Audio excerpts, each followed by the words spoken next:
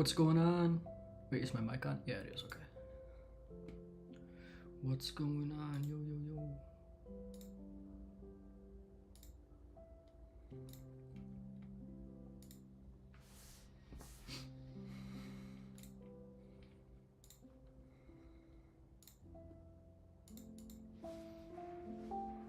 I had to disappear for a minute, but we back.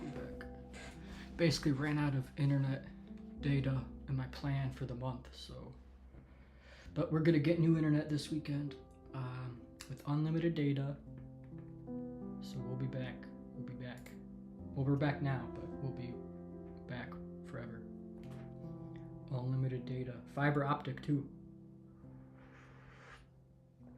Finally getting that fiber optic, so we'll see how that goes. Symmetrical down and up. Ooh, it's gonna be good. It's gonna be good.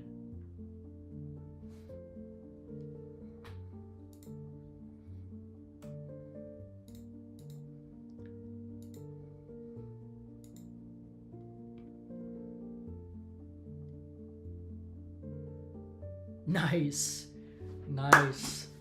That's good. Congrats. And I also passed the core 1.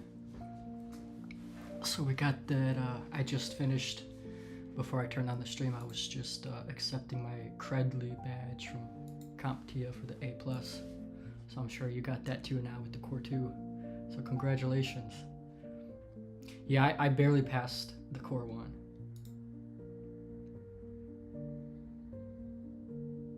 Ah, I see. Yeah, this weekend was kind of just, well, Saturday was a good day. I wasn't really studying much. I was just basically setting up everything for my next class and kind of my note system. I was just doing a lot of prep work for this week, basically for today. So, but now I've got it all organized, so we're ready to get into it today. But my next class is this one here. I don't know if you can see that. Legal issues and information security. So basically like cybersecurity law, regulation policies and whatnot. And I also have this other thing here that I found from, I found this one time and I really wanted to read it, but Yale has this, I guess this organization called the Information Society Project, ISP. And they had a whole bunch of like, I guess they call them reading groups, where they put out like a syllabus for a reading group. And so I was like, they just had them for free. So I just downloaded a bunch of them because they had a whole bunch of links to readings and whatnot, basically to learn. So it's pretty cool. This is not for Security Plus. This is just regulation, basically just regulation. It might be like have some stuff related to Security Plus, but it's not specifically for Security Plus. I'll have another one. Look, I guess show you right here. Oh, where's my other one? They deleted it? Oh, that's not cool. Anyway, okay, well, whatever. I guess it doesn't matter. Let's see. So this is the one I'm doing right now. This top one right here. Next one is Network and Security Foundations. So this is just like basically legal stuff. It's all like the legal laws around cybersecurity that you gotta know. And then the next class is gonna be like the foundations of networking and security, which I think is gonna be like basically the precursor to networks class. And so this class is gonna be the Network Plus. Yeah, Network Plus certification exam. And then what's after that? Emerging tech, probably nothing there. Network and security applications, what's this? Oh, this is going to be the Security Plus. Okay. So that's going to be Security Plus. Here. What about this one? Forensics, digital forensics. Yeah, I really like the legal side of this stuff. Let's see, digital forensics. No cert for this one. Data management, Linux, information system security. I thought this one was... Oh no, this is the ISC2, I think. Yeah, ISC2, SSCP. So let's see, I'll do probably, well, let's see. This one I think I could do pretty quickly. This one for sure I'm getting it done this month. It depends, because I also want to do this reading guide that I have on the right. But I'm trying to do this one pretty quickly as well. So we'll see. So this one, and this one. So this is November, maybe just, yeah, maybe January. We'll see if I could do it quicker than that, but probably I'm not gonna really follow this. I'm just trying to do them as fast as possible, so I don't really care what the dates say there, but probably at least January 1st I want to start the networks class. So I got this month and next 2 months to take out 2 classes. If I could do it faster, then that's gonna be better. Probably Network Plus in January, maybe December, depends, I don't know. And then this class is probably going to be, this one's probably going to be easy, like a quick one. I don't know, we'll see.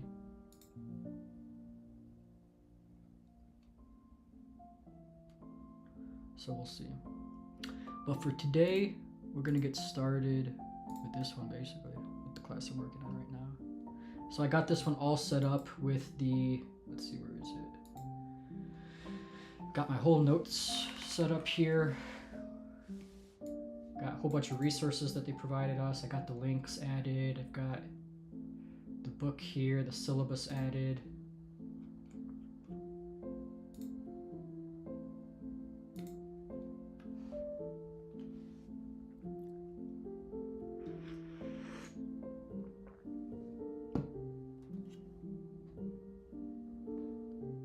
Yeah, probably Net Plus before Security Plus.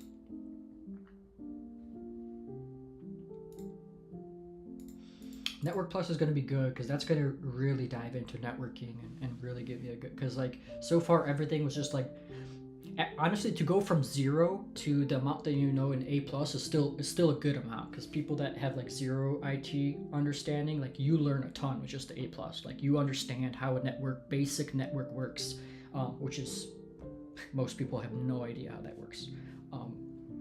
You know, so you learn a good amount. And then I feel like when you actually get into the networking plus, the network plus, then you're gonna know a ton. What did you get in the core 1? I got a, what was it, 7, I think it was a 712. Let's see, what is that? 712 out of 900. Yeah, that's what I got. I got 712 or 713, something like that. One of those two. I mean, they're so close that.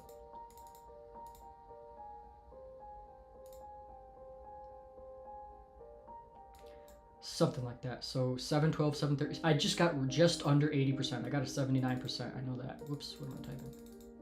79%. That's what I got. Something like that with point whatever. And then to pass, you needed 675.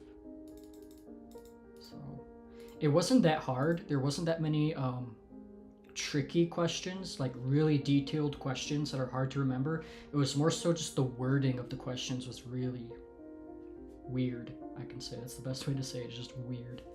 I don't think it was like too tricky. Yeah, 79%. I mean, it's a pass. I guess that's all that matters. I think you need 75% to pass, so I got it. And if it was the core 2, I would have technically passed too, because that one you just need 700.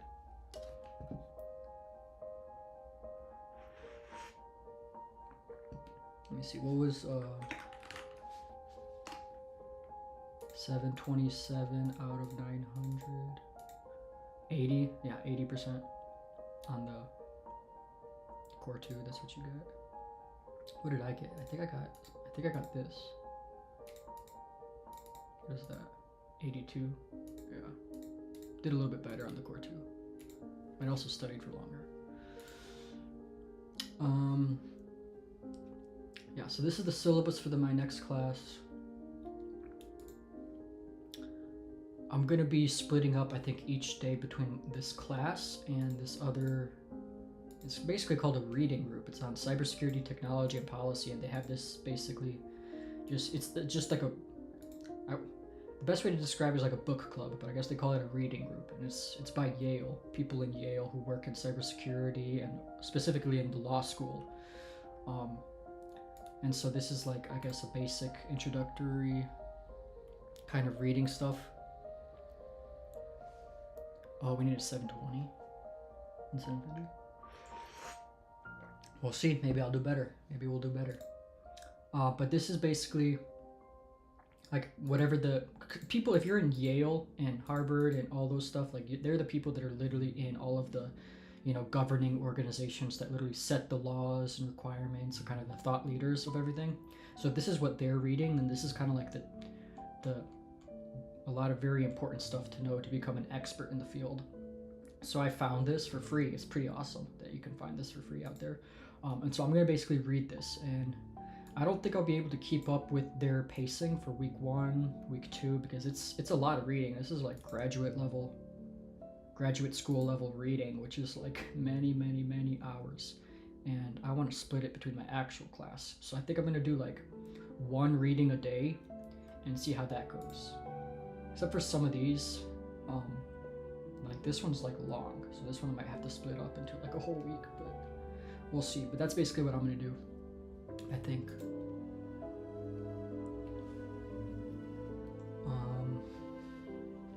Yeah, what else? I think that's it. I think we can just get started. Let's see, actually I want to check the syllabus here.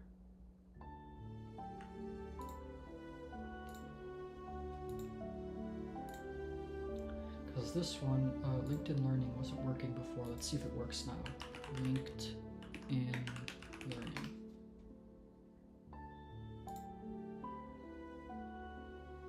Yeah, it just kept getting me stuck here. Oh, they didn't, no. You see, look, it just keeps loading this thing. Useless. Okay, so that's still not working, I guess. Nice. So I won't be able to use that. Seriously? What if I do this? No, because that's... So I just can't use LinkedIn Learning now? Come on, man.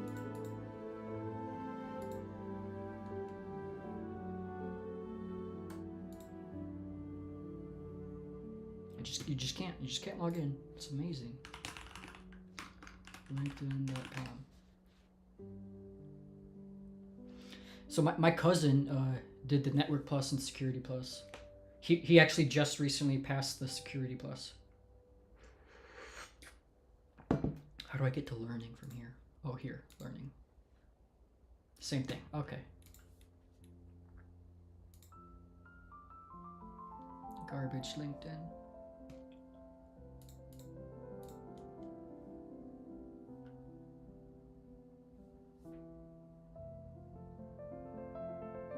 Yeah, not memorizing. There's no exam or anything. It's basically just reading just to learn. Because I actually really like the law side of stuff and the regulation with cybersecurity and policy, privacy policies, data management, all that kind of stuff. So I kind of just want to learn about that kind of stuff, which is good that this class I'm working on right now is actually legal issues in InfoSec. So this actually is a good time to start this. This will probably take for a long time, so I'll probably just keep reading this for however long it takes me, unless I go hard on Network Plus. I might have to put a pause on this, but for now I'll just kind of keep reading this. So I'm going to start with an article a day and then go into the class. So that's what I'll do right now. I could probably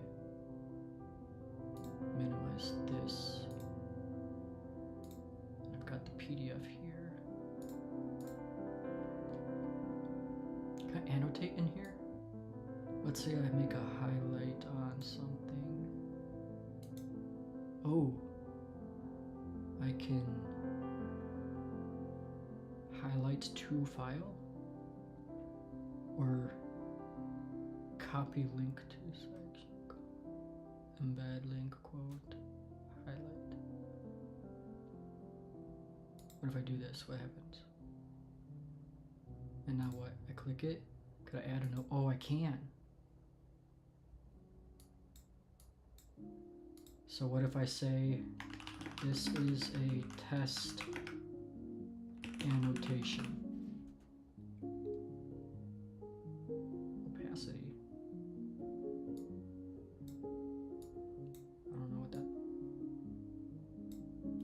Save. Did that do anything? Okay. So now, yeah, we gotta keep going hard. Oh, okay, yeah, I'll congratulate my cousin. I'll let him know.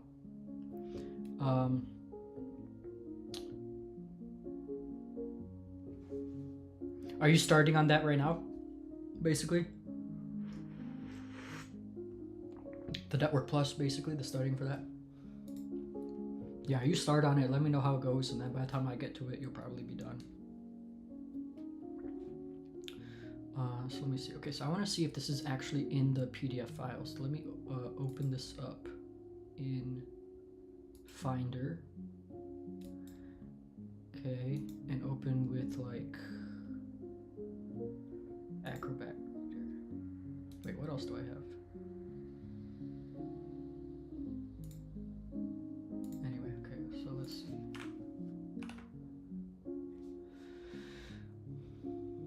Okay, so it does. Sweet. So it does work here. The highlight works. Nice. That's exactly what I wanted. Cool. So I could just basically... Sweet, so now I just have it in my Obsidian app and I could just do stuff right from here.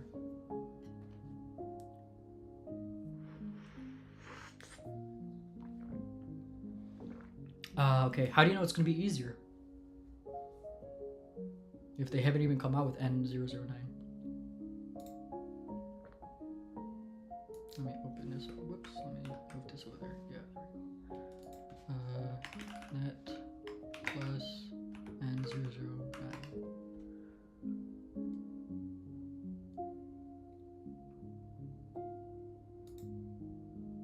Yeah, it's the updated one. Has some differences compared to the N008. Updated content on implementation, support, and wireless networking.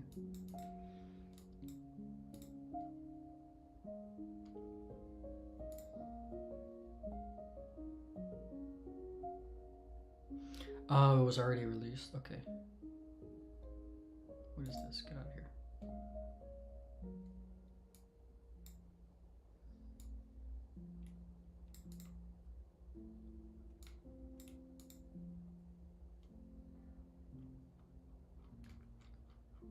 Well, it is what it is. I still gotta go in order with my classes. I can't really skip, so whatever.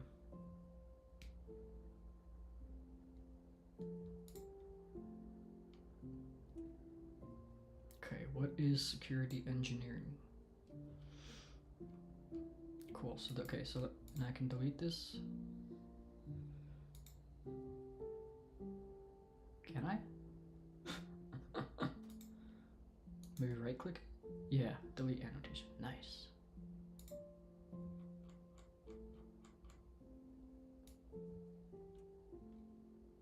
$15 pages.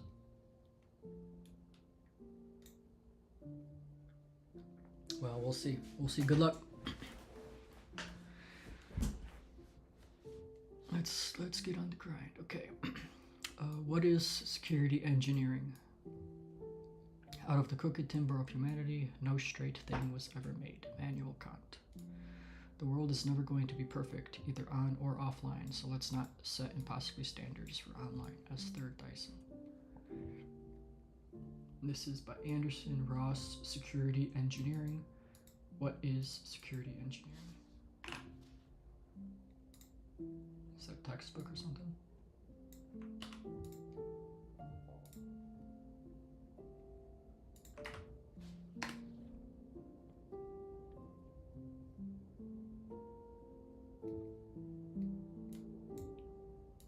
I didn't take the whole thing. There we go.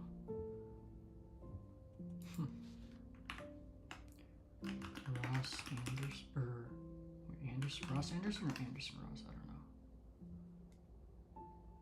Ross J. Anderson, computer scientist and cryptographer. He's got a whole Wikipedia page. What is this? Get out of here.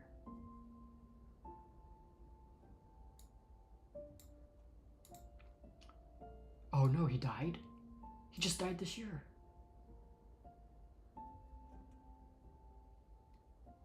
Oh no. Was a British researcher, author, and industry consultant in security engineering. He was a professor of security engineering at the Department of Computer Science and Technology at the University of Cambridge. He was part of the university's security group. Educated at the High School of Glasgow.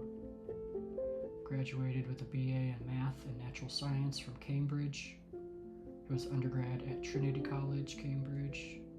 And then received a qualification in computer engineering. Worked in the avionics.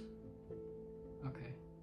And banking industry before moving back to University of Cambridge in 1992 to work on his doctorate and start as an academic researcher, PhD in 95. Also taught at University of Edinburgh and Edinburgh and Cambridge. Research topics were in security, cryptology, dependability, and technology policy. In cryptography, he designed with Eli B. Ham the Bear, Lion, and Tiger cryptographic primitives.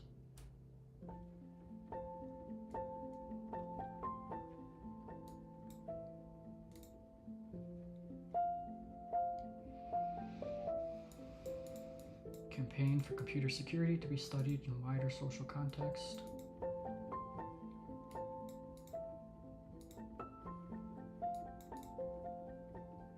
Okay, so this guy knows what he knows what's up.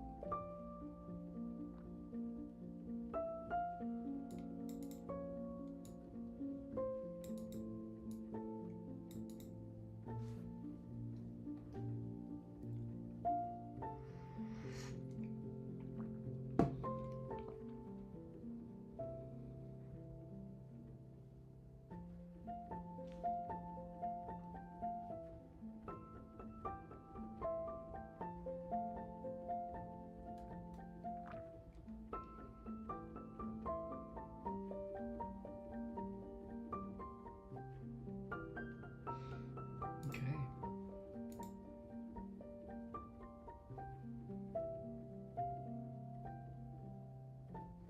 No, this is not the book. Or is it? Maybe it is. Yeah, this is just the first chapter, okay. This is, why does it keep opening? I want it like this.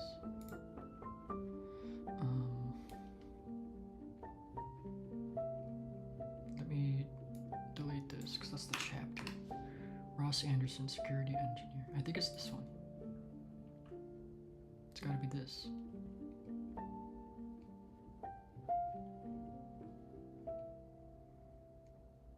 Bestseller in 2001.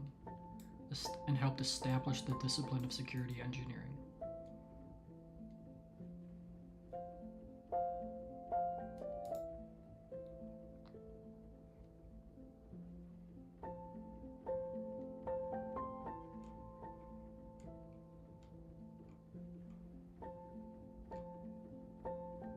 High rating, 4.8 stars.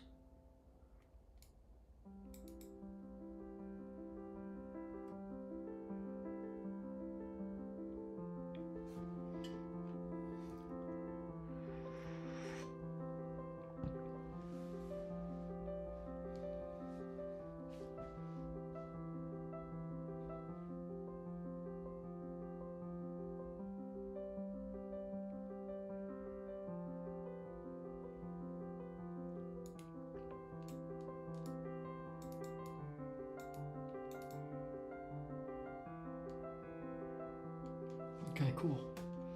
So it is a textbook by Ross Anderson, who knows his stuff. So let's get it, chapter 1. We only have to read chapter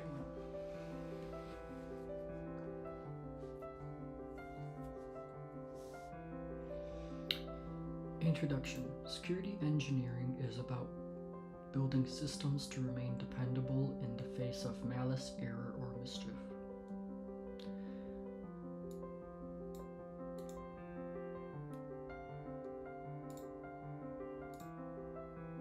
Why is this not?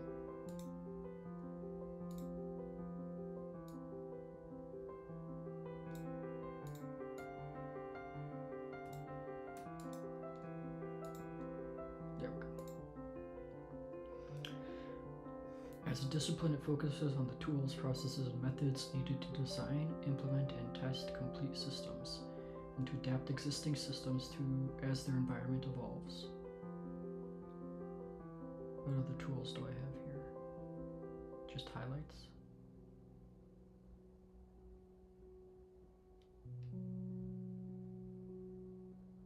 Add highlights to file directly. What does that do? I don't understand.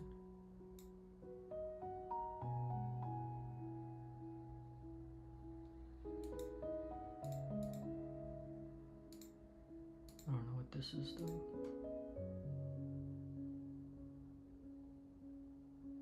But it is on the file directly because I tested it.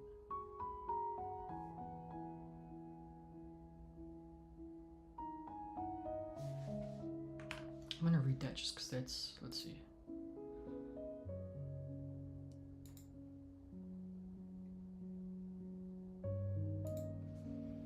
Visit the docs. I want the docs. Give me the docs.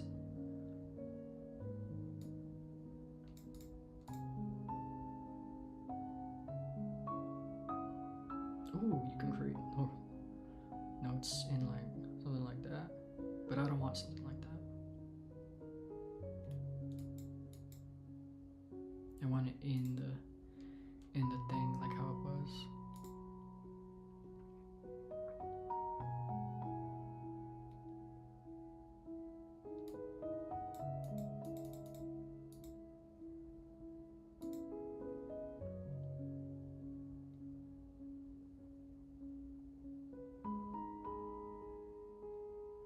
Yeah, I don't want this.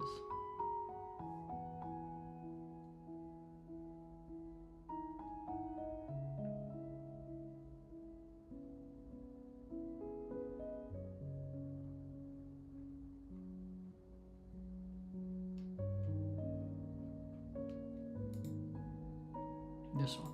Adding highlight. I want to click this. There's nothing here.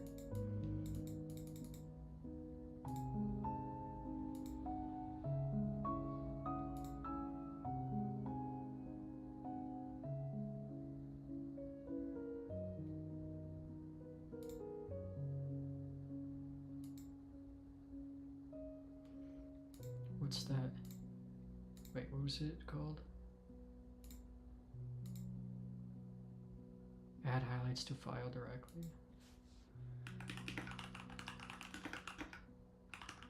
There's no actual section on it.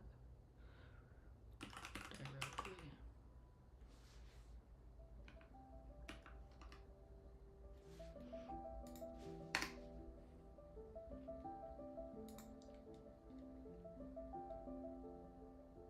Well, that does not help.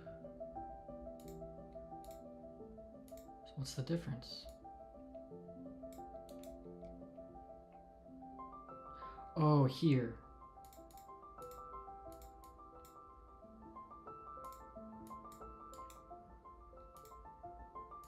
If I turn it off.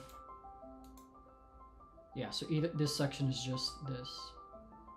Wait, so if I, what's that button even for? So if I do this and then click it, nothing. I don't know what this is for then. Oh, that's for this?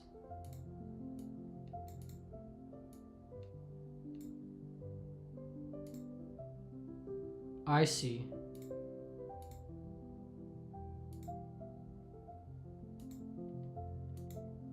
That's if you want to use the UI at the top. And wait, if I turn this off and then do the same thing and then click like this or this. Okay, well that didn't do anything.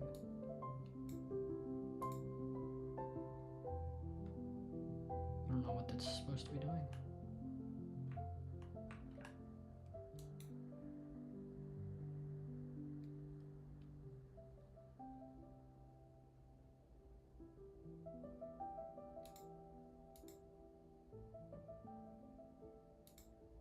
I don't know.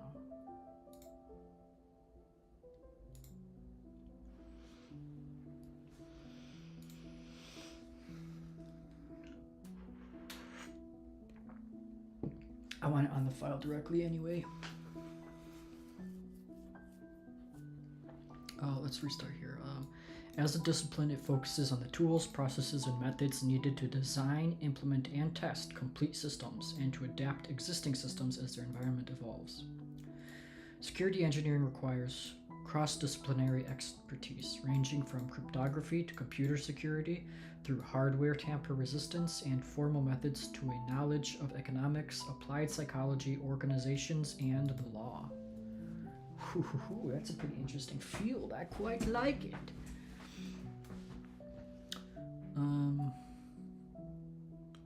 Should we make this bigger for y'all?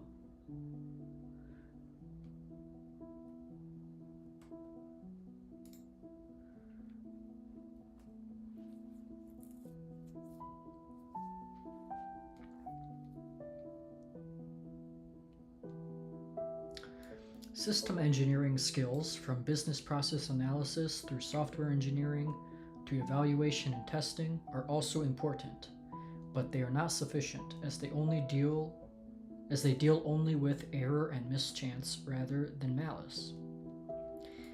Many security systems have critical assurance requirements.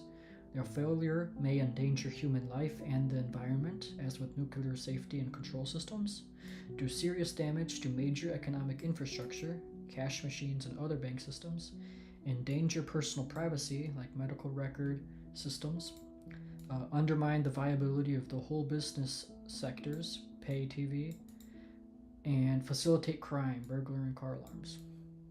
Even the perception that a system is more vulnerable than it really is, paying with a credit card over the internet, can significantly hold up economic development.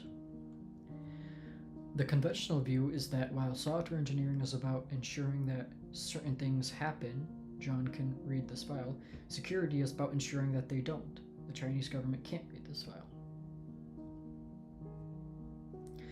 Reality is much more complex. Security requirements differ greatly from one system to another. One typically needs some combination of user authentication, transaction integrity and accountability, fault tolerance, message secrecy, and covertness. But many systems fail because their designers protect the wrong things, or protect the right things but in the wrong way. Getting protection right thus depends on several different types of process. You have to figure out what needs protecting and how to do it. You also need to ensure that the people who will guard the system and maintain it are properly motivated. In the next section, I'll set out a framework for thinking about this. So thus depends on several different types of processes. You have to figure out what needs protecting and how to do it.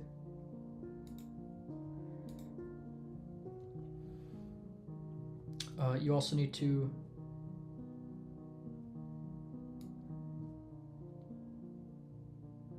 ensure the people who will guard the system and maintain it are properly motivated. In the next section, I'll set out a framework for thinking about this. Then, in order to illustrate the range of different things that security systems have to do, I'll take a quick look at 4 application areas: a bank, an Air Force base, a hospital, and the home. Once we have given some concrete examples of the stuff that security engineers have to understand and build, we will be in a position to attempt some definitions.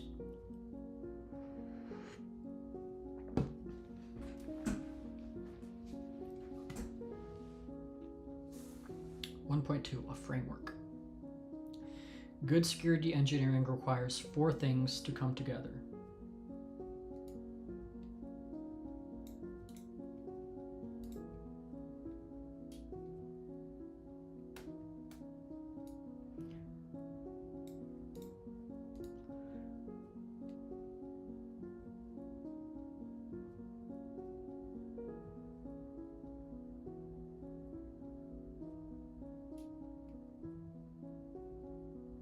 Gonna have to maybe do this whole thing, but this whole thing is kind of important actually.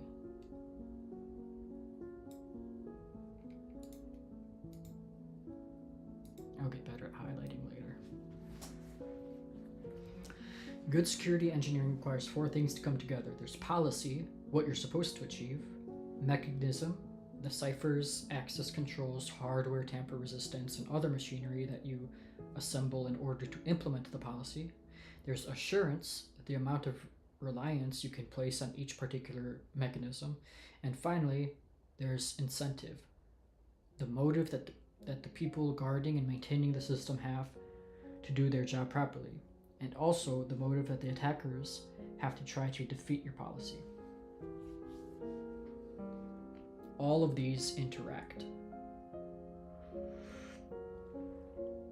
As an example, let's think of the 9/11 terrorist attacks. The hijackers' success in getting knives through airport security was not a mechanism failure, but a policy one.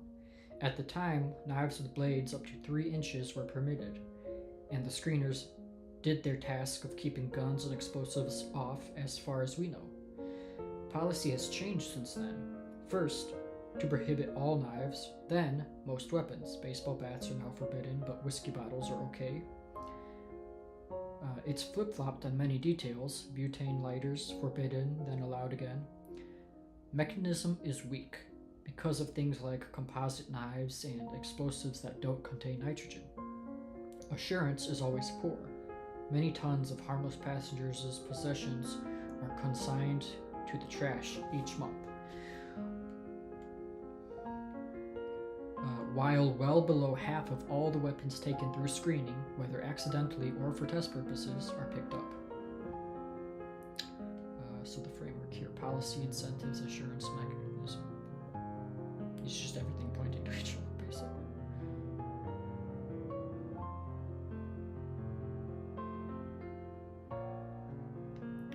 Serious analysts point out major problems with priorities. For example, the TSA has spent $14.7 billion on aggressive passenger screening, which is fairly ineffective, while $100 million spent on reinforcing cockpit doors would remove most of the risk. The president of the Airline Pilot Security Alliance notes that most ground staff aren't screened, and almost no care is taken to guard aircraft parked on the ground overnight. As most airliners don't have locks, there's not much to stop a bad guy wheeling steps up to a plane and placing a bomb on board. If he had piloting skills and a bit of chutzpah, he could fly a flight plan and make off with it. Yet screening, staff, and guarding planes are just not a priority. Why are such poor policy choices made? Quite simply, the incentives on the decision makers favor visible controls over effective ones. The result is what Bruce Schneier calls security theater, measures designed to produce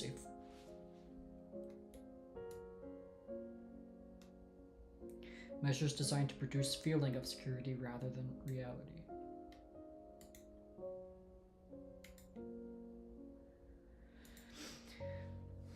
Most players also have an incentive to exaggerate the threat from terrorism. Politicians to scare up the vote, journalists to sell more papers, companies to sell more equipment, government officials to build their empires, and security academics to get grants. The upshot of all this is that most of the damage done by terrorists to democratic countries comes from the overreaction. Fortunately, electorates figure this out over time. In Britain, where the IRA bombed us intermittently for a generation, the public reaction to the 7/7 bombings was almost a shrug. Security engineers have to understand all this. We need to be able to put risks and threats in content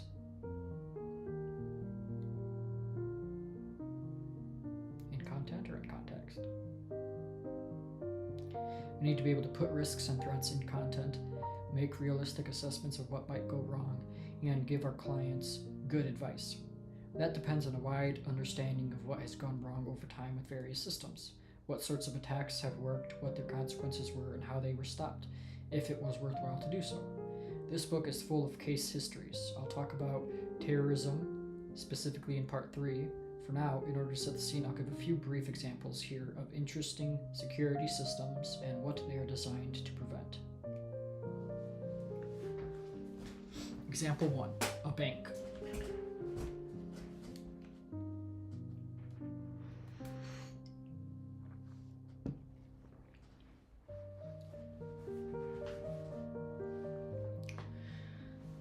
Banks operate a surprisingly large range of security critical computer systems. The core of banks' operations is usually a branch bookkeeping system. This keeps customer account master files plus a number of journals that record the day's transactions. The main threat to this system is the bank's own staff. About 1% of bankers are fired each year, mostly for petty dishonesty. The average theft is only a few $1,000s. The main defense comes from bookkeeping procedures that have evolved over centuries. For example, each debit against one account must be matched by an equal and opposite credit against another, so money can only be moved within a bank, never created or destroyed. In addition, large transfers of money might need 2 or 3 people to authorize them.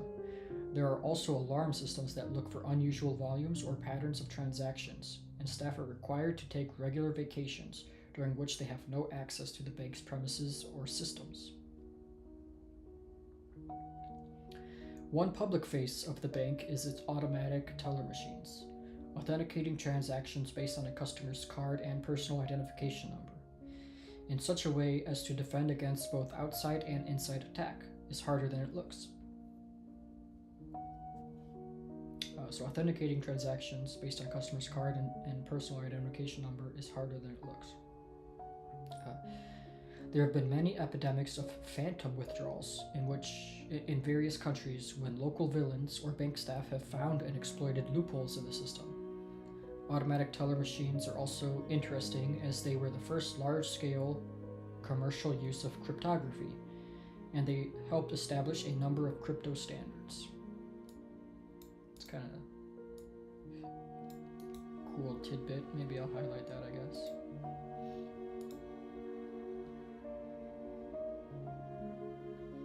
Another public face is the bank's website. Many customers now do more of their routine business, such as bill payments and transfers between savings and checking accounts, online rather than at a branch. Bank websites have come under heavy attack recently from phishing, from bogus websites into which customers are invited to enter their passwords. Standard internet security mechanisms designed in the 1990s, such as SSL, TLS, turned out to be ineffective once capable, motivated opponents started attacking the customers rather than the bank. Phishing is a fascinating security engineering problem, mixing elements from authentication, usability, psychology, operations, and economics. I'll discuss it in detail in the next chapter. Behind the scenes are a number of high-value messaging systems. These are used to move large sums of money, whether between local banks or between banks internationally, to trade in securities, to issue letters of credit and guarantees, and so on. An attack on such a system is the dream of a sophisticated white-collar criminal. The defense is a mixture of bookkeeping procedures, access controls, and cryptography. The bank's branches will often appear to be large, solid, and prosperous, giving customers the psychological message that their money is safe. This is theater rather than reality. The stone facade gives no real protection. If you walk in with a gun, the tellers will give you all the cash you can see. And if you break in at night, you can cut into the safe or strong room in a couple of minutes with an abrasive wheel. The effective controls these days center on the alarm systems, which are in constant communication with a security company's control center. Cryptography is used to prevent a robber or burglar manipulating the communications and making the alarm appear to say all's well when it isn't. I'll look at these applications in later chapters. Banking computer security is important. Until quite recently, banks were the main non-military market for many computer security products, so they had a disproportionate influence on security standards. Secondly, even where their technology isn't blessed by an international standard, it is often widely used in other sectors anyway. Example 2, a military base. Military systems have also been an important technology driver. They have motivated much of the academic research that governments have funded into computer security in the last 20 years. As with banking, there is not one single application, but many. Some of the most sophisticated installations are the electronic warfare systems, whose goals include trying to jam enemy radars while preventing the enemy from jamming yours. This area of information warfare is particularly instructive because, for decades, well-funded research labs have been developing sophisticated countermeasures, countermeasures, and so on, with a depth, subtlety, and range of deception strategies that are still not found elsewhere. As I write in 2007, a lot of work is being done on adapting jammers to disable improvised explosive devices that make life hazardous for Allied troops in Iraq. Electronic warfare has given many valuable insights. Issues such as spoofing and service denial attacks were live there long before bankers and bookmakers started having problems with bad guys targeting their websites. Military communication systems have some interesting requirements. It is often not sufficient to just encipher messages. The enemy, on seeing traffic encrypted with somebody else's keys, may simply locate the transmitter and attack it. Low probability of intercept (LPI) radio links are one answer.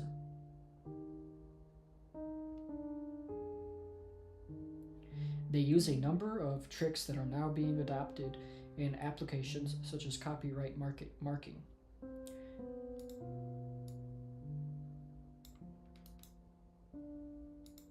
No. What did I just do? I didn't want to do that.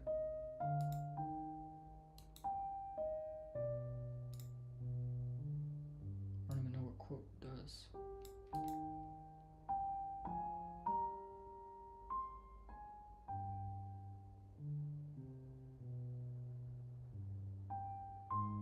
What does quoting do? I don't understand.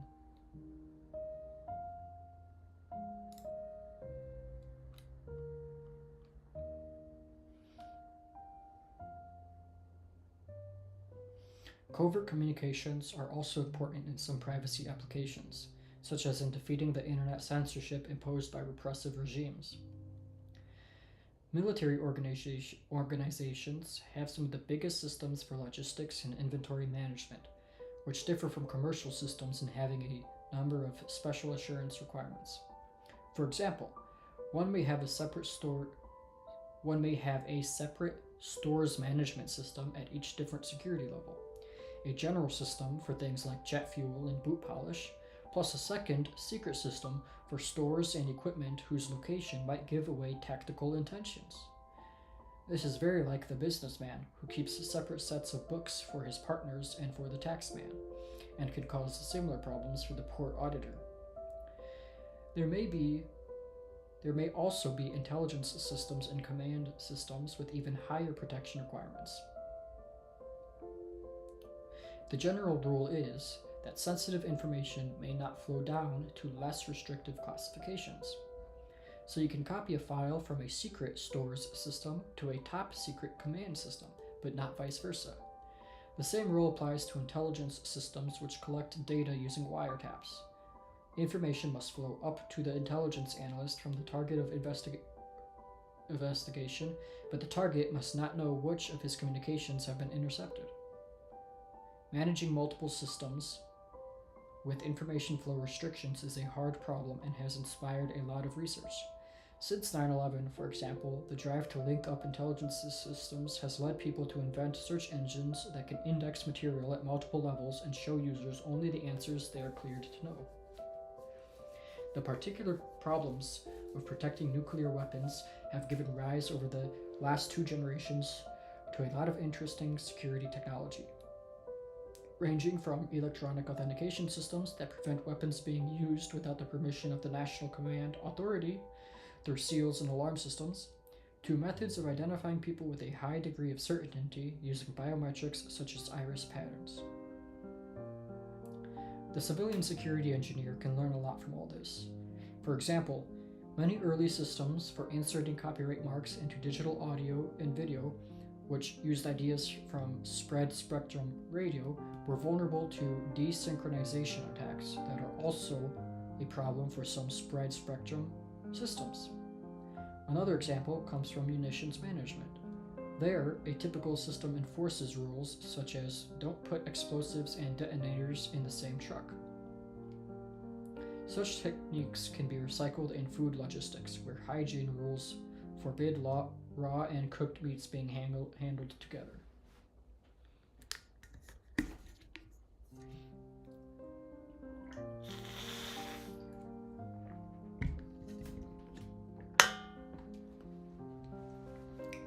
Coffee drying out my mouth a little bit.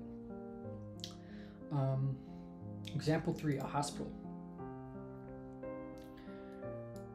From soldiers and food hygiene, we move on to healthcare. Hospitals have a number of interesting protection requirements, mostly to do with patient safety and privacy. Patient record systems should not let all the staff see every patient's record, or privacy violations can be expected. They need to implement rules such as nurses can see the records of any patient who has been cared for in their department at any time during the previous 90 days. This can be hard to do with traditional computer security mechanisms, as rules can change. Nurses move from one department to another, and there are cross-system dependencies. If the patient records system ends up relying on the personal system for access control decisions, then the personnel system may just have become critical for safety, for privacy, or for both.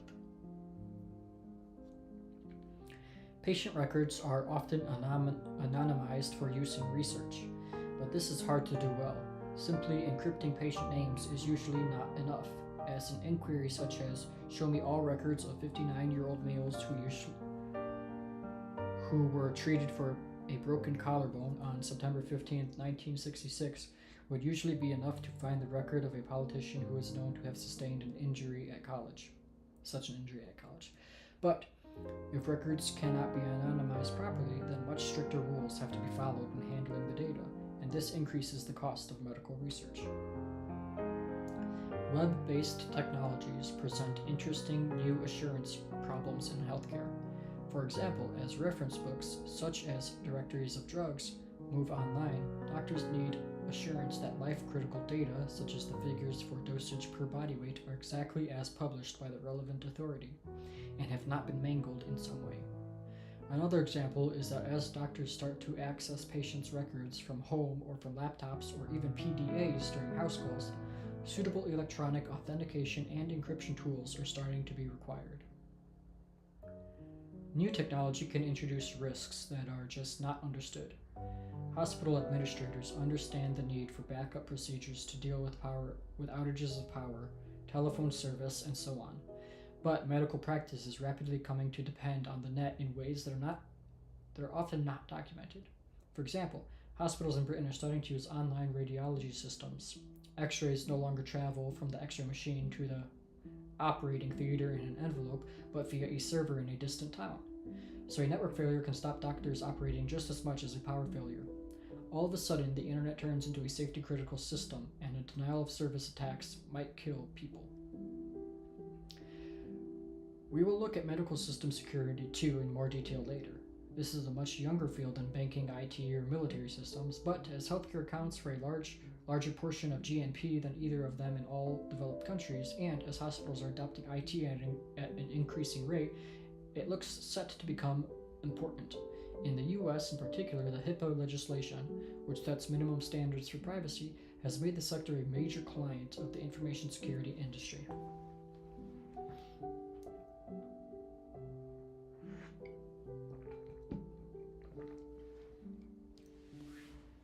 Example 4, the home. You might not think the typical family operates any secure systems, but consider the following. Many families use some of the systems we've already described. You may use a web-based electronic banking system to pay bills, and in a few years you may have encrypted online access to your medical records. Your burglar alarm may send an encrypted all's well signal to the security company every few minutes rather than waking up the neighborhood when something happens. Your car probably has an electronic immobilizer that sends an encrypted challenge to a radio transponder in the key fob. The transponder has to respond correctly before the car will start. This makes theft harder and cuts your insurance premiums, but it also increases the number of car thefts from homes, where the house is burglared to get the car keys. The really hard edge is a surge in carjackings. Criminals who want a getaway car may just take one at gunpoint. Early mobile phones were easy for villains to clone. Users could suddenly find their bills inflated by hundreds or even thousands of dollars. The current GSM digital mobile phones authenticate themselves to the network by a cryptographic challenge response protocol similar to the ones used in car door locks and immobilizers. Satellite TV set-top boxes decipher movies so long as you keep paying your subscription. DVD players use copy control mechanisms based on cryptography and copyright marking to make it harder to copy discs or to play them outside a certain geographic area. Authentication protocols can now also be used to set up secure communications on home networks, including Wi-Fi, Bluetooth, and HomePlug.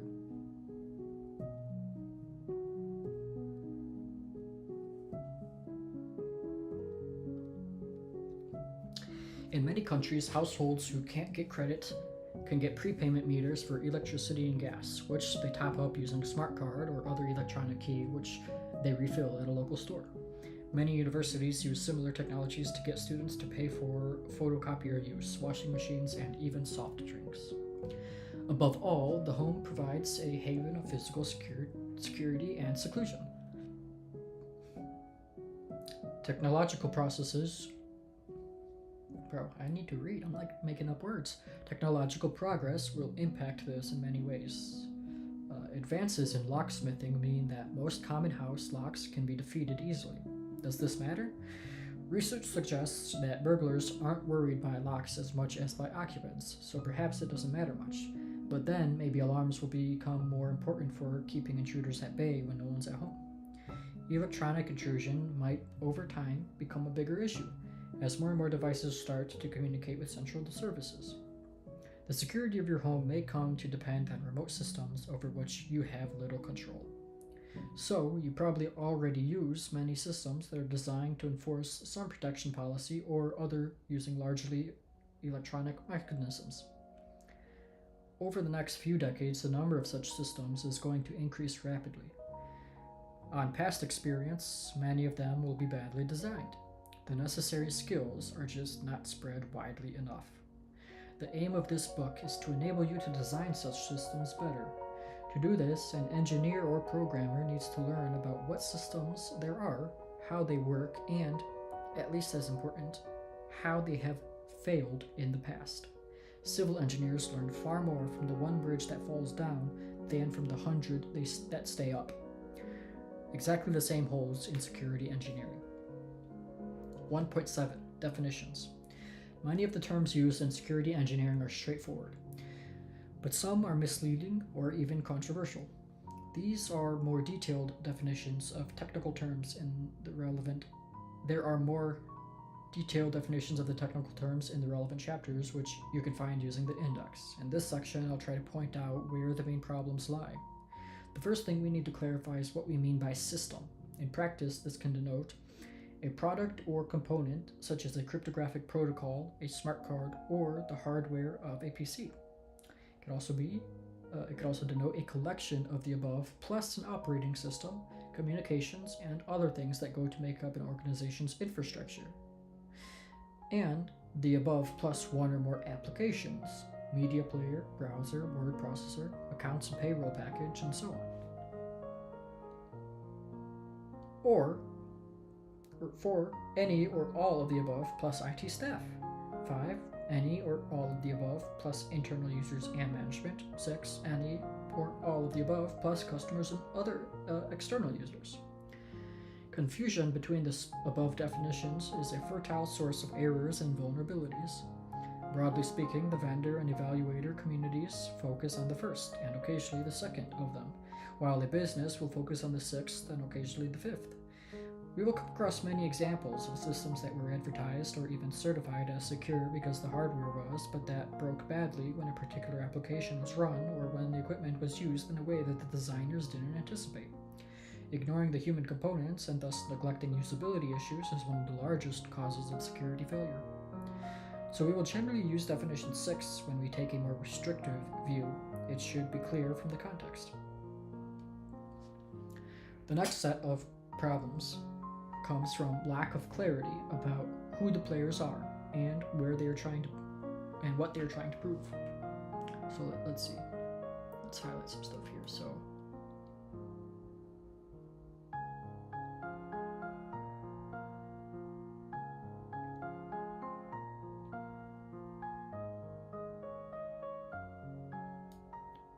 where the main problems lie.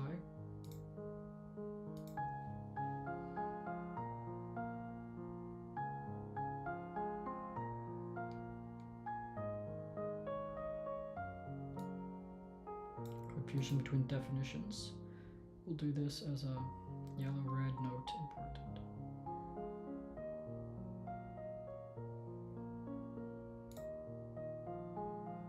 Should I change this to red?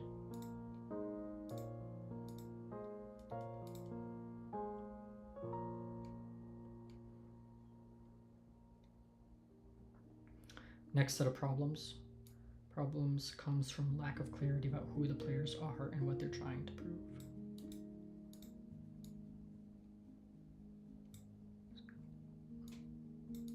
I gotta actually select it, there we go.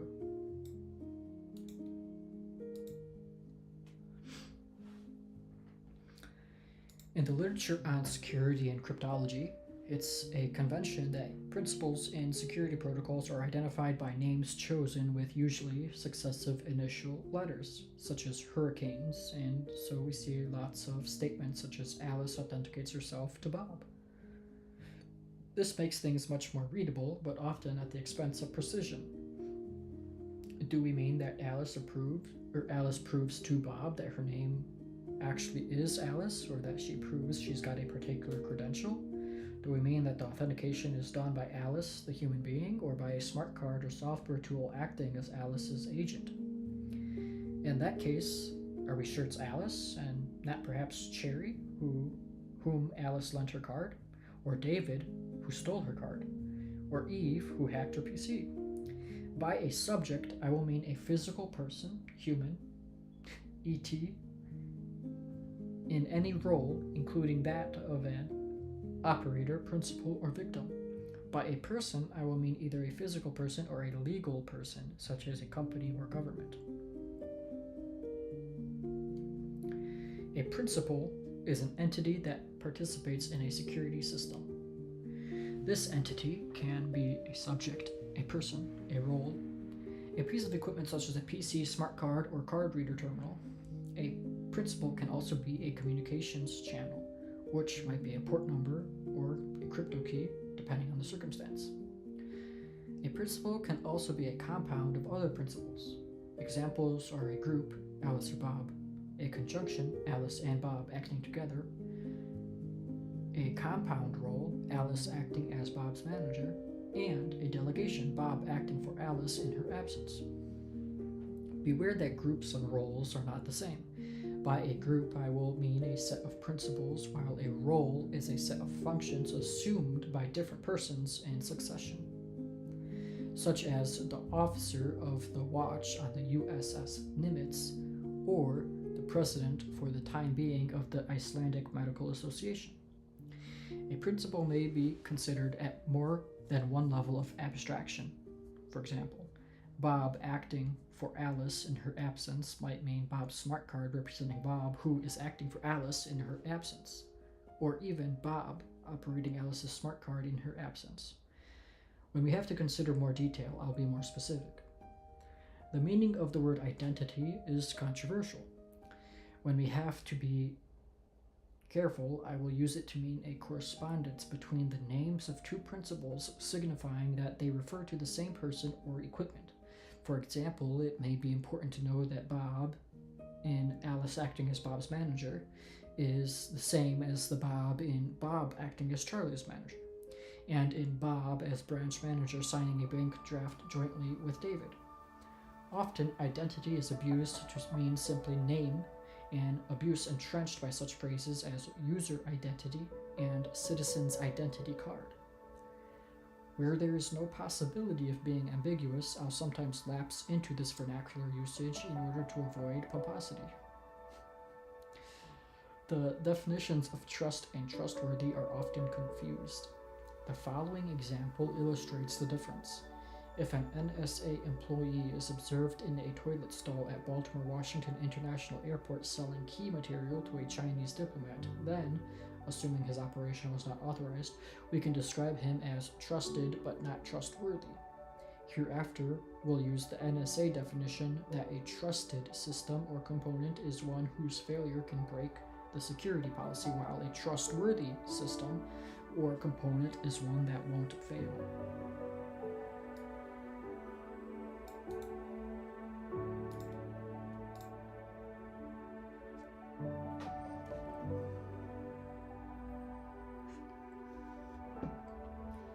Beware, though, that there are many alternative definitions of trust.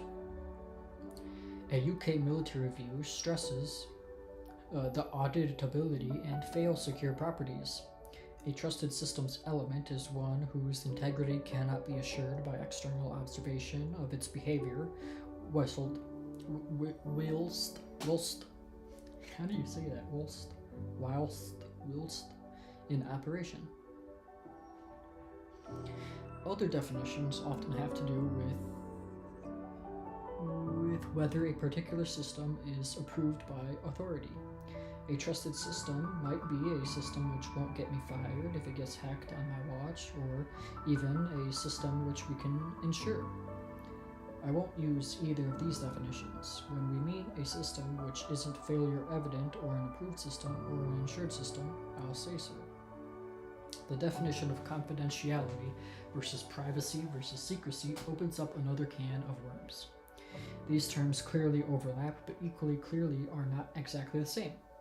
If my neighbor cuts down some ivy at our common fence with the result that his kids can look into my garden and tease my dogs, it's not my confidentiality that has been invaded, and the duty to keep quiet about the affairs of a former employer is a duty of confidence, not of privacy.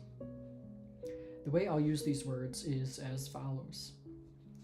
Secrecy is a technical term which refers to the effect of the mechanisms used to limit the number of principals who can access information, such as cryptography or computer access controls.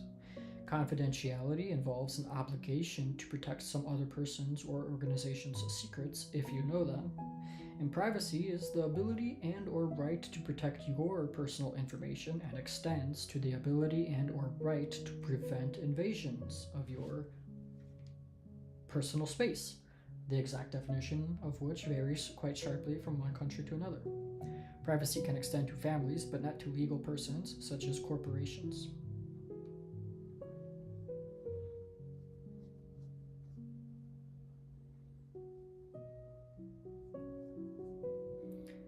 A principal is an entity that participates in a security system. That's important. Try to read for definitions.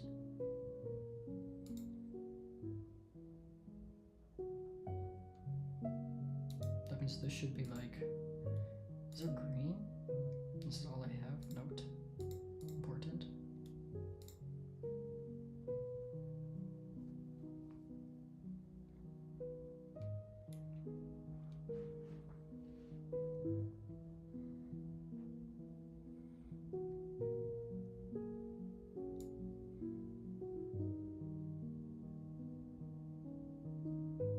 Should I just do all of this red?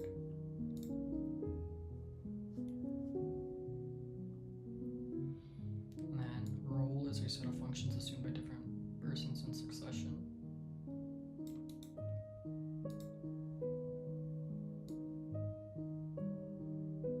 Group is a set of principles.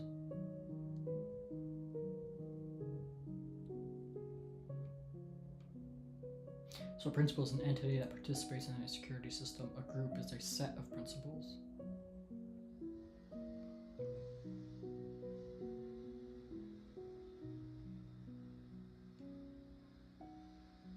This should be red then.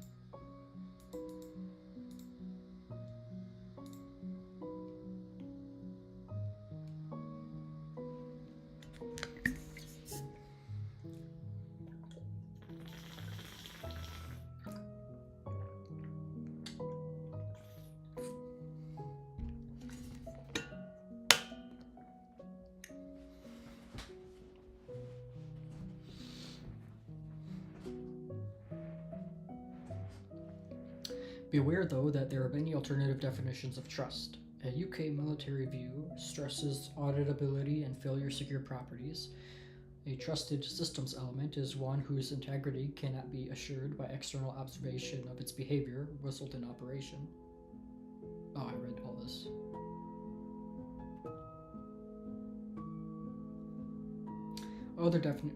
Other definitions often have to do with whether a particular system is approved by authority. A trusted system might be a system which won't get me. Okay, the definition of confidentiality versus. Okay, oh, I read it all. Okay, wait.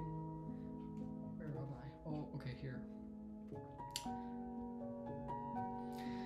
For example, hospital patients have a right to privacy, and in order to uphold this right, the doctors, nurses, and other staff have a duty of confidence towards their patients.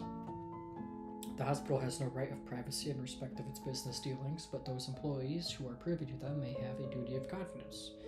In short, privacy is secrecy for the benefit of the individual, while confidentiality is secrecy for the benefit of the organization.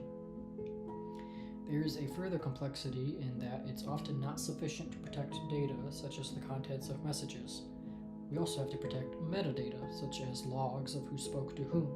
For example, many countries have laws making the treatment of sexually transmitted diseases secret, and yet, if a private eye could find out that you were exchanging encrypted messages with an STD clinic, he might well draw the conclusion that you were being treated there.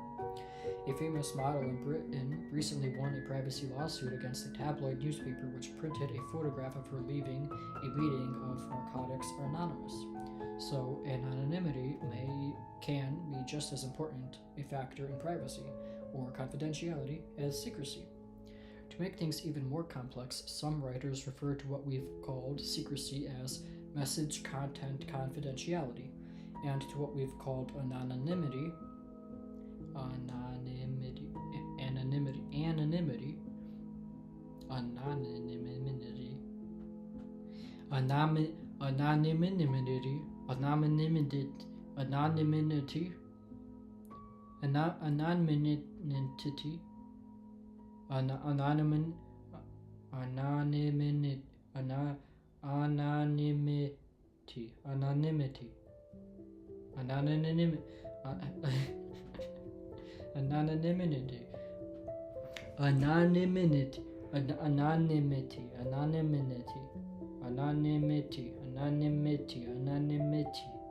What kind of freaking word is that? Anonymity.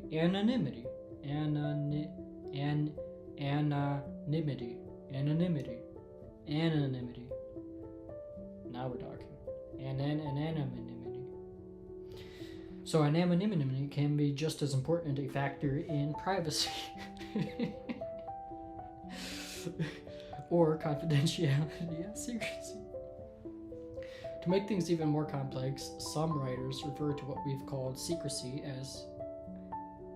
I just read this. What am I... I'm like rereading everything. In general, anonymity is hard. It's difficult to be anonymous on your own. You usually need a crowd to hide. It's difficult to be anonymous on your own. You usually need a... Bro, I gotta read. I'm like skipping line, like going rereading the same lines. Also, our legal codes are not designed to support anonymity. It's much easier for the police to get itemized billing information from the phone company, which tells them who called whom, than it is to get an actual wiretap, and it's often very useful. The meanings of authenticity and integrity can also vary subtly. In the academic literature on security protocols, authenticity means integrity plus freshness. You have established that you are speaking to a genuine principle, not a replay of previous messages. We have a similar idea in banking protocols. In a country whose banking laws state that checks are no longer valid after 6 months, a 7-month-old uncashed check has integrity, assuming it's not been altered but is no longer valid. The military usage tends to be that authenticity applies to the identity of principals and orders they give, while integrity applies to stored data. Thus, we can talk about the integrity of a database of electronic warfare threats. It's not been corrupted, whether by other side or by Murphy, but the authenticity of a general's orders, which has an overlap with the academic usage. However, there are some strange usages. For example, one can talk about an authentic copy of a deceptive order given by the other side's electronic warfare people. Here, the authenticity refers to the act of copying and storage. Similarly, a police crime scene officer will talk about preserving the integrity of a forged check by placing it in an evidence bag. The last matter I'll clarify here is the terminology which describes that we're trying to achieve. It describes what we're trying to achieve. A vulnerability is a property of a system or its environment which, in conjunction with an internal or external threat, can lead to a security failure, which is a breach of the system's security policy. So a vulnerability is a property of a system or its environment which, in conjunction with an internal or external threat, can lead to a security failure, which is a breach of the system's security policy. By security policy, I will mean a succinct statement of a system's protection strategy. For example, each credit must be matched by an equal and opposite debit, and all transactions over $1,000 must be authorized by 2 managers. A security target is a more detailed specification which sets out the means by which a security policy will be implemented in a particular product, encryption and digital signature mechanisms, access controls, audit logs, and so on, and which will be used as the yardstick to evaluate whether the designers and implementers have done a proper job. Between these 2 levels, you may find a protection profile, which is like a security target except written in a sufficiently device-independent way to allow comparative evaluations among different products and different versions of the same product. I'll elaborate on security policies, security targets, and protection profiles in later chapters. In general, the word protection will mean a property such as confidentiality or integrity defined in a sufficiently abstract way for us to reason about it in the context of general systems rather than specific implementations. Summary.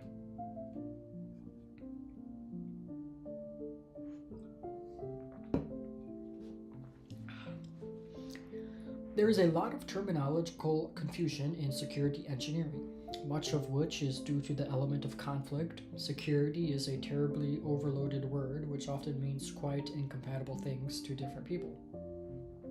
To a corporation, it might mean the ability to monitor all employees' email and web browsing. To the employees, it might mean being able to use email and the web without being monitored. As time goes on and security mechanisms are used more and more by the people who control these systems designed to gain some commercial advantage over the other people who use it, we can expect conflicts, confusion, and the deceptive use of language to increase. One is reminded of a passage from Lewis Carroll. When I use a word, Humpty Dumpty said in a rather scornful tone, it means just what I choose it to mean, neither more nor less. The question is, said Alice, whether you can make words mean so many different things. The question is, said Humpty Dumpty, which is, that doesn't even make sense. It means just what I choose it to mean, neither more nor less. The question is, said Alice, whether you can make words mean so many different things. The question is, said Humpty Dumpty, which is to be master, that's all. That's a pretty good quote. The security engineer should develop sensitivity to the different nuances of meaning that common words acquire in different applications and to be able to formalize what the security policy and target actually are. That may sometimes be inconvenient for clients who wish to get away with something, but in general, robust security design requires that the protection goals are made explicit. Oh, that's it. Okay. Nice. Nice. We can check one. One down. Many more hours of reading to go. Many more hours. And many words. Many more words to read and many, many, many hours of reading them. That is for sure. But that's what we want. That's what you want. If you don't want to do that, then why are you learning anything at all?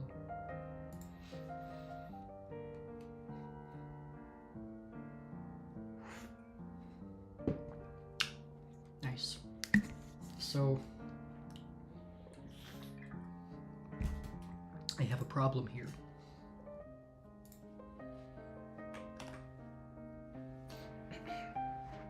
Got a problem. And the problem is that I'm maxed on GitHub.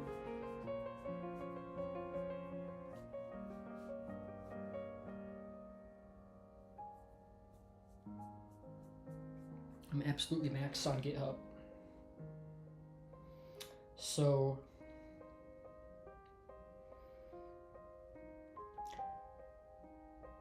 I need to add a thing. What did I just type? Oh, I did F by accident. No, what did I do?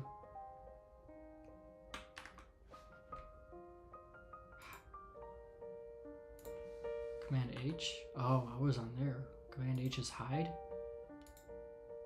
I suppose, I guess. Okay. Command H hide. But on here, what I wanted to do was this. Have a readme.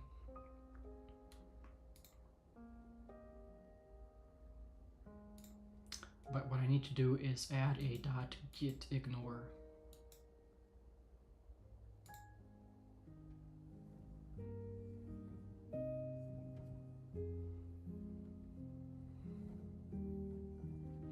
Title it .gitignore.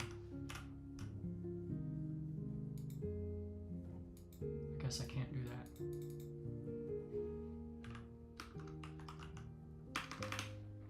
Let's go to GitHub. GitHub gitignore.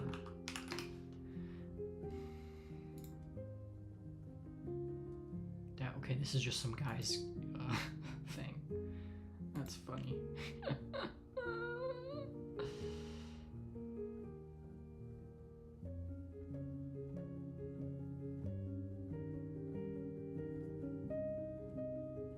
So, actually what I have to do is I can do it in the more cool way. Let's see.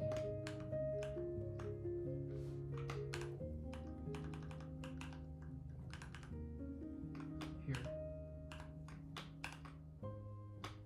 Oops. This. Okay, here we go. I can go to document / obsidian vault. I can touch a .gitignore.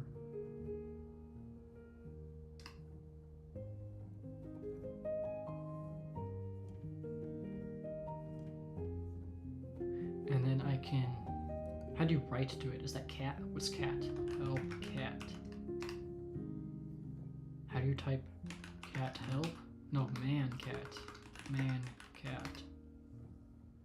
Concatenate and print files. How do you write to something?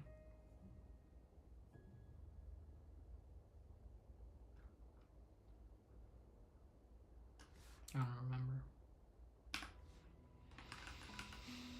What if I just do code.gitignore? Just open it up in code.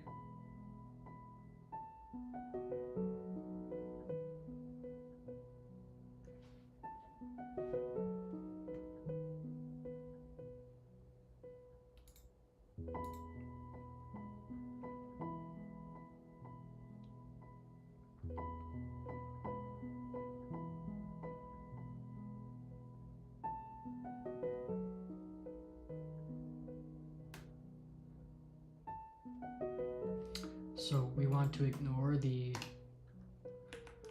attachments.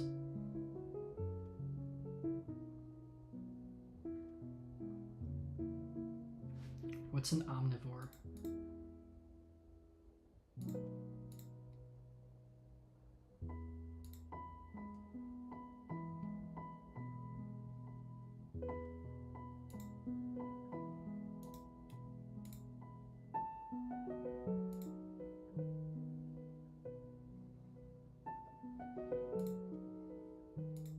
Okay. We're going to not upload attachments because that's what's causing issues here. Oh, you can't even read. It's getting blocked. Let me move this over here. Clear. Okay, how do I remove stuff now?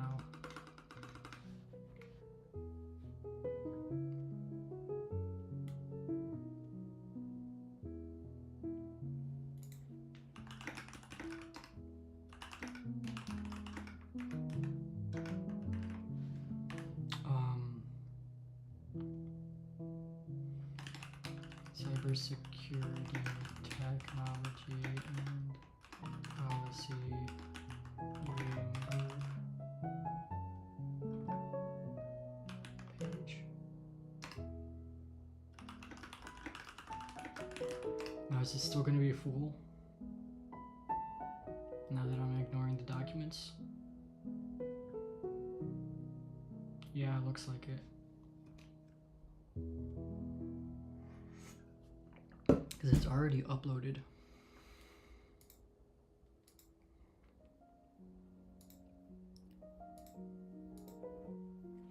What is this?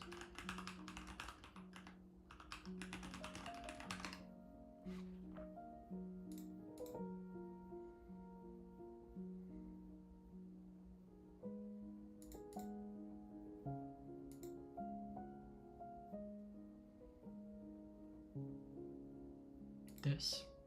I need to remove all of this because this is what takes up a lot of files.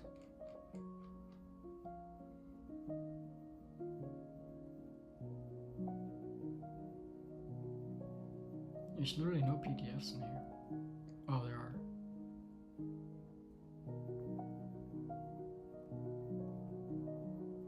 Yeah, so I have to basically remove this.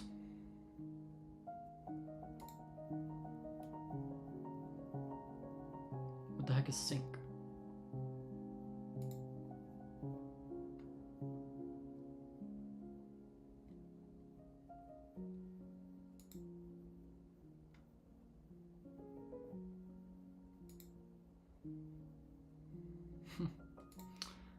How to remove a file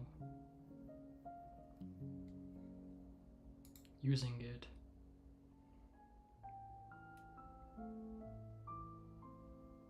I have no idea. Let's get a new terminal session opened up here.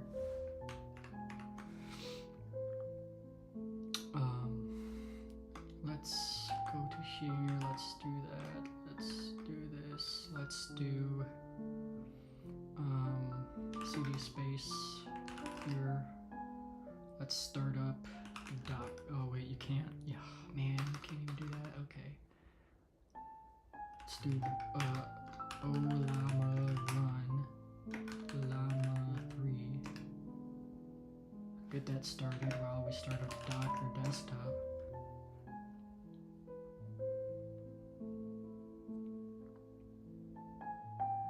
And then we can just close it.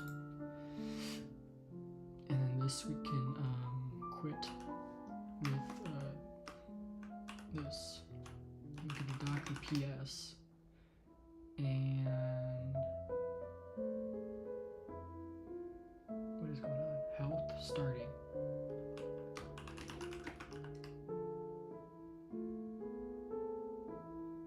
Oh, okay, I see. That's terrible.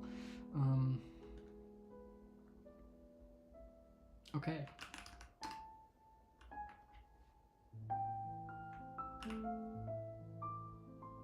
So now we can go to here. And this should be running.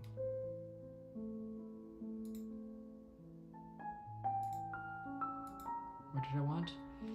How to remove a folder from a GitHub repo.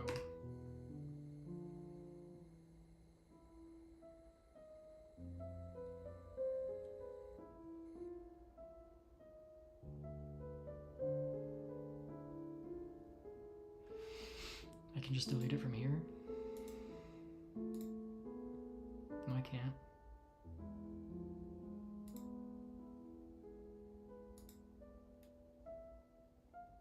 Oh, from here? Delete directory? It's gonna delete all the attachments, but I kinda have to. I don't know how else to do it. How else can we do it? Because look, this thing, I mean, it's completely stuck.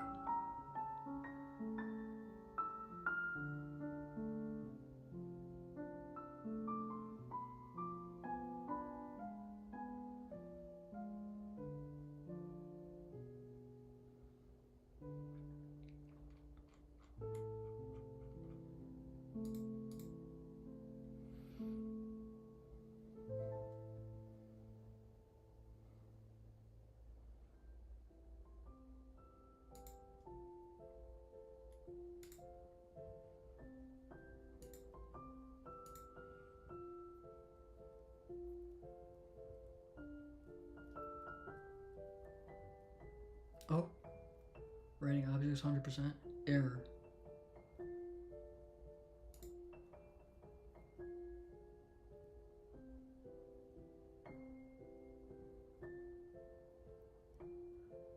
Challenges of coming trajectory. .mp4. Why is that? Oh, I see. I see. That's what's causing problems.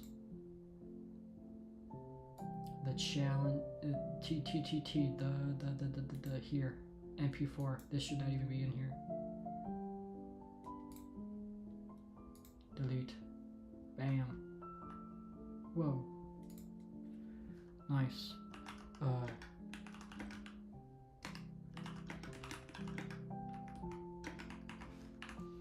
Removed mp4. Whoa.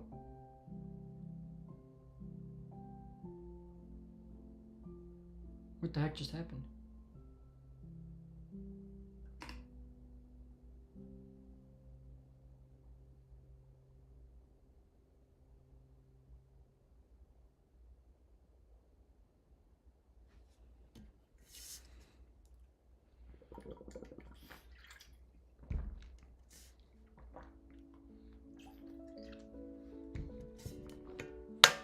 Well, this really isn't going that much faster. I don't know what's going on. What files do I have in here? That can be. And I know I added PDFs, but now this is omitted.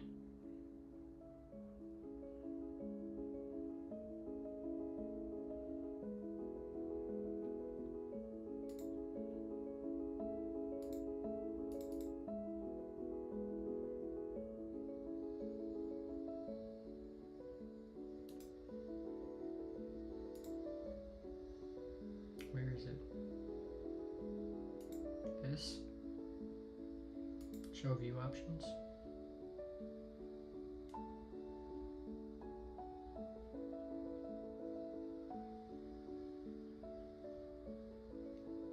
I don't understand.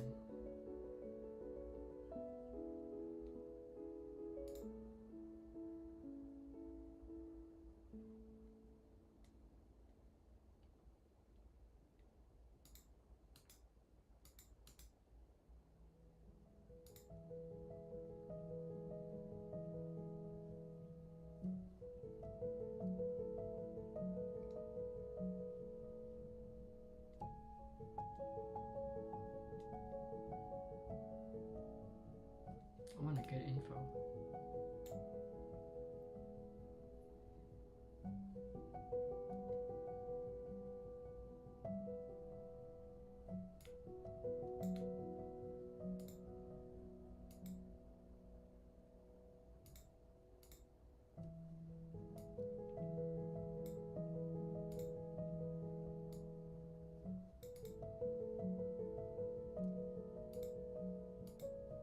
tags? I don't use tags ever. Can I remove it? No, I can't. Oh, I can? What is this? Share? Search? What is this? Just a whole bunch of things.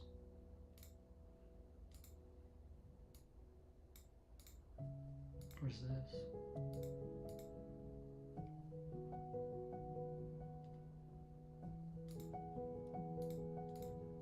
Why is there a thing like that?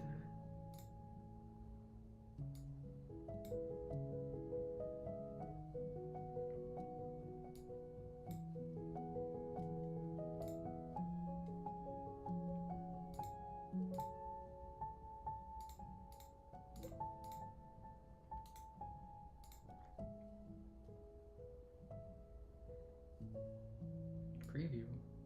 What does that do?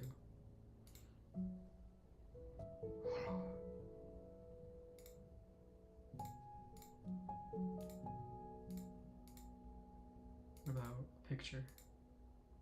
It shows. Oh, that's awesome. I want that. Where do I want it though?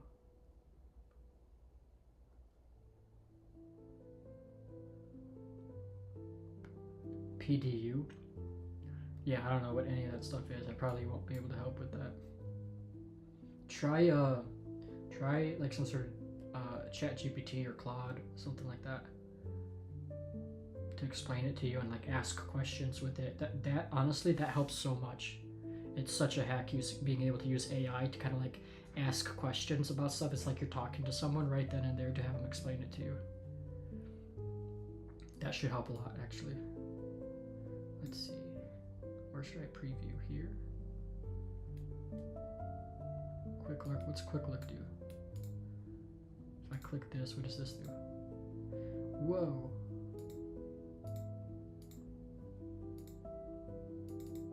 So if I do this and then quick look, whoa. That's cool. Yeah, I got you.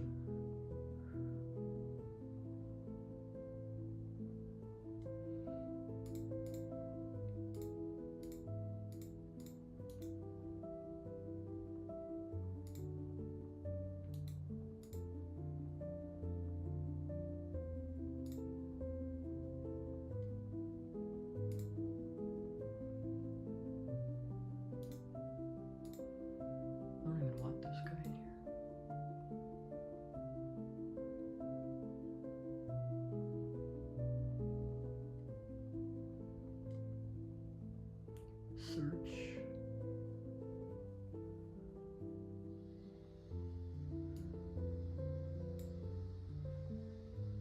And these guys. What does this into? Name? Kind? Oh, organization. Date added. Size. That's kind of cool. I don't really use it, and this is just okay like that.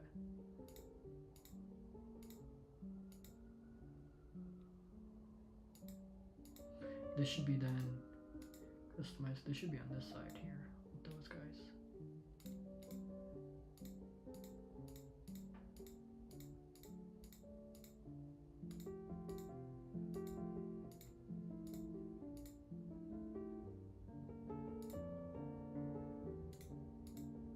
Where can this even go? Can this go over here? What the? Where'd it go? Path. Oh, it went here.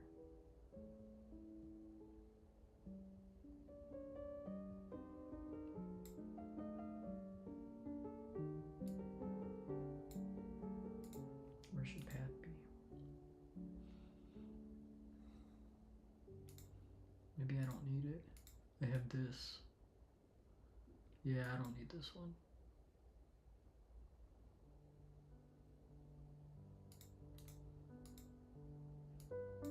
Because I put it on the bottom. Alright, that's better now. Options here. grouping options. I use that. This one I can start using now because that's actually useful. And also this preview get info.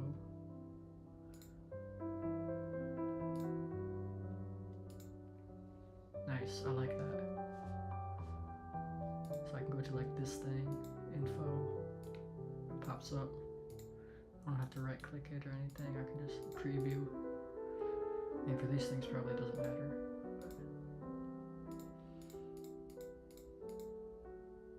Like for attachments here. Let's see a PDF. What does that look like? You get the actual PDF. That's awesome. And if I do this, oh, that's awesome. You don't even have to open up a new app. Amazing.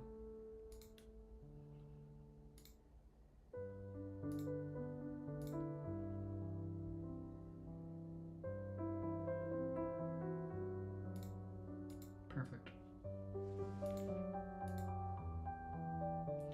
All right, so let's see what's going on here. Resolving the deltas, trace error. I removed this.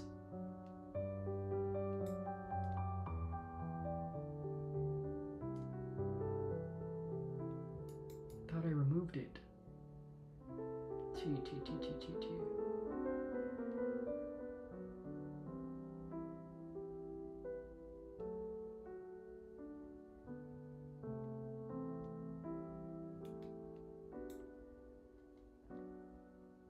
File attachments.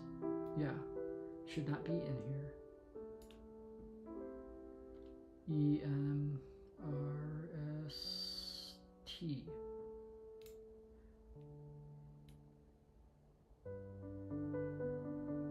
Yeah, it's gone.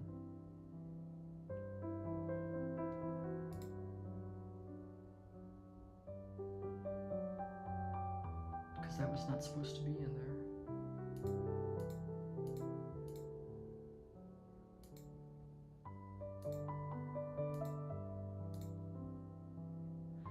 So it's gone. Why is it still trying to do that? Get status. No, what did I want to do? Get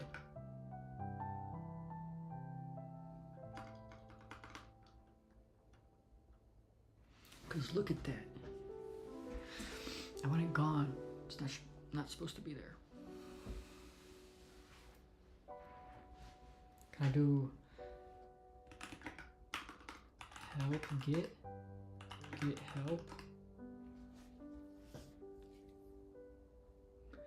Add move restore.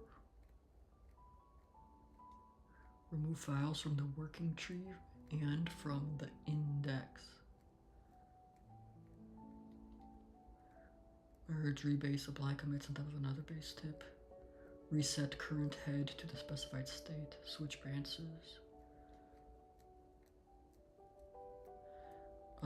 Maybe I want to do get restore working tree files. I don't know what that. Maybe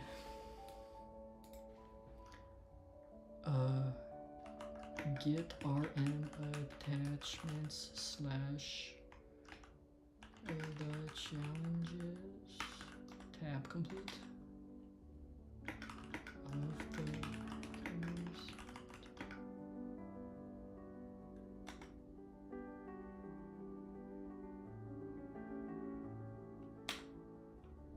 no, this is clear. Get help. Okay, so that we want to do get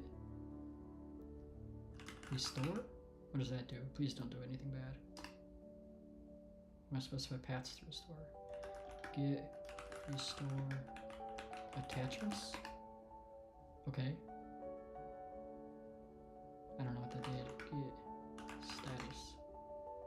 Ahead by 3. How do I look at the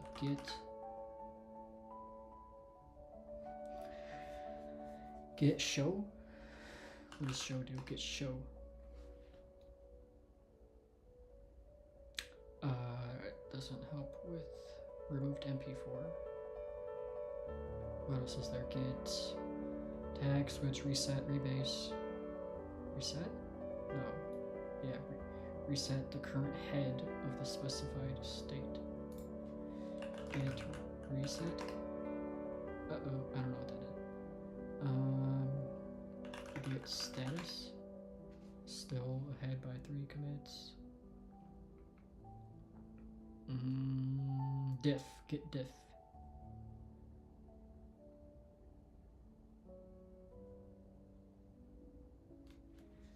Git diff. Nothing. Git add. Git commit. No, I want to do git push origin.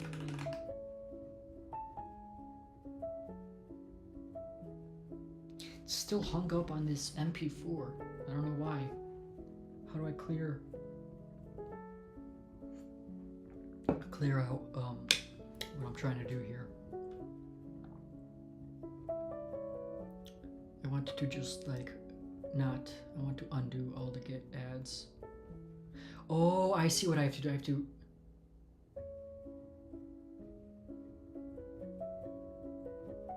how to undo git adds and git commits. That's why it's in the commit. That's why. Oh, okay. Now I know how this thing works, or I should know. I'm just retarded. Git commit.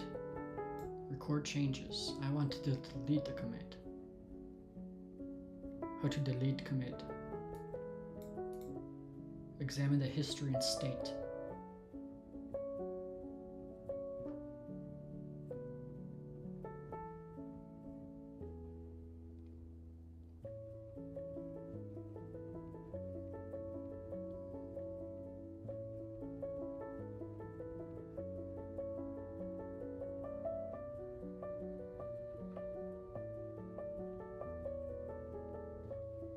How to delete a commit.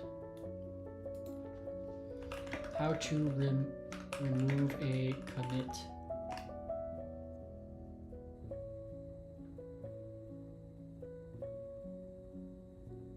Git log, git revert. So you want to git log them, and this is going to take forever. I don't even know how. Can I cancel it?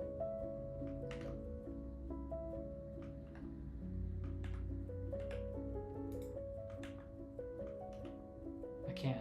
Awesome. Okay. Git log.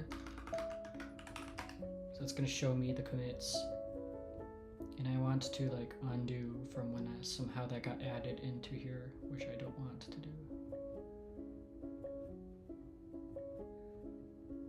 Oh shoot, why is this going so far back? To May? How did it... April? Oh, why is it all the way that way? May, August. Why is it this? Why is it like that? Here. Removed MP4. This one. I want to revert to this.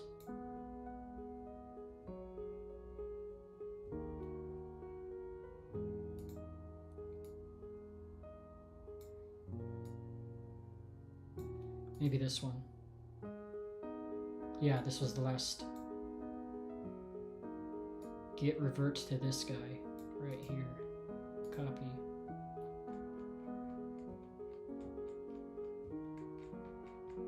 Let's go all the way down. Git revert to this. Enter.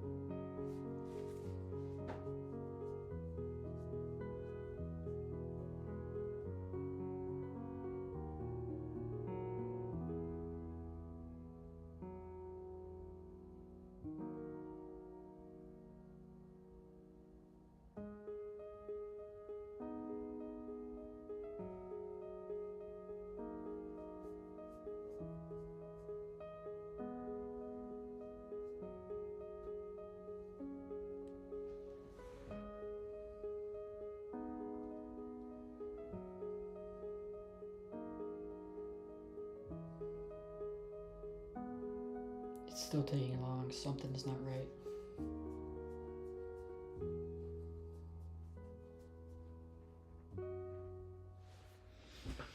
Something ain't right here.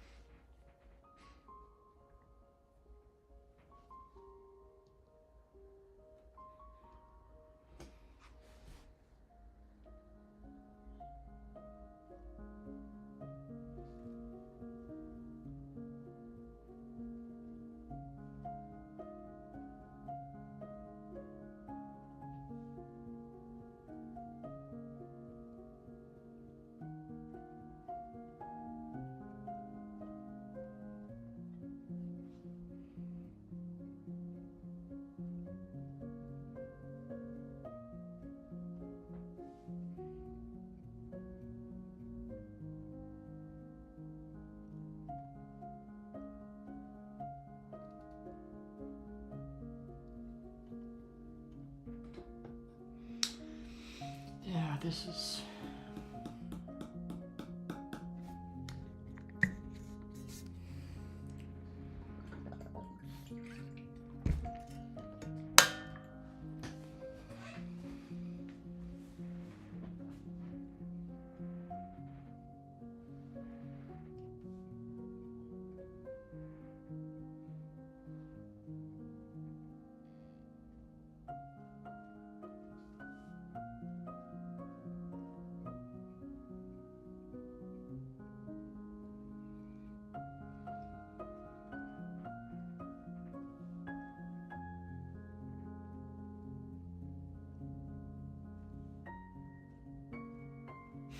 It's completely stuck, bro.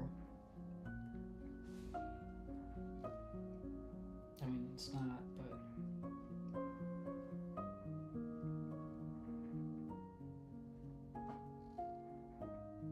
Why is it trying to upload that video?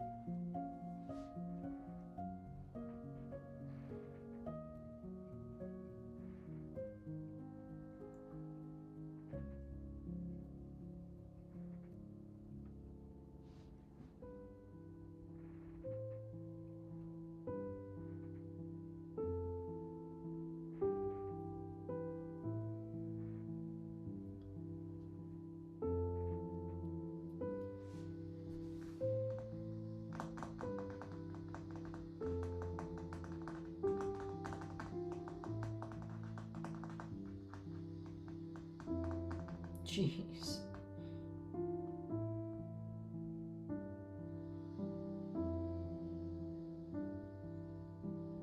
See, look. Why is it...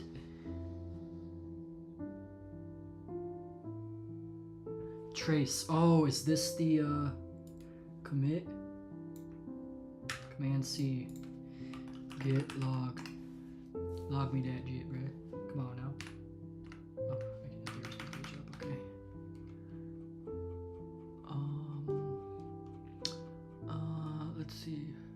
trace 82D74. Let's look for it.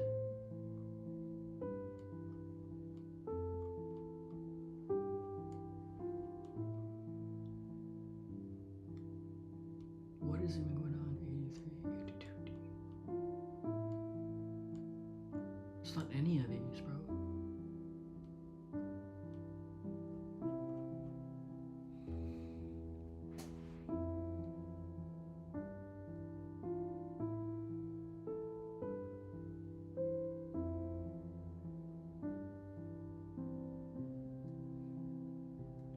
Git trace.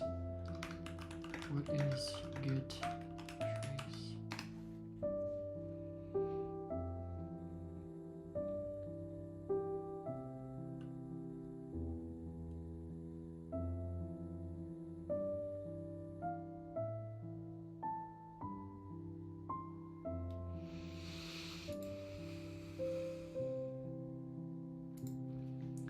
I'm getting an error.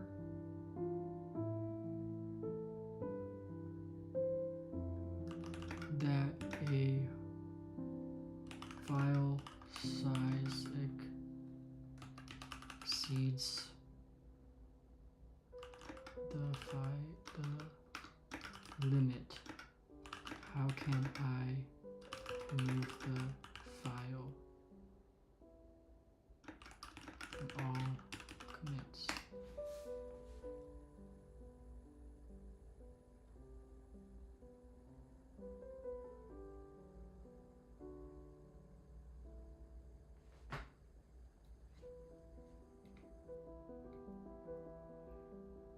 One, identify the problem commits. Okay, we learned stuff. Git log -p grep. What's it called? The challenges of the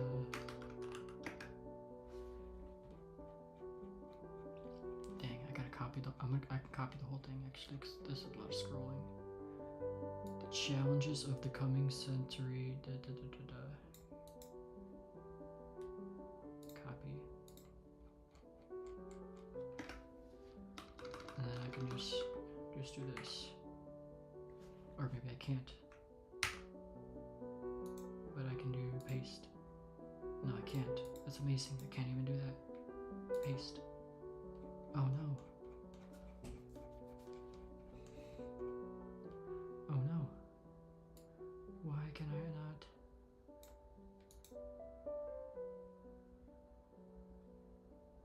Copy.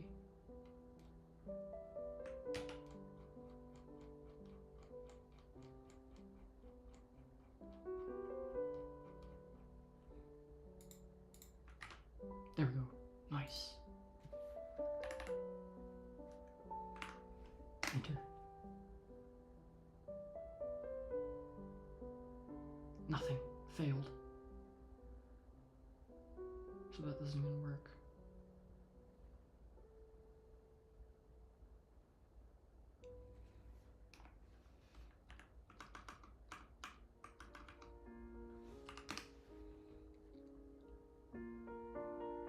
Okay. Let's see.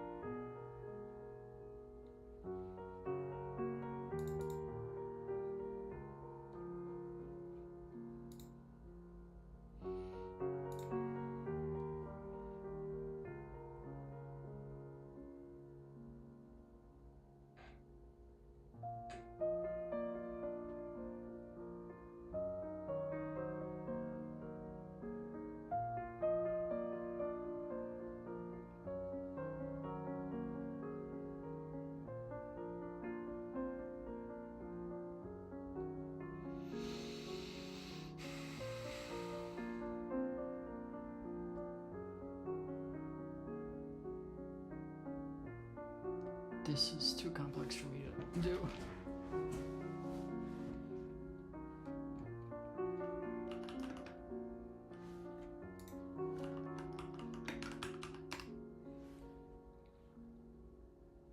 What's even this? What the hell is that?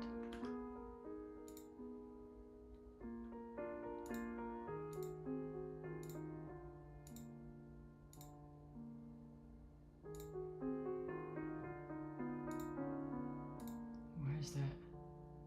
What is this?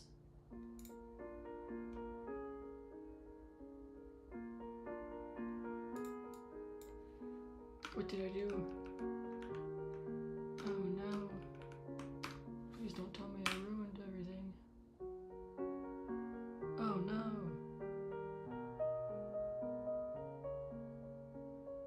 No. Oh, that's no good. That's no good. Oh, I just undid everything. Oh no. Oh, that's terrible. Uh-oh. What do I have here?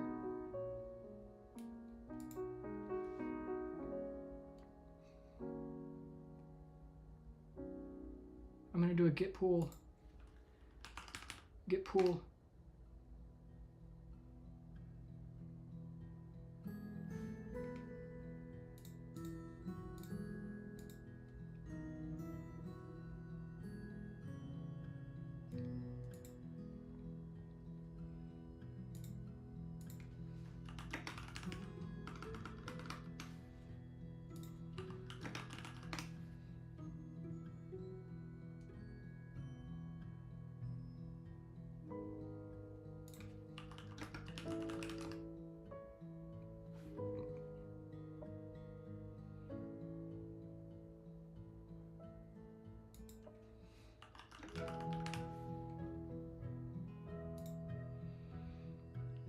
Git pull this. How to pull, how to pull, how to pull, how to pull, how to pull, how to pull.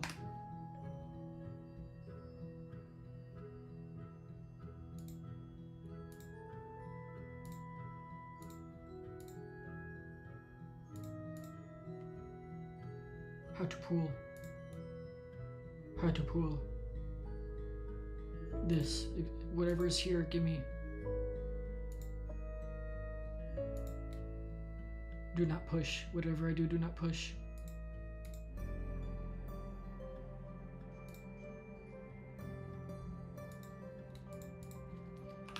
How to pull from GitHub.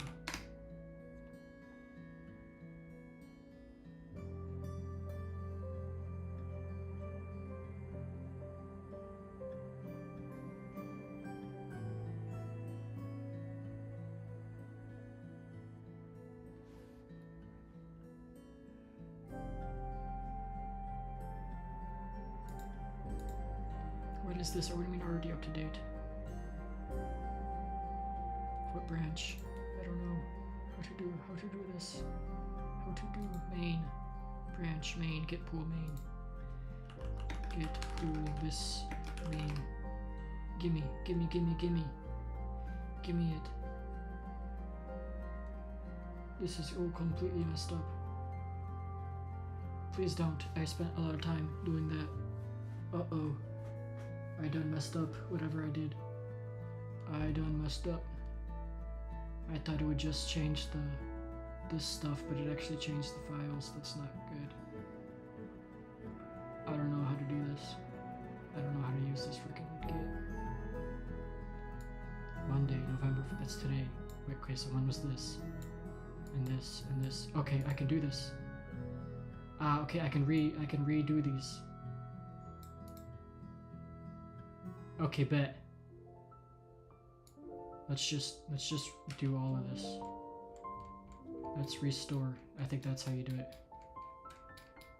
I think we've got this. Git restore this. Is that how you do it? Hold on. Let me read these. Which one is the right one? Restore working tree files.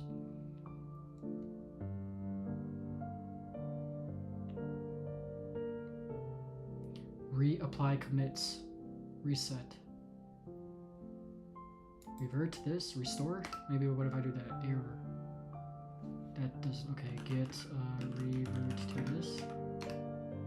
Revert failed. Oh no. Git add.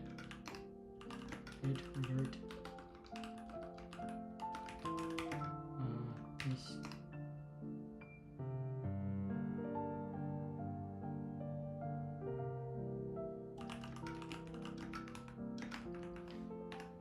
Okay, what I'm doing here. Git revert. Yes. Yes, yes, yes, yes, yes. Nice.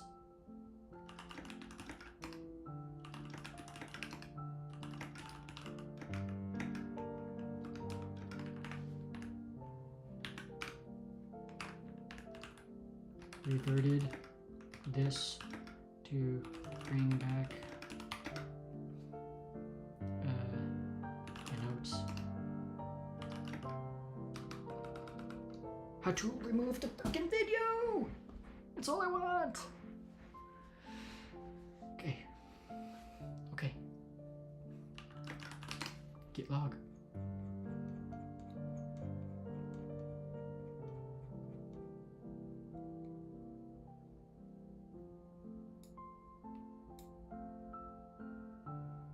Okay, origin main is here.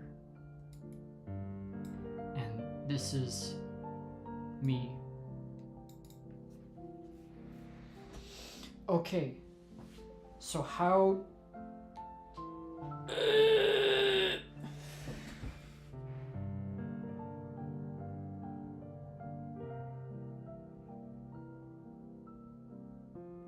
do I just like remove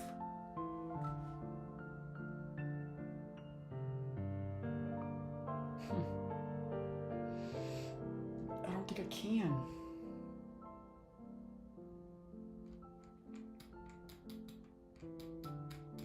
What is rebase? What is git rebase?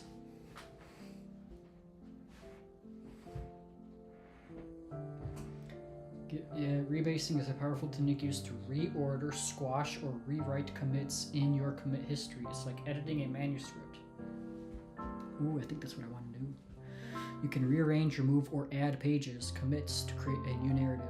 What does rebasing do? Rebasing takes the latest commits from a branch and reapplies them on top of an earlier commit, effectively rewriting the commit history. This process helps to rearrange the order in which commits appear in your commit history, squash commits, combine multiple small commits into one larger commit, remove commits, permanently delete one or more commits from your commit history.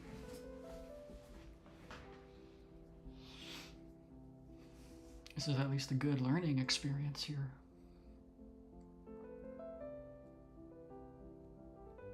This is the one I think I want to remove.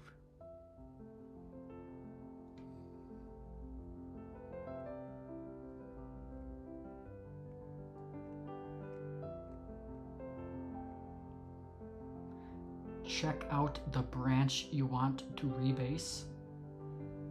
Run git rebase with the desired options.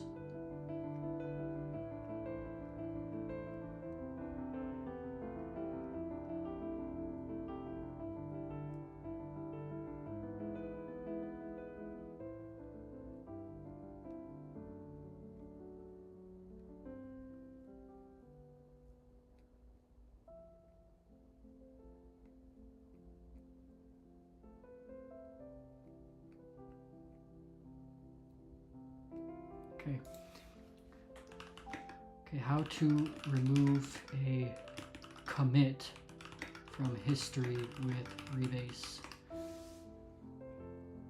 I think we're on to what we want to do.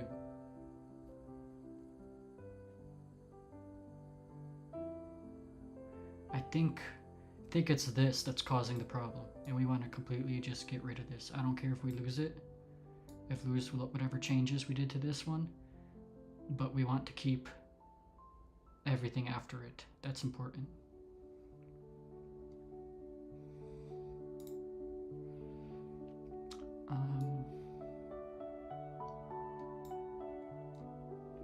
let's say you have commit A, B, C, and you want to remove commit B. Yes. You'll need to check out the branch where the commit is located. Use git base-i to interactively rebase the commits. Edit the rebasing process to remove commit B. Step by step, check out the branch. I don't know what branch frickin' is, bro. Assuming you're on the master, yeah, I'm on the master or main actually it's called. Run git rebase-i with the desired options. I don't know what the desired options are.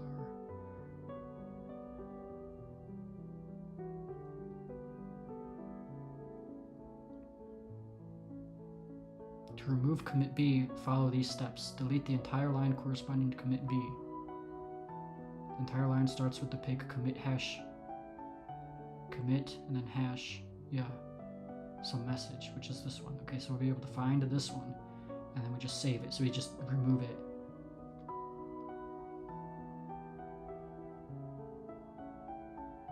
A to C with commit B removed. Yes.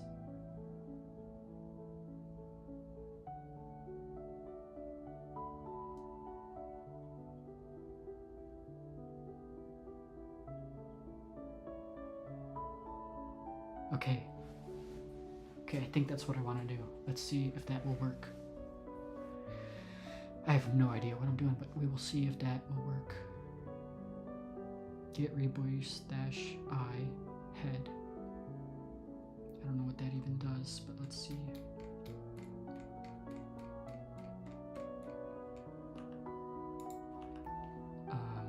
Git rebase-interactive mode head. I don't know. I'm just gonna do. What is it? This? No. This? This? No, that's not it. Oh, this. No, it's not that either. Okay. Head. Enter. Do I do it? Let's see. Please don't mess anything up.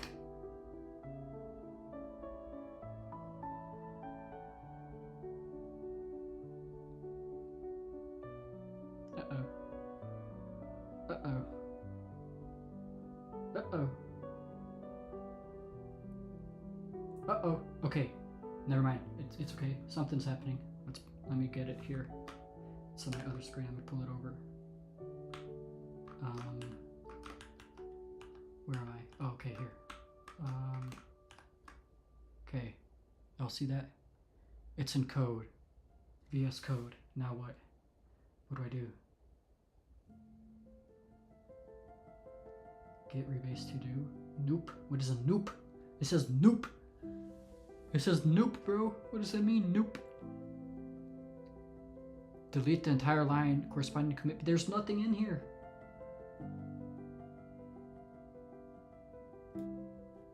It's literally nothing, bro. There's nothing to delete.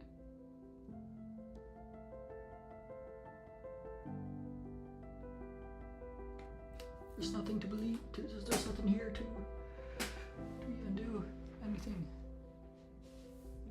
What do you want me to write? You'll see a list of commits. I don't have any commits in here. Why?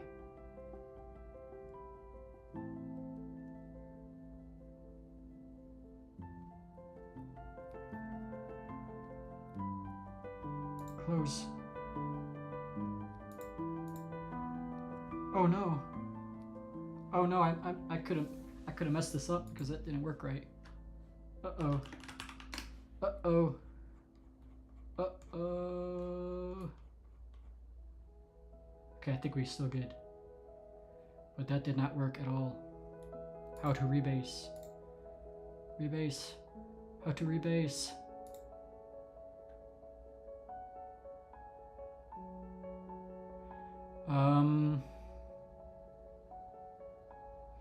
I wasn't really planning on it, but I could. I kind of thought about it. It depends. I guess I could do, I don't know if I would do a video, but I might like go over it in a stream. I would just like do it live, maybe. Maybe do it live.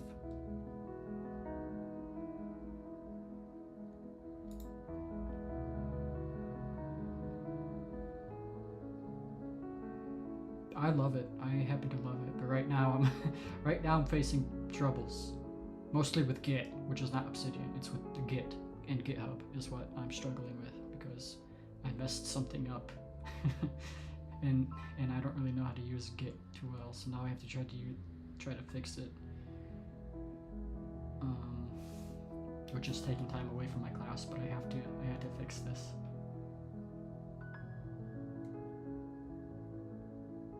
Yeah, I could do it.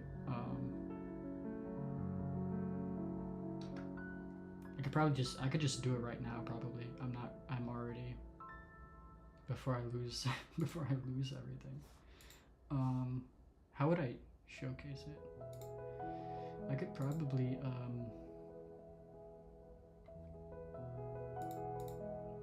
show a new vault or something. Documents, Obsidian Vault. Get info. It's just a folder.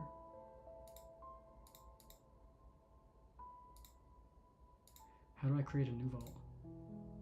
Is it possible to do that?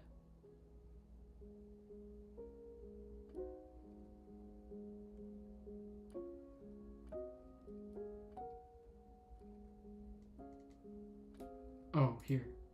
Manage vaults. Can I create a new one? I can. Oh, I can do that. Okay. Let's move this over and take a pause on that because I don't know what I'm doing with that. And then we can make this full screen. Let's see. I want to create a new vault. Manage vaults. Create a new vault under a folder. Yes, how do I? Okay. Create a local vault name. Test vault. Location. Let's just do it, yeah, in documents, test vault. In here, create. Nice. Okay. Let's minimize this and let's not do full screen on this. Okay. Let's do half and half. Something like that. And then we can open up obsidian.com, the website, .md, actually .md. No, what is it called? Oh, I spelled it wrong. Obsidian.md. Okay. This is the starting point. I don't know why I clapped, but this is where I'll start. I don't know, in case I have a recording of it. Actually, I'm not recording, so I don't know. But maybe from YouTube I can export something, I don't know. So, Obsidian, what is it? And why would anyone want to use this? It's a note-taking app. That's basically what it is. But it's for a specific niche. Maybe not that niche, but for a specific purpose. So this was built to be a private and flexible writing app. So if you don't like apps like Notion or Evernote or those other ones that are all centrally managed in the cloud and they're invading your privacy and reading your notes and doing all of that crap with the cloud, and you have to pay money for their garbage, then this is the alternative that you have. It's also a more technical app, meaning that it's more catering towards people who are technically comfortable with technology. That's a bad way of saying it. They're more comfortable with technology, aka they know how a computer works and file systems, and specifically they know what Markdown is, how to use and write Markdown. Now, I didn't I knew what Markdown was. I didn't really know how to write it. I just kind of learned it for this app, but you should at least understand what Markdown is. It's basically just the formatting way of writing notes. Like HTML is hypertext Markdown language, so it's a type of Markdown. But Markdown is basically like the old school way of writing a page on the web and rendering the different styles, such as headers and bullet points and whatnot. So it can be similar to HTML. So that's kind of the base of Obsidian. It's open source software, meaning that the source code for this is freely available to view and audit for anyone. It's also privacy respecting, and the way that it's privacy respecting is that the app doesn't collect a lot of data on you, and plus you don't upload any of the files to any sort of proprietary, it's not a proprietary system that you're like a page or files. There's nothing that's new, and it's not uploaded or stored anywhere in the cloud. So if you might look at like competitors might be Notion and Google Docs, or like let's just do Word might be better. Microsoft Word. Notion is an app, and it kind of looks like this. Documents, and you can do all this kind of cool formatting and whatnot, and it's nice, but all of this is saved within the Notion app, within their software, which is saved and stored on their servers in the cloud, which is nice because it's like any other software that works like that, cloud-based software. But you just have to, you can only access your notes via Notion, and it's just all in there. And Notion, I don't believe, is open source. It's definitely not privacy respecting, nor is it security respecting. In fact, we know that that's not the case because they bought Skiff.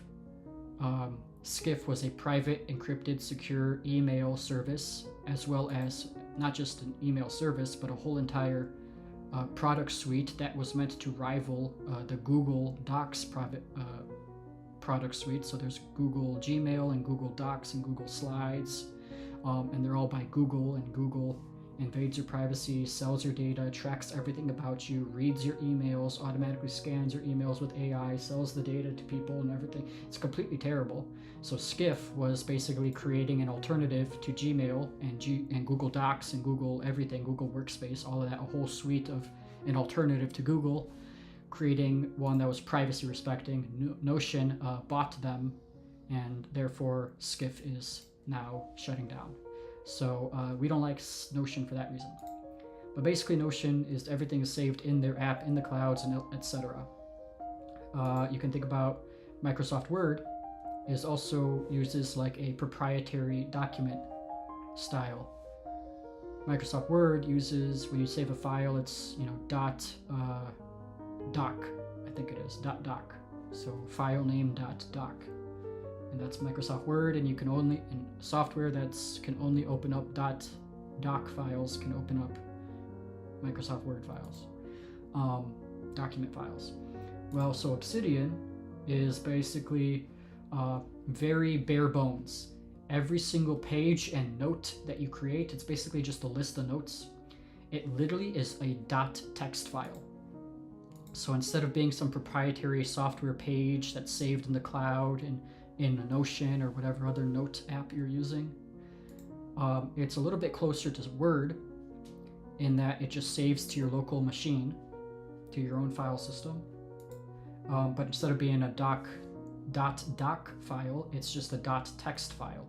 So it's literally, if I just go to, where's like I can go, I don't have like a plain, I just go test file here. It's literally just like on the file system, how it looks like, it's literally just a folder, test vault right here. It's just a folder. You go into it and it literally creates only new folder. I can't do like create a text file. You can't just create a text file. New. Where's new? I don't want folder. New. I guess I have to do it in terminal. iTerminal. Oh, I haven't. Wait, I need to create a new one here. Okay, I'll bring that over. So cd clear change directory documents test vault, change directory test vault, enter, clear ls. Okay, so there's only welcome.md markdown file. Well, I would create a touch, test page.txt. So it's literally just saves everything as basically a text file, which if you open that up, it's literally just like you would see on Notepad or something in Windows. And you just type. So instead of being like some weird file format thing saved in Notion or whatever that you can't download, you can't store anywhere, this just is literally just a text file saved on your computer. So, I mean, it's the most compatible thing because it's a text file. Anything can read a text file. The only thing that's different is it saves it as a markdown format. So it uses like HTML. It's not HTML, but it uses markdown. So if you know what markdown is, but it's kind of like HTML uses is a type of like markdown format, but it just uses markdown, which is just to say it's a syntax for this rendering the text on a page. And so it saves it on a .md file, basically. So I can actually open that with like Visual Studio Code.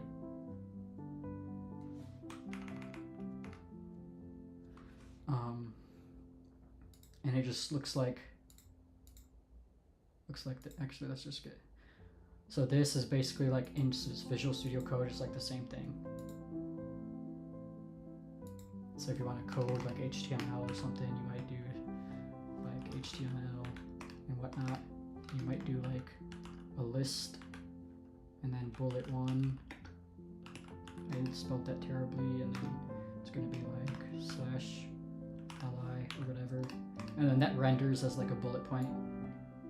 Well, this is just another way of writing stuff. It's in Markdown. This was like basically the old school original way of like writing stuff on the web for like blog posts and things like that. It's just a syntax. So you highlight stuff with like this stuff will render in italics. You can add links here with this format. So in code, it just shows you like without actually, it shows you the actual the raw form of this with not the rendered output. So let's just not save that. But this is the rendered output, so it looks like this. So if you actually jump in here and click on like this, or actually it's in reader mode, I think. Can I even type here? Why is this, because it's the welcome page? Maybe that's why. Anyway, so you can like create a new file, test file, hi, this is a test file. So all of your notes are just here like that. And then you could put in bullet points, bullet 1, 2, 3. It uses markdown. This is a heading 1, heading 2, heading 3, and etc. So it's just really bare bones. It saves directly on your system. You don't upload it to the cloud or anything unless you want to. You could sync it to any cloud service you want because it's literally just a folder on your file system. So that's what Obsidian is. Free open source software. The way that this works, it uses a hyperlinking style. So that's also what's different and unique about Obsidian. It hyperlinks stuff, meaning that you can add links on a page. So this is like one page, one text file. You can create a link.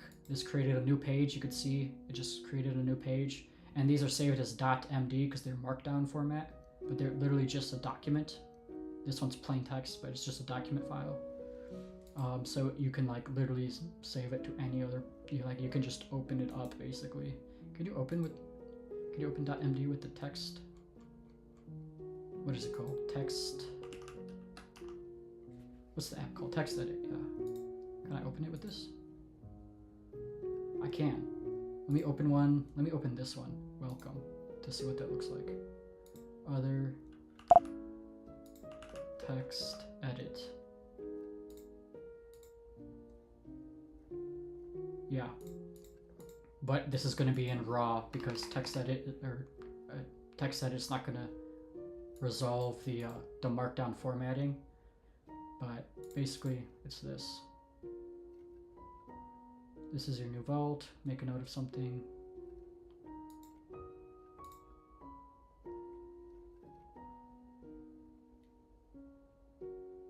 So, I mean, literally this file is in Notepad or whatever file on Windows, Linux, whatever operating system that can open up literally just a text file. You can open up every single page. So it's just super compatible. So if Notion or Skiff, they shut down, etc., you don't just lose all your stuff and you're screwed. It's all just saved on your laptop. Or on your file system, computer, wherever. There's no one spying, running analytics, AI scanning all your notes, selling it to who knows who. That's kind of the point of it. And then what I was starting to touch on is that it can link a whole bunch of things. So I just clicked on create a link. So it's literally links to another file. And so there's like a system where you can create links, which is you just use double brackets. You just kind of have to learn the syntax, but then I could link back to like, welcome. And I can click welcome. There we go. And it'll go back to welcome page. I can go back to this page. I can go back to welcome. So it links between notes. And then as you create a whole bunch of links, it has a new view of your whole entire vault. So like in a standard file system, whether this be Windows or Mac, I'm just having to be on Mac, but if you're in like File Explorer on Windows, it's just like a list of files here. You can view this as a graph with all the connections. So if I do Command G, this is the graph view. So I only have, oops, what the heck, okay, here. I only have these pages, but I just created a link between these. So now they're connected. And so as you create new pages and you link them to different things, then it'll just get bigger and bigger and you'll see different links and connections. It's kind of just a cool thing to look at. But it's a different way of just like writing notes rather than just like a folder, one, and then you go in, and then like a new folder, two, and whatnot. So that way it doesn't just like look like this. Maybe I'll put that in here. So like everything's nested, and then you have to back out folders. Instead, you can just link, which means that things could be in multiple different places at once. So this right here on the left side is literally the same thing as your file system here. It's just showing this is like your file system explorer with all your files. So I mean, this is pretty bare bones. That's just kind of how it works. You can delete everything from here. So let me delete all this stuff. I don't want any of these. Delete. Boom. Now we're back here. This one is a .text file, so it's not showing in here because I didn't create it, but I just want to show that it's basically just a plain, like even a text edit or notepad can read these pages. Just they're in .md, which stands for markdown. So this can render the markdown. It can interpret the markdown like this, which is just a formatting thing. And this is what you see like on old school web pages, on blog posts, different things like that on the web. So that's why I like it, just because it's just very bare bones, compatible with anywhere. You can save it on your computer. Now the only bad thing with saving it on your computer is if you lose your computer, your hard drive goes bad, then you lose all your notes. So you want some sort of backup system. So you end up saving it to the cloud anyway, but at least you could choose like a cloud provider that you like, and it's also not it's not proprietary file software like Notion or any other thing that only works on Notion. So like if Notion shuts down all your pages and everything that's in there, like you can't transfer it anywhere else. You know, you're screwed. So with this, like if Obsidian ever shuts down, all my notes, they're gonna last forever because you could literally open it on any computer ever at any point in time because they're never not gonna interpret text files or markdown files. And then any other app that can interpret a text file, you can open it in. So like you can literally open this up in like Microsoft Word. It's not gonna render Markdown because I don't think Microsoft Word can read Markdown, but it'll show like this, like italics. In order to do italics, you have to encompass it in asterisks. So it'll just show like this in Microsoft Word. But you'll still have everything. So all you need to do is get a new app that can then interpret and render Markdown. So I love it. That's why I love it. So now, because this is also free and open source software, it's free, it's open source, and there's a lot of, this is very customizable. There's a lot of settings, there's a lot of like plugins you could add to this.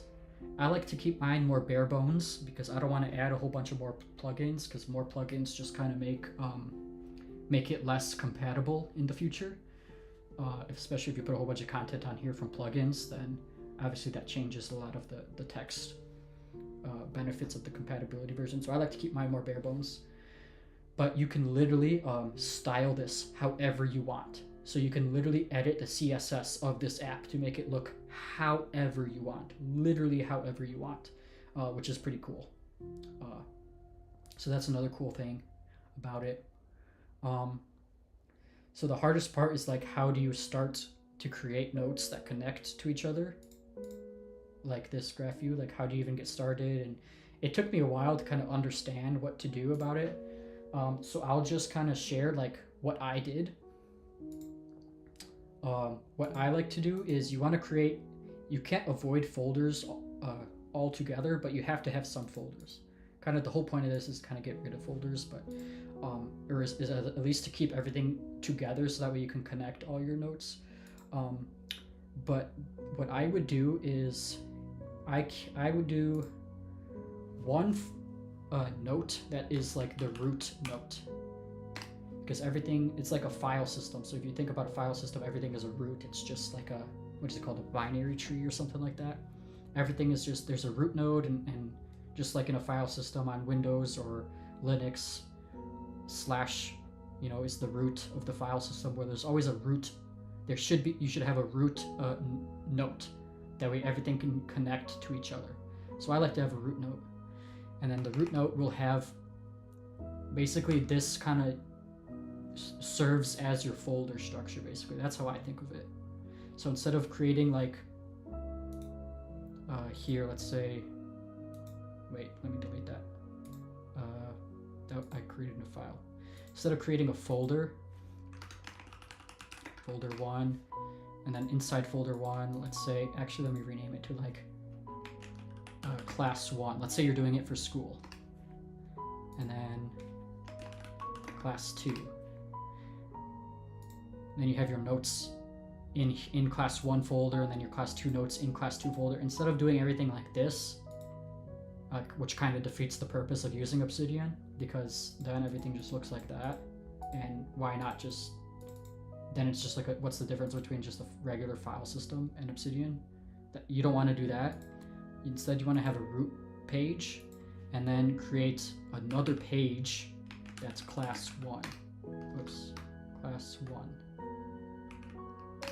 And instead of having class 1 as being a folder, you just want it to be a new page. So you click it, it's just a new page.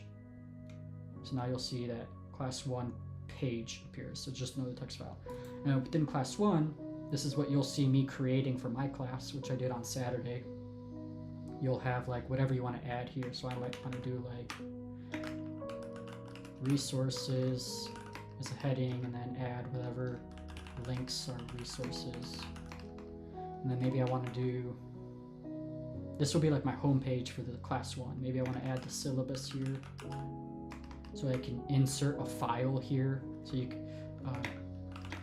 can add files,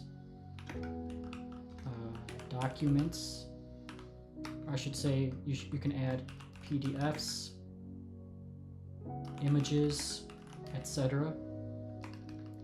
And then you might want to have, you know, chapter 1. The way I name it is I call it outline, and I'll do like chapter 1. And then each page of notes is just going to be like a new page. So I'll do like chapter, or do like 1.1, enter, and then maybe I'll do chapter 2. I'll do 1.2. Oops. 1.2. And then, so this will be kind of like the home page for class 1. I'll add whatever I want in here. And then when I actually want to take notes, the first section will be this, 1.1. I'll write all my notes in here.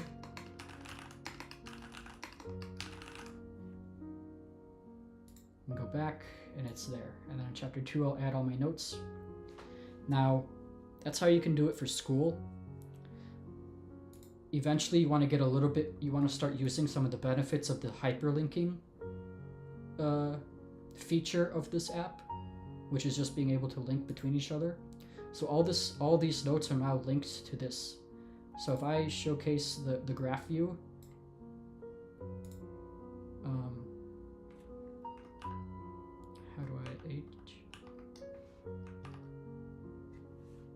how do I do a local view of this?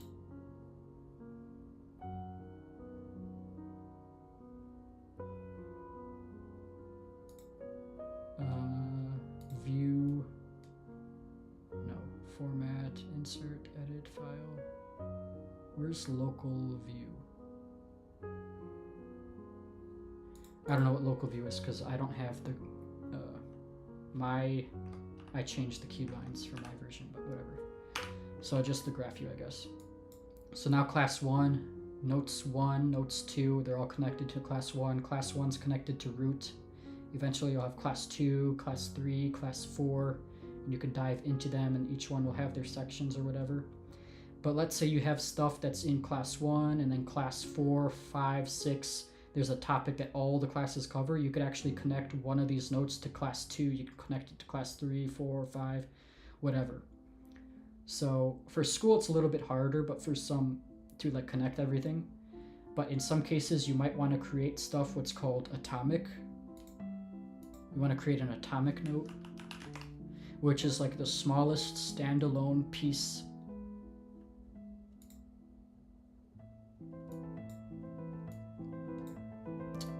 That's not gonna help. That's not the definitions. Let's see. If you have like note 1.1 is about like, let's say PCs, and PCs have different components. They have the case, GPU, CPU, motherboard, power supply unit, whatever. Maybe you have another class that's talking about GPUs, all about GPUs. Well, maybe you want to create GPU as its own page, because this has a lot of info on it. You can create that as its own page. Oops. You can create it as its own page. You can open up GPU. Maybe GPU, you know, it links to that class 1.1 section notes, but maybe GPU also has information from like class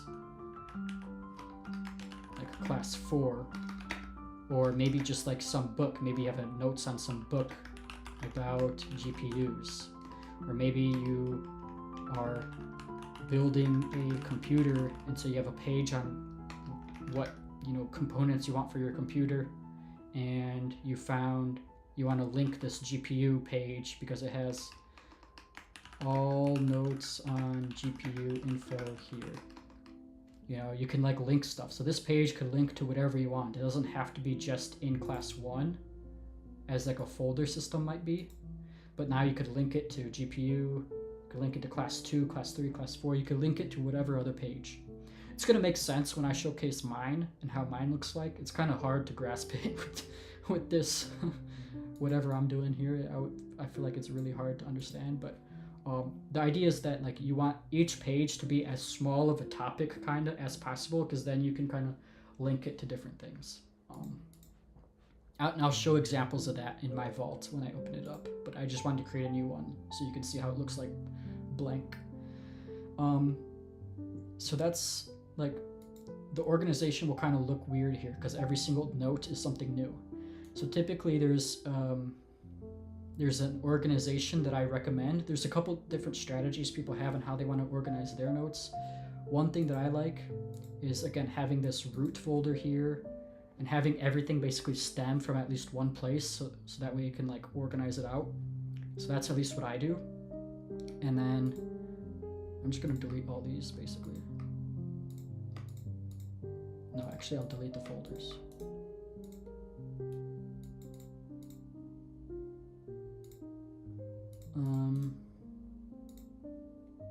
Delete that one too.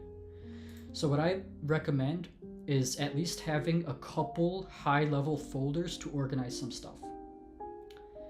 So I recommend create the new folder button, a folder for notes. Oops, let me rename. Come on, rename. There we go. A folder for notes, a folder for attachments, and I don't know what else. Templates. So everything, each time you create a new note, it just keeps adding basically in here. You have the GPU class 1. I put all of these just in one folder called notes. So everything, no matter if it's different classes, completely anything, it's just all in one folder, notes. Whole list. Nothing is organized or anything in here. It's just all in here. Every single note's just in one folder called notes, and that cleans up the side here. And it'll look like this, no matter what it is. I might have class 1, class 3, class 4. I have it in one notes. That's just how I do it. I think it's better. Because the folders aren't supposed to really be organizing anything. That's not the point of it. The point of organization is this, your pages. You want your pages and links to be able to organize stuff. That way you could connect them and everything. But you can have folders if you want, if you just prefer doing that, but you can. I recommend just having every notes in here because you're not going to be searching stuff within your folders of notes. You just want to have this so that way you can keep your file system kind of clean. Now you can also add like pictures. I think I have like a picture I can add somewhere here. Hold on, wait, let me add a new window. Like downloads maybe? Let's see, what do I want? What are these images? Or maybe, let me go to pictures and then do,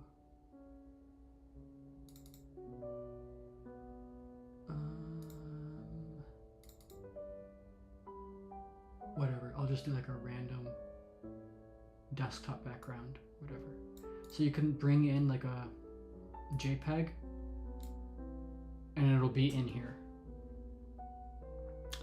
So it'll literally like embed in here. But not only that, it actually adds it to your file system. So now it's a file here, JPEG, and it shows the JPEG thing. So now it's, I can exit that. Now it's actually in here. So it actually kind of duplicates it. So you'll have a duplicate in your file system, your actual computer file system, but it's going to be in your vault now.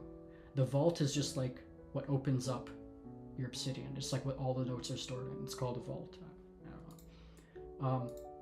So the same thing with the notes, how I added a folder that's going to house all the notes. I want something that just has all the pictures, because then all the pictures or whatever attachments, I call them attachments because it could be PDFs, it could be whatever stuff you attach to here.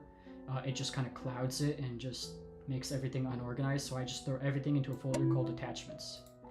And then in settings, you can set it so that way every single new note automatically goes to notes, and every single new attachment that gets added to here automatically goes attachments. And that's how I set it up. So then every note will be in here, in notes folder, every attachment will be in the attachments folder.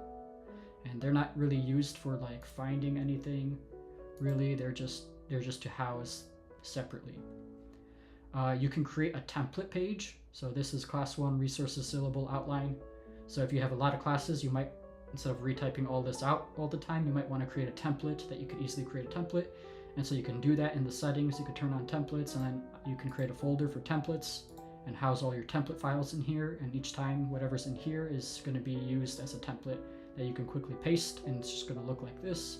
And then all you have to do is change the class to whatever the name of the class is, class 3, 4, 5, 6, whatever. It's got tabs for each page that you can open up, whatever. So that's kind of like the basics of it. So that's how I recommend doing it. Oh, this should be a note, so that should go into notes. So that way, welcome, I can delete it because I don't want that. That's just what you open it. And so now mine looks like the root folder. It has class 1. Really quickly though, there's also a reading view and an editing view. So right now I'm in editing view where I can type stuff. I can change the link here and whatnot. But if I click Command R or just click this, I can click reading view, and now I can't type anything in here at least.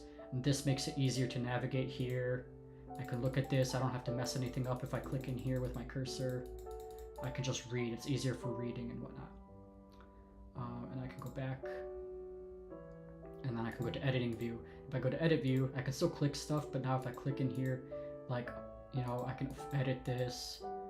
So if you know you're not editing something, you can just go to reading view, and it's easier to like click around on links and whatnot.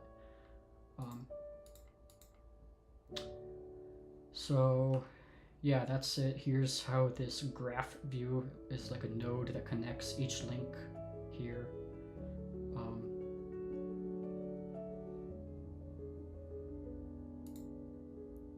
So now let's go into the settings. That's basically what it looks like. Let's see. There's a couple different things you can do. You can also create, not only is there a page, but one thing that Obsidian has, which is really cool, which I have not used yet, but I definitely want to. Let's see, what is this? You can change the order of this, you can collapse everything, you can open everything. Okay. Is right here, you can create a new canvas, and it creates like this canvas thing, which is cool. So if you want to like diagram stuff out, you can use this. I know the shortcut you can hide. Oops, what did I do? I hit it. Test file. Open it up. You can hide this sidebar here. And you can do like,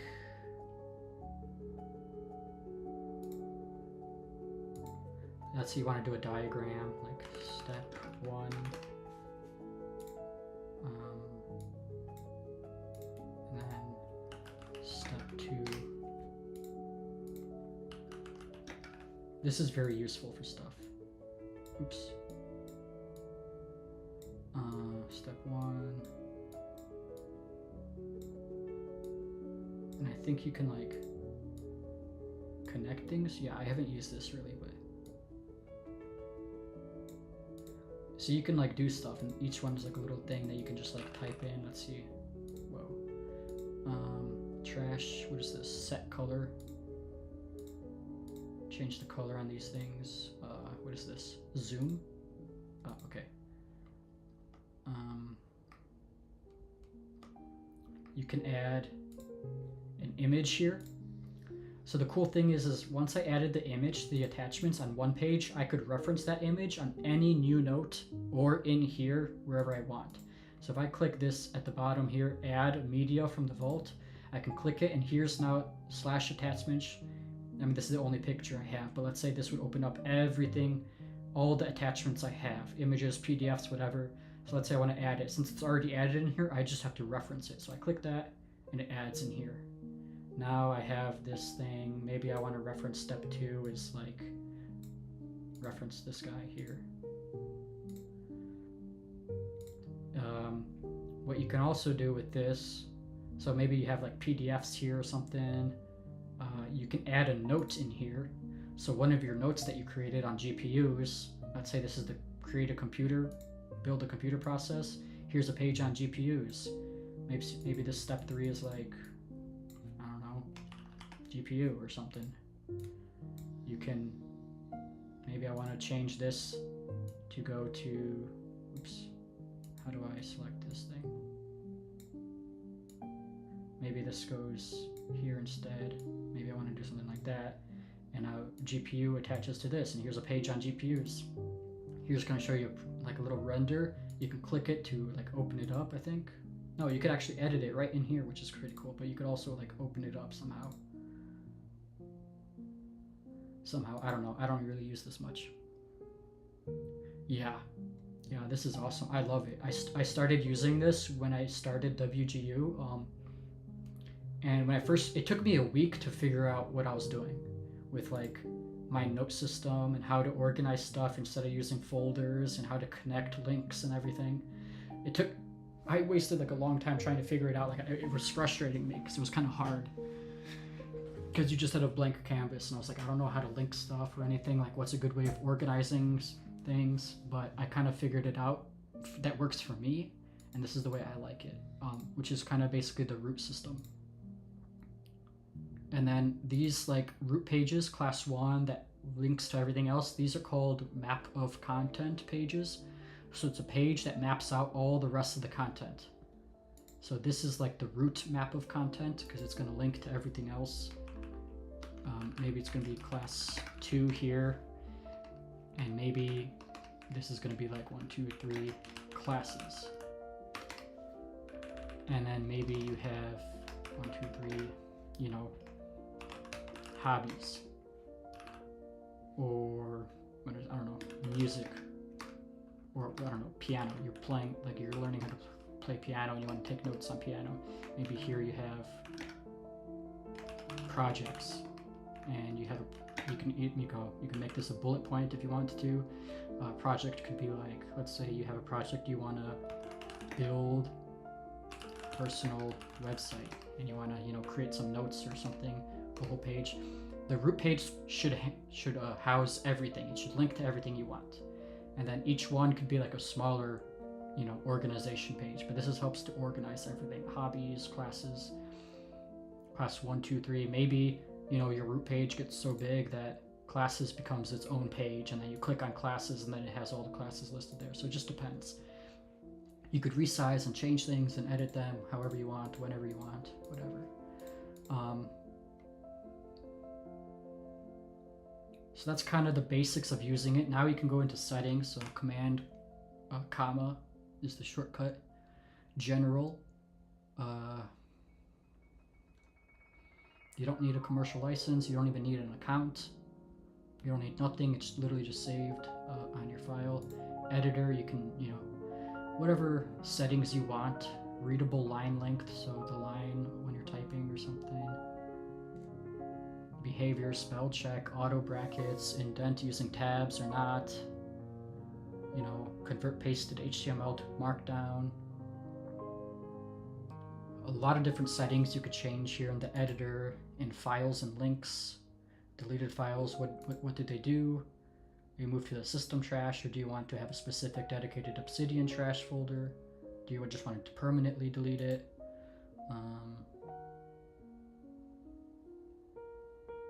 There's a lot of settings here. I'm not going to go through everything except for some of these.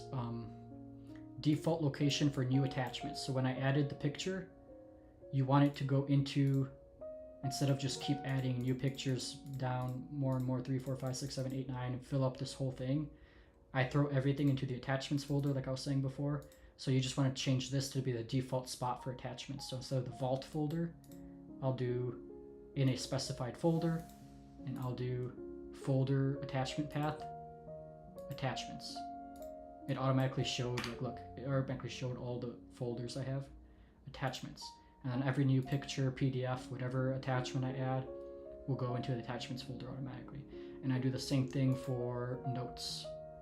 I don't know where that setting is, but it's somewhere here, files, vault folder here. For new location for notes, add it to, in the specific folder, notes folder. And those are the kind of the main settings I change. You can change the appearance, light color scheme, dark color scheme, accent color, literally any color you want. Let's do red.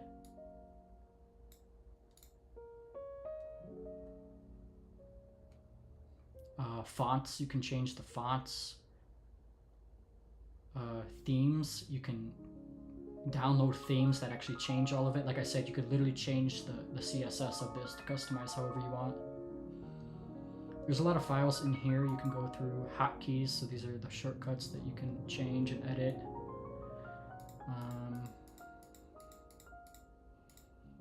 Templates, if you want to use templates, which I recommend, then you can, create the templates folder, which is there, and now any template you create, or any files in this folder will automatically be templates. And so if you want to create a template, what's the shortcut? I didn't look at it, but you could have like a shortcut for insert a template, maybe insert, let's see, how do I do this? I don't know, if you go to hotkeys, you can find add template, or I can just search template, insert template. It's nothing, so let me just do like Command T. No, that's used by something. Let me just do Command U. Command U. So now I can insert Command U, and it'll automatically let me select the templates, but I have no templates because my templates folder is empty. I have no templates. So I guess, let me just show that real quick. Create new note, template 1. Let's say I want to have some headings here. Heading 1, heading 2, heading 2. No, wait. This one. That's a heading 3, actually. Heading 2, whatever. But maybe I want something like that. You could collapse the headings. What is this? 2.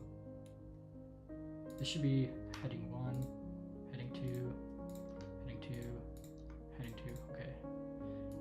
Everything, you can collapse headings as well. So that's how you can organize content. So heading 1 will take everything that's smaller, but headings of the same type won't collapse. So you can kind of see them like that. But let's say this is a template that I'm going to use a lot or something. Is that in the templates folder? No, it's in the notes. Move that to the templates folder. Now this is a template. Exit it. Now I can maybe I don't want to add it in here, but let's say I create a new note. New note with template. Now I can do, what was the shortcut? Command U, I think. I do that, I can select templates. Now I have a template 1. I'll click it and it'll automatically paste it here.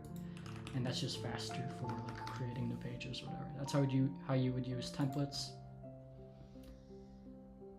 Let's go back to the settings. So another cool thing about this is plugins.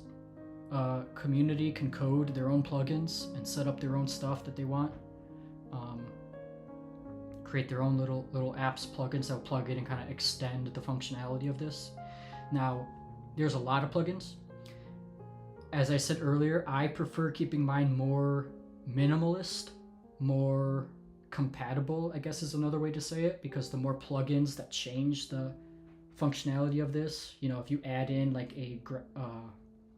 is it called, a Kanban board plugin, which you can do, that's not going to be able to be renderable in a text file because that uses JavaScript and all that. So I like mine more bare bones, so it's more compatible. But you could definitely add all the plugins you want, and I mean you can do a lot to this. I personally don't like doing that, but that's other people like to extend theirs out a lot. So if you go to, well, these are core plugins, so these are basically just features, built-in features that you could turn on or off if there's some features that you don't want to use or whatever. But you can go to community plugins,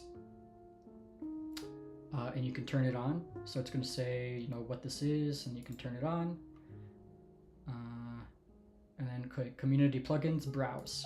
Now you could browse all these community plugins. So if you click on one, like Excalidraw, edit and view Excalidraw drawings. So I guess there's some app called Excalidraw or some sort of format or whatever. I don't know. Click it. Let's see what this is. Video walkthrough, showcase. So it's basically kind of like the built-in canvas that I was showcasing where you can diagram stuff, but this is maybe like an extended version or something that someone else built and added in here. So you could install this and then you can have this. You can have calendar. So a simple calendar here. It's kind of small. You can't really see that, but it shows like on the side here, you can have a calendar in there. So you can add a so like it's very customizable. What else is there? Kanban. That's what I was talking about. Kanban. So if you want to do like a task list where it's Kanban, you know, backlog, to do, in progress, done, and drag the little cards across from each row or each column, you could have that. And like you could probably click one and each one's would be like a page. So you can install that if you want. I don't know what all these are. Yeah, Outliner, I don't know what that is. I don't know. Homepage, you could have like a homepage maybe. I don't know.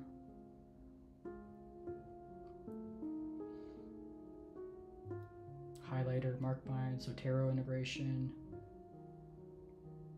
Spaced repetition, you can, you know, set up flashcards in here.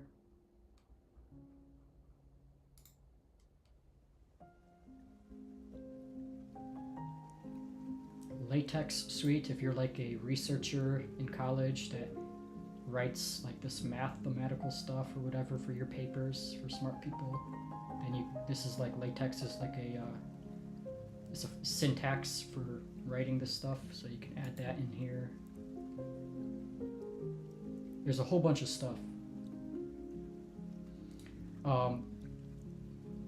There's PDF++s, which I was actually using earlier today, which allows you to, it's a more extendable version of annotating and like marking up PDFs. So you can add PDFs in here and then view it in Obsidian.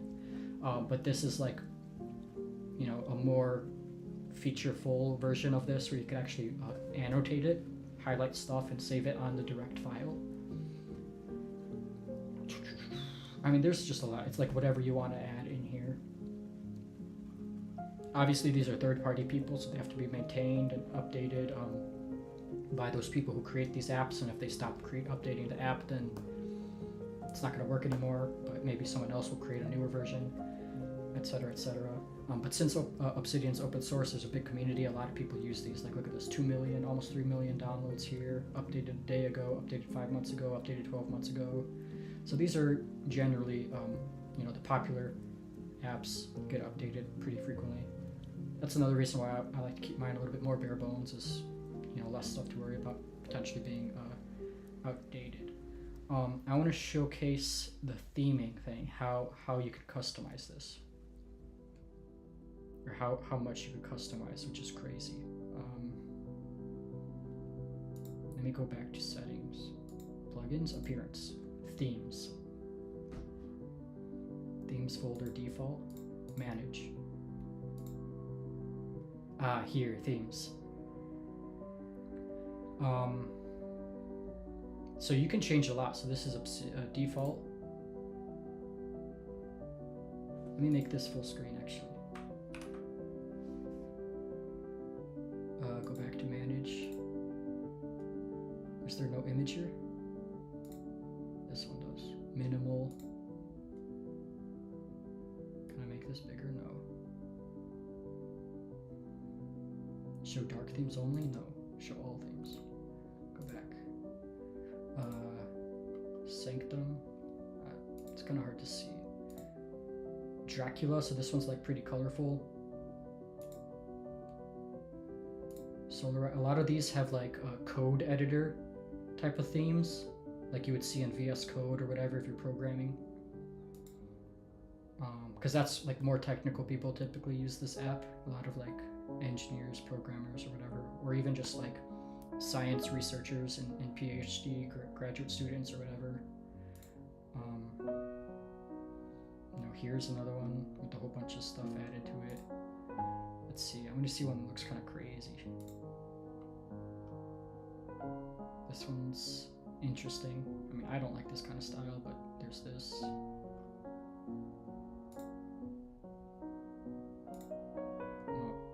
Bright one. What else is there? Nebula. Look at this one. We've got a whole nebula background on it.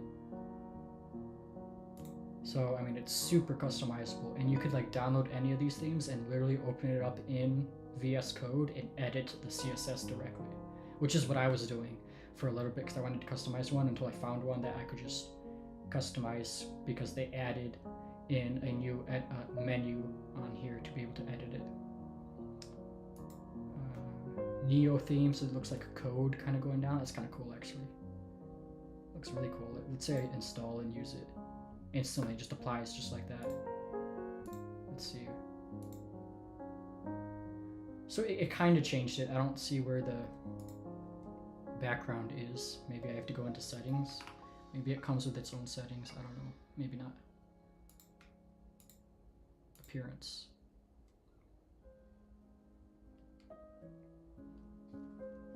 Maybe I want to change this to be more purple.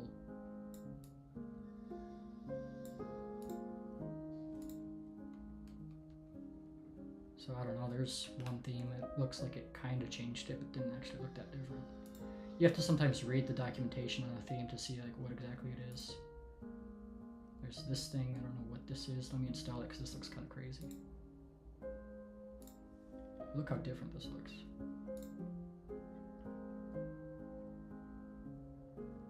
This one actually kind of looks ugly to me, but I don't know, it's still installing here.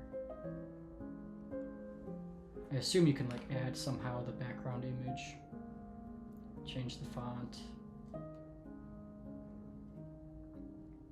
custom app icon, you can choose a custom app icon, translucent window. Let's see what that does. That didn't really do too much. I don't know what that did.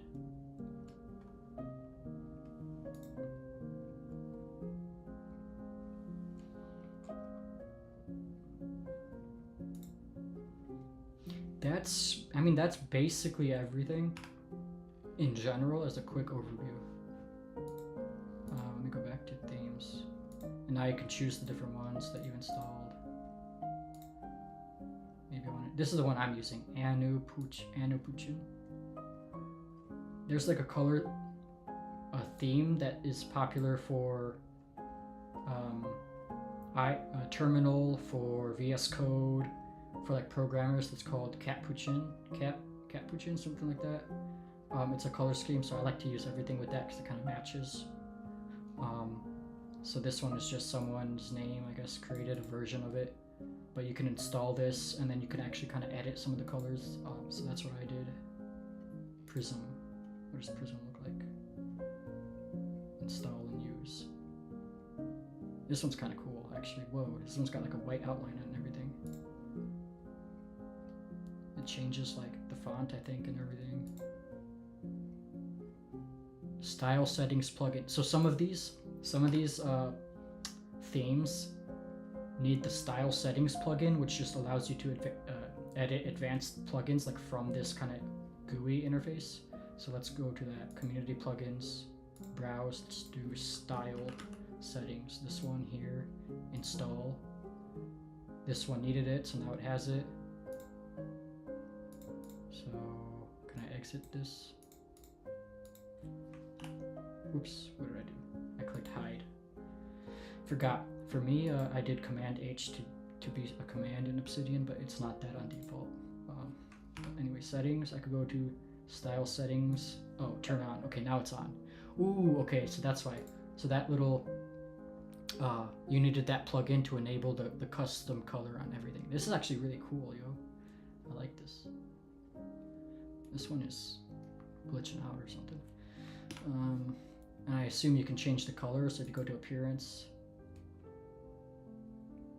you could also add snippets that are extensions of CSS.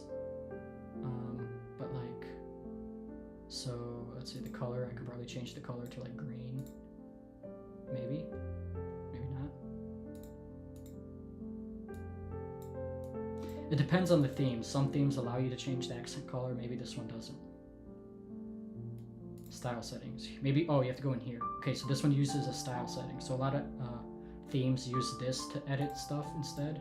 So appearance, accent color, dark theme, color scheme, mocha. Oh, this one has a whole bunch of built-in like color themes in it. Core 1, pretty good. I was able to pass. Ooh, I like this one.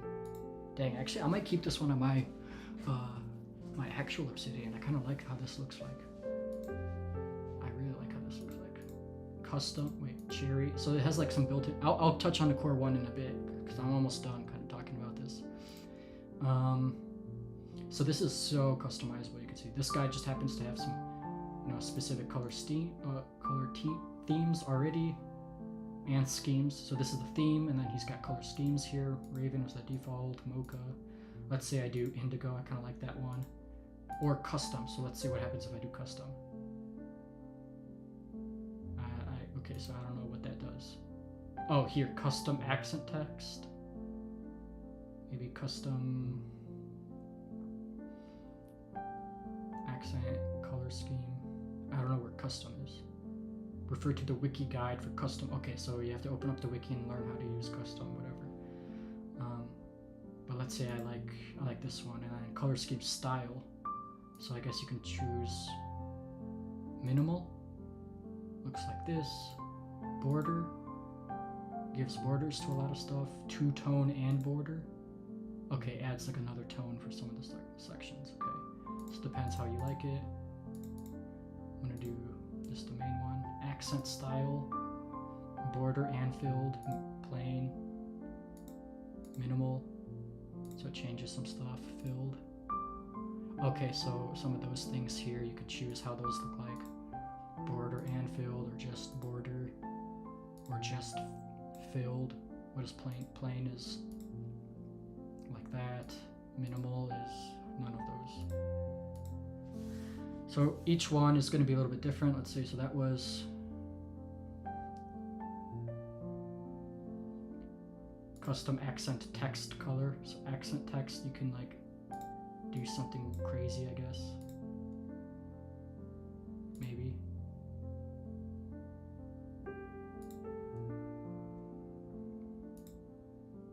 Oh, save. There we go. So whatever is going to use the accent text will now be green. Graph color customization. What is, oh, the graph. So you can have the graph view, change the colors for there. Vault banner. I don't know what that does, but whatever. Editor, you can change the editor. Headers. So each of those headers, you could probably make them a different size. You can change the different text colors for each header. User interface. Like, I mean, you could, so it depends on, like, this one seems to have a whole bunch of stuff. It has its own little wiki page for it. You can click that and read. So let's say I just have this. I kind of like this one. Let's say I go to the folder, documents, the test vault, which is the one I'm using.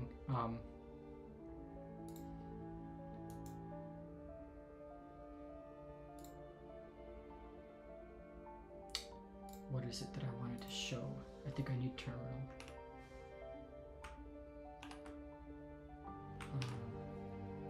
Oh, I have a terminal thing here. Okay, so I don't need that. This one. Let's list all the files in here, but -A for the hidden files. Okay, so within your vault, you'll have a hidden file called .obsidian.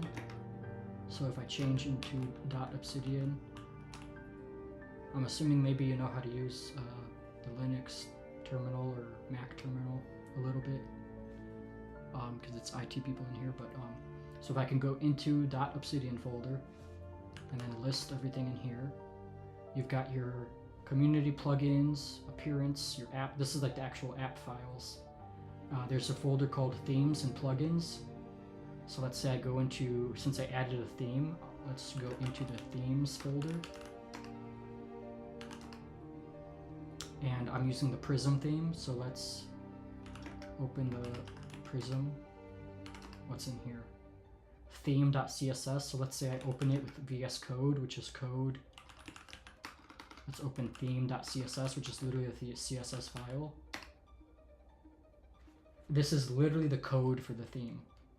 So you can edit whatever you want. I mean, you'd kind of have to know how they created this. But if they use like proper, you know, CSS conventions and variables and stuff, then you can probably edit some stuff. This is a little bit more advanced. You probably don't need to since there's already so many options, but if you want to like do something like a custom color scheme that didn't have available, you might be able to go in here and figure out how to do that. It's probably in the wiki, so you can read the wiki, change it, and it'll update. So anyway, I just wanted to showcase that for people who might be interested in that. But otherwise, you probably won't be doing that too much. But that's like for advanced customization. But like, look how customized this is already. Oops, what are we doing here? Here.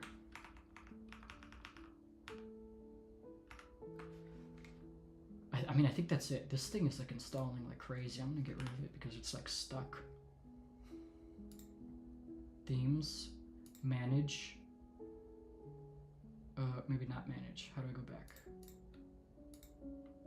How do I delete? Folder. Here. Themes. Oh, this also opens up the folder for your themes where I was just in. So I'm going to delete this one because this is tweaking. I don't know what that's doing. Refresh. Oh, that just reset it to default. Okay, whatever. Anyway, so that's this.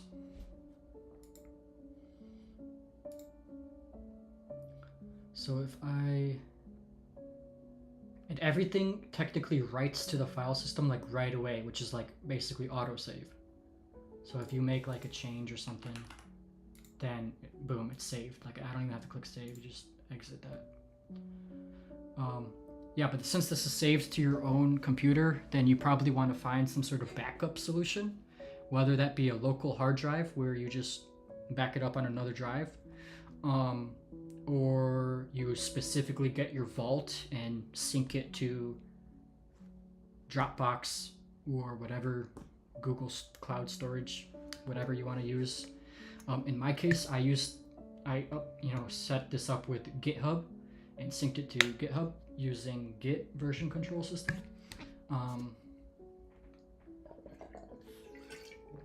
Now the thing with that is, might not be good for attachments.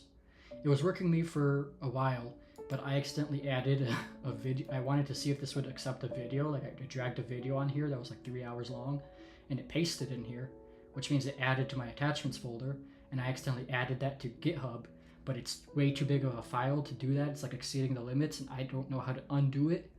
Like I deleted it from here, but it's still in my Git branch. If you know how that works, then that's kind of the issue I'm having. So that's what I was struggling with before I got here. So now let me show you mine, so you can kind of see kind of the concepts with linking and stuff that I was talking about. So I guess I can just exit that, and then I can exit this page because this person, I keep looking at this person. It's weird. Since I already had one open. This is mine basically. So this is my root. I call it my brain because this is like my second brain.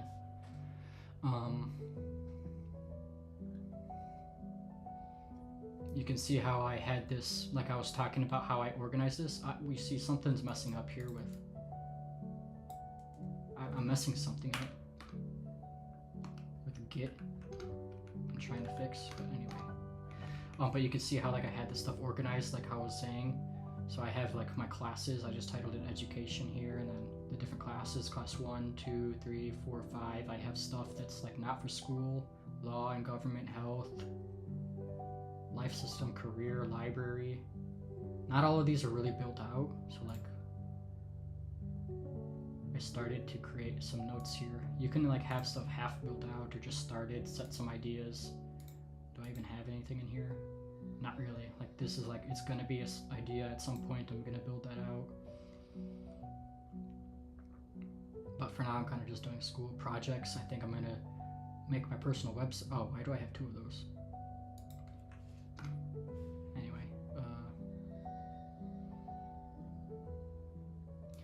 added a page for the style guide. So this is so I can see how every single style of Markdown looks like with my theme in one page. So I could see how the bold, italic, strike through, highlight looks like. Ordered list, which is numbers. Unordered list is just bullets. Checklists. You can add LaTeX, which is this thing. Code blocks, you can add code blocks in here, and you can have it HTML or whatever code. So if you're taking notes on like a programming stuff, this is really useful. You can add, these are called callouts. Info callout, error callout, warning, success, failure, important, question, to do. Depending on your theme, it's going to change like the colors of these. So I just put this together for myself so I can see how all of them look like. I can go back. So I just created a class that I started, this one. I used my template with about, objective, course outline, resources, and then I just filled it in, collapsing those stuff that I don't care about. And I'm going to add each page of notes in the section. I started the rough outline, and as I add notes, I add them here. I added the syllabus here, so this is like the syllabus. And you could link a file just like you would link a page, it's just double brackets. But you could embed the file in the page by adding a exclamation mark right in front of the link. And now it's going to be like embedded. So now since this was the syllabus PDF, it's embedded in here. Same thing with pictures or whatnot. But since I don't want it embedded, I just want a link to it. I deleted the question mark. And if I click it, I edited the settings so it opens up in a new page, and I edited it such that it opens up to the left in a split view, or you can just add a new page where it's not a split view, etc., etc. You can customize that, whatever you want. And then I have a plugin called PDF++ that just gives me additional controls for being able to like highlight and annotate stuff that was a little bit more than what was built in with Obsidian. You can add like external links like HTTPS that'll open up in the browser, etc. So that's how mine looks like. So I kind of want to review one quick other thing. You could also do a daily note, which is like an automatic setting in Obsidian. If you want to do like a daily note for like a checklist of, I don't know, like a habit checklist, or you want to write like a daily journal or a daily whatever, you can create a section for daily notes and it'll title by the date or whatever. You can open it up and you can, you know, so I was like kind of practicing with this one, a daily routine. Here's a habit tracker, notes for the day or something, I don't know, to-do list. So if you want to do something like that, I don't really use that much. This is my notes folder. So you can see here's kind of like what I had in my notes folder, my attachments. Here's a daily folder that I was experimenting with. Templates, what is project? I don't think I need that. Yeah, there's some other stuff like omnivore, something else though. So that's the main thing. So that's how I use it for classes at least. Okay, now here's what I wanted to show. I wanted to show how you might link stuff. So in, I think this class, Fundamentals of Information Security, I took this class and I had, let's see, maybe network security. If I go into network security, you know, it's a nice way to organize stuff so there's not too much on one page, so it's easy to read. Network security is this. 2 ways to protect it, the networks, this way and this way. Here's protecting networks. Actually, this should be indented like that, I think. And this should be like that. I feel like it should be like that. 2 ways to protect networks. Protecting the network, and then protecting the network traffic. So here's the network, here's the network traffic. These link to additional pages. So protecting networks, firewalls protect networks, Or how do you protect, networks? You can, one, design networks securely. And this is a note. I open it up and it's going to tell me how to design networks securely. Or you can implement security tools such as firewalls or intrusion detection systems. So let's say I open up firewall, and here's a firewall note. And let's say I have a whole nother class. So let's open up a new tab, go back to brain. Let's say I go to IT applications, the core 2, and core 2 is talking about software. I didn't do notes on everything. Security, okay, so I didn't take notes on here. But let's say I talked about firewalls in here. I can literally link back to, on a different page within this other class, I could link it to firewalls. So that way I could just maybe combine the notes into one page. That way firewalls has everything here. And so I added a page at the top with a template. Every other page that I link that links to firewalls, I also create a backlink to it so I could go back to it. So network security has the link to firewalls, so I can go there. But then since I created another page that linked to firewalls, which is here, configuring network addressing and internet connections, this is part of a different class. So for core 2, I was taking notes. And configuring network addressing and internet connections is one of the sections. And within the section, there's compare internet connection types, and it talks about firewalls. So I click firewall, and well, I was supposed to take this and combine it with the other firewall page, but I couldn't find out a way to combine it. But technically what you would want to do is maybe combine them or not, depending on what you want. But at one point I combined them, but then I just took it apart because I wanted to study just what I needed to. But now I could probably combine it with firewalls. So if I go back like here, technically I could take that information, put it into here. Oh, I did put it into here, right here. This section is basically the same as what it was back there. So I copied that and pasted it here. Because before it was just like this.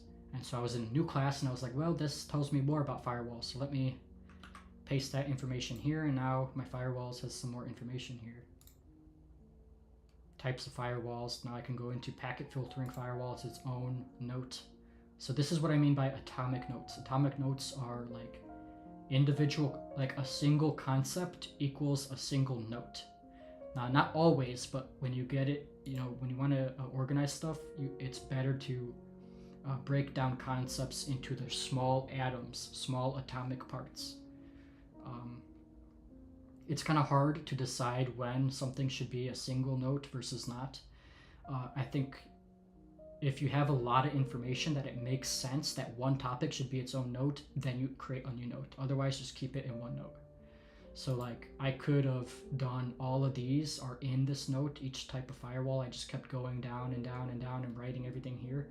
But since this is like its own topic, I can just create a whole note on just packet filtering firewalls and then say what this is. And eventually, if I ever add more to this, I can just,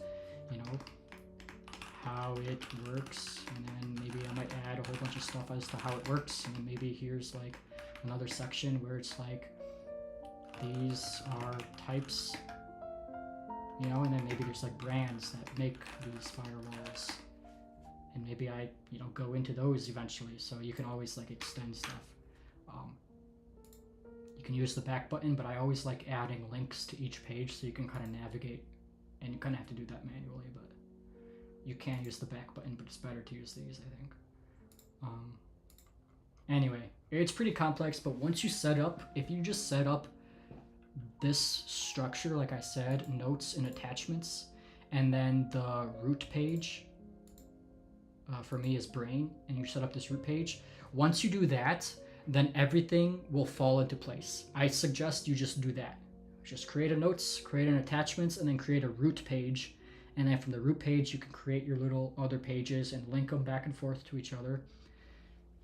And things will fall into place after that, trust me. And then you could edit however you want. Maybe you want to change your own organization system to something you want. You can do that. But if you don't know how to start, I think this is a good way to start it. And then if I click the graph view, you can see that from the beginning there's like a couple of nodes that touch to each other till what you get to what I get, which looks like this. And now you can see how everything is like connecting.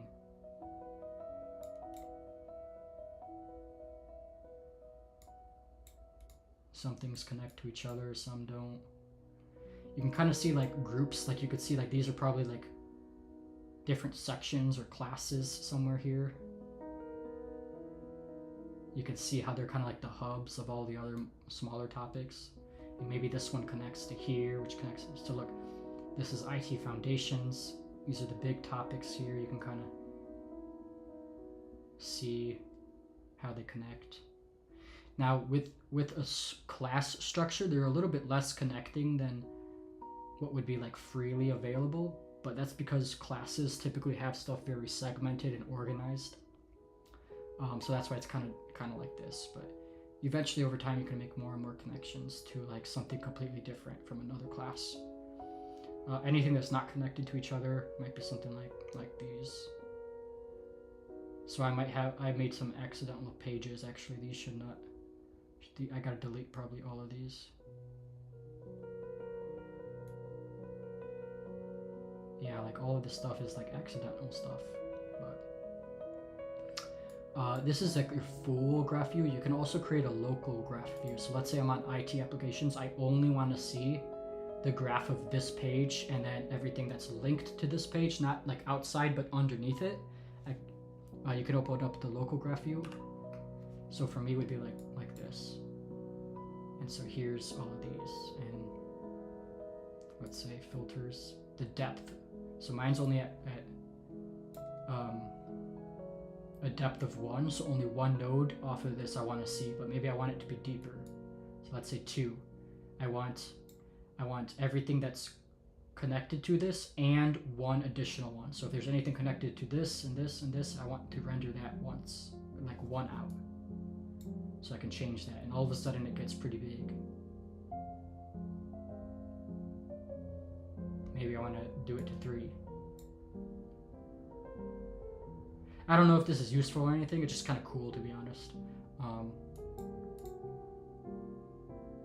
It's just cool to see how stuff connect. That's literally Obsidian. There's some good videos on Obsidian on YouTube. If you watch those, there's going to be like really good.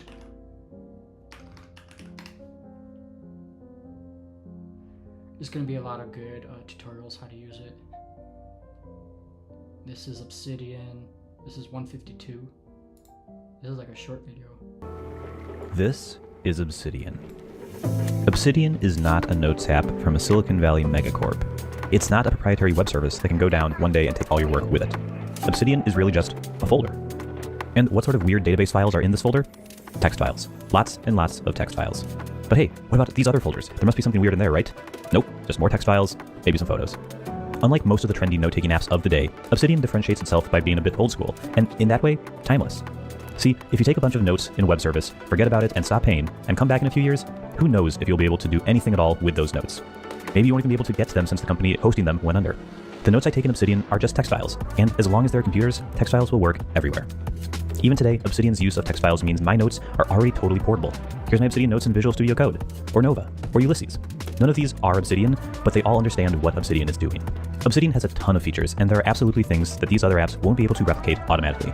But at the end of the day, it's all about text files inside of folders, and those can go with you anywhere. There's no DRM locking you into Obsidian, it's just a nice front end for a universally accessible backend. There are many other reasons you may want to use Obsidian, but it's essential to understand this fundamental concept behind the app first. Check out Obsidian today at obsidian.md. Like, that's a really clean and quick overview of like how it works behind the scenes, which is just text files.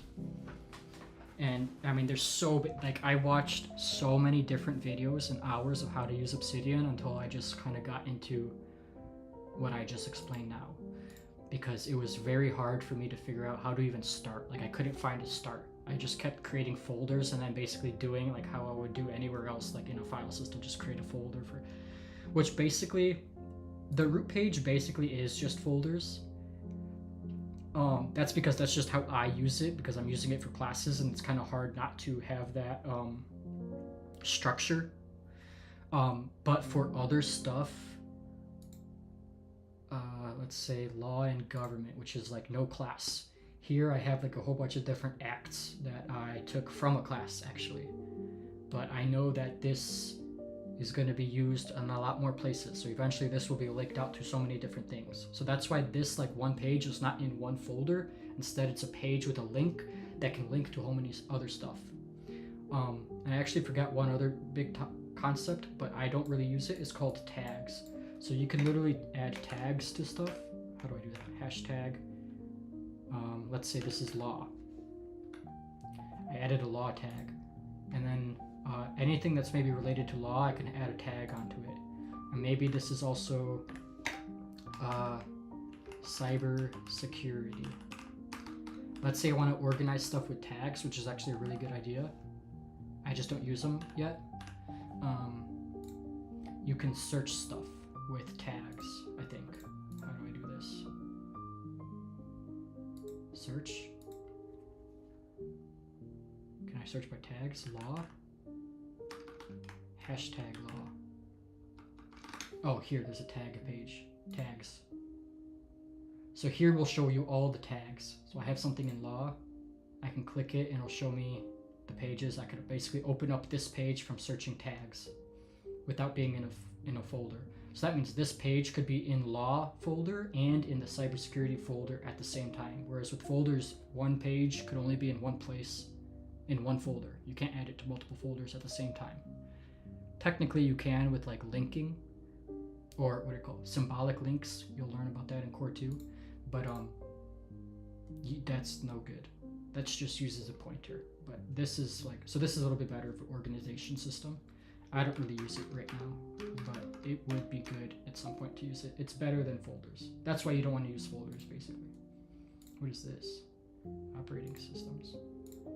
Oh, I guess I do use this somewhere. What is this? Okay, I see.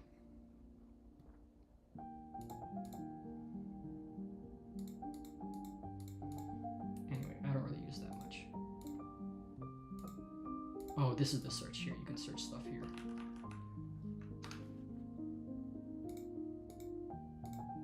Bookmarks. Anyway.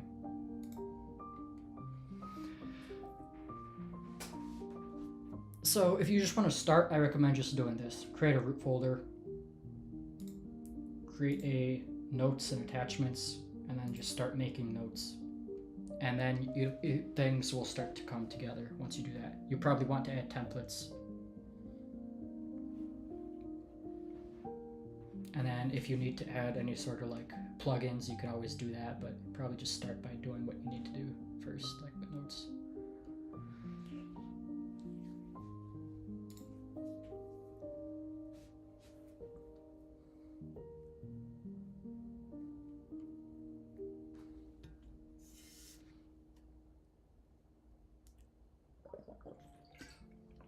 I don't know who else is in here still, but how was Core 1? Core 1 was good. I don't know if you're here, but Core 1 was... I passed on Thursday. I took the exam. I had to stop streaming because I hit the data cap for the internet plan, but the month, it's a new month now, so it reset, but that's why I had to disappear, but now I'm back. I passed by just a small amount. I got 712. I had to get 675 to pass, so it was 79% that I got, and you needed 75% to pass, so I passed, so that's good. We went hard that final week and a half or so. We went hard, so I'm happy. And now we've got a new class to start.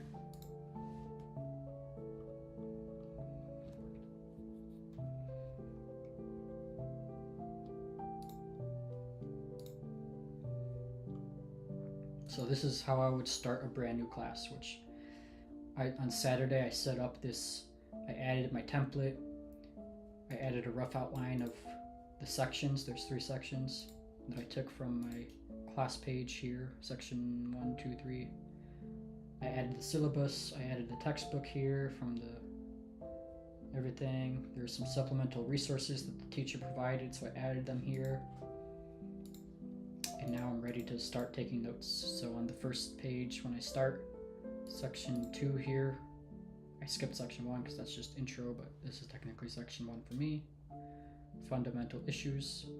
I'll go in here and start taking notes, basically. So I'll create a new page, and then I have like a page or a new class template, and then I have a class page template, which I can showcase that right now really quickly. So I finished this, so I'll click next. Intro. I read this. Oh, this is just a repeat. Overview, prepare for assessment, move ahead if ready. Section provides introduction to help you demonstrate the competencies, which I put in here. Oh no, these are the section competencies. No. 1, 2, 3. Where's the fourth one? Garbage. They forgot to put the fourth one. Lesson 1 introduces subject of information security, what it is, how it is protected, and primary related concerns and issues. So this class is on information security. Legal issues. I took a fundamentals of information security, so I can imagine some topics might link. So since I already had to learn some laws for InfoSec, I might learn about those same laws in this class, so I might just need to add a link to the existing page that already exists. And if there's more details I have to add to that I learned from here, I could just add it to that existing page. And now that one note is linked in 2 classes, which is pretty nice. And anytime I want to know anything that I don't want to remember in my head, then I have this thing, which is why I call it a second brain, because all my notes are basically in here. So anything I have to know, like, oh, this law on whatever, I can search it and find it. A better way of searching is actually Command O, and you could just search your whole thing. Law.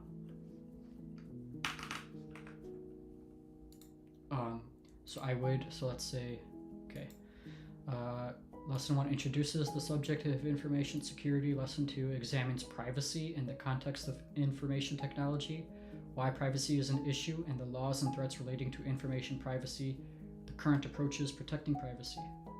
Lesson 3 discusses general aspects of the legal system in the United States, distinctions between legal compliance and an audit, and the relationship between security, privacy, and compliance.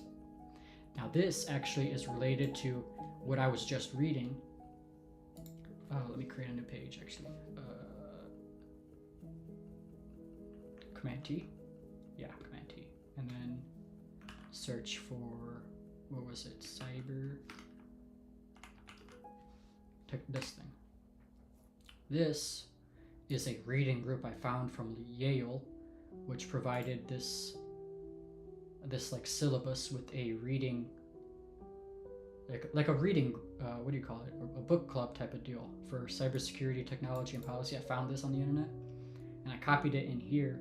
I found the articles and books that it wanted me to read, and I turned it into a check mark so I could go through.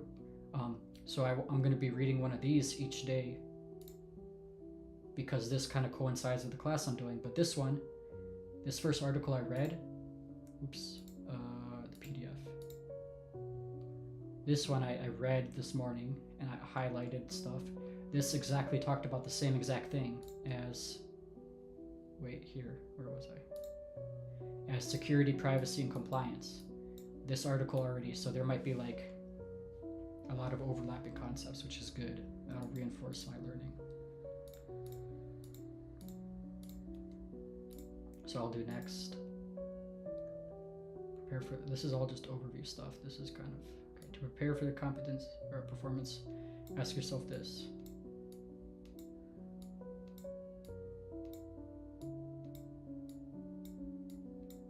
Okay, next. Move ahead if ready. Are you ready to demonstrate the competency and skills? If you answered yes to the assessment preparation questions, check the knowledge by taking the quizzes at the end of each lesson. If you do well and are confident, use the results to gauge your readiness for the performance. Okay, next. Just give me to the notes already. Okay, here. Introduction. Next. Whatever. How do I... What is this? Oh, here, readings and resources. Okay, I see. So, fundamental issues is this section. So this one is broken down into InfoSec privacy issues. So I would create these as a new page probably, if it makes sense. I think that makes sense for now. So first one would be information. Actually, I already have a page on that. So let me see, what is this page? This is from my InfoSec class. So I probably want to name it something else.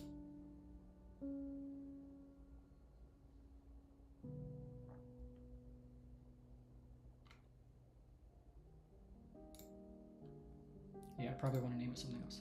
Now, ideally, I would like to just add whatever I learn here to the page I already have existing. But because these are separate classes, I kind of want to just keep the classes a little bit distinct. If it was something outside of school, then I'd probably combine them. But each class has a certain lens on a topic that they want you to have. So if I add too much in it, then it's gonna be hard to distinguish what I need to know for this class versus another class. That's why with classes, it's kind of hard to combine stuff with Obsidian, which is fine. You can just not do that. You can just not combine it, and that's perfectly fine. But it's cool to be able to like combine and link stuff together so it's all linked, rather than having multiple pages of like the same stuff. But that's just how classes are structured. You can't really do anything about it. But so I would just have to create like a new name for this.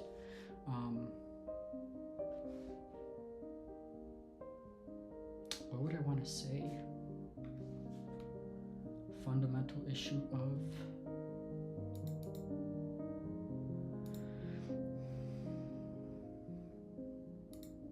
privacy issues, American legal system. Like these ones I don't have pages for, so they will be fine.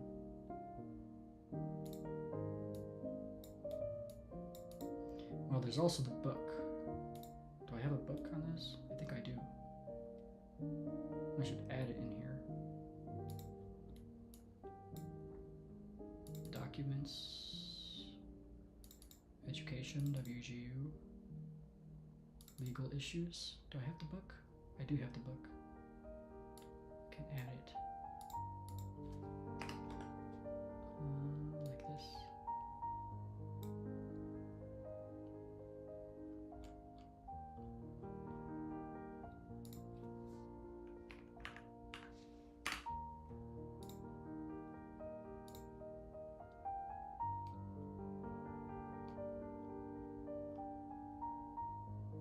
Okay, chapter 1.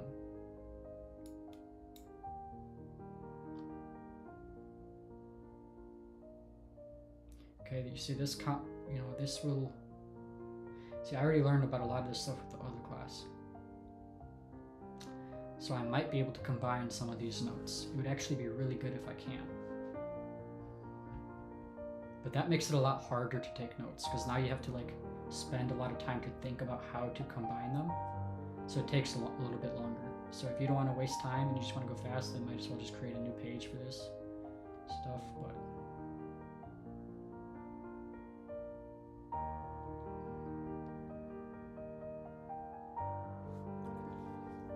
But I can't get into starting this right now, actually. Let me delete this, actually. See, and that's just a link to the page. So that's not the actual page. It just links to the page. So I can just like remove it or add it or whatever, which is pretty cool. You can just link whatever you want. You can add this link, and literally any other page you can just add here and link it. Now, these are not all the pages, but this is just a subset. Whatever's going to render, I guess as I type, it'll populate more. Like P, everything with the P in it, I guess. Phishing, protocols, passwords, pretexting, PowerShell. Maybe I add PowerShell in here. Here's PowerShell. This is from the Google IT cert I was taking.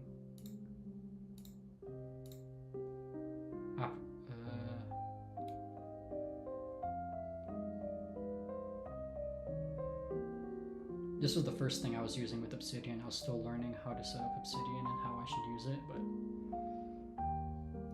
the Google IT cert was really good. It was so good, actually. It was really getting into how to use like terminal, software distribution, Windows like software packages, using the command line apps. It was actually really good. I liked it a lot. I didn't finish it though. Package managers, it tells you how package managers work. It's really good. Probably a little bit better than the A+, with some of the topics, because this goes in depth into package managers, how software works. File systems.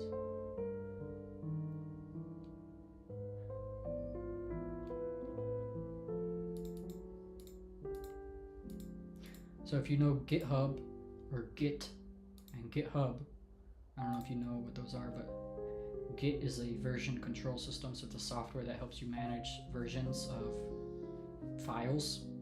Usually software engineers use it, but I was using it to upload my notes to GitHub, which is a cloud storage that stores code or any other file with Git. And I was running into issues with that, a lot of issues, because I accidentally added a big old video in here. So let me move this back here. And now it doesn't want to upload because it says the file size is too large, and I'm trying to figure out how to remove it without undoing all the changes I made to my notes, which is kind of a problem because I don't want to undo everything and then redo it, because I spent all Saturday working on setting myself up.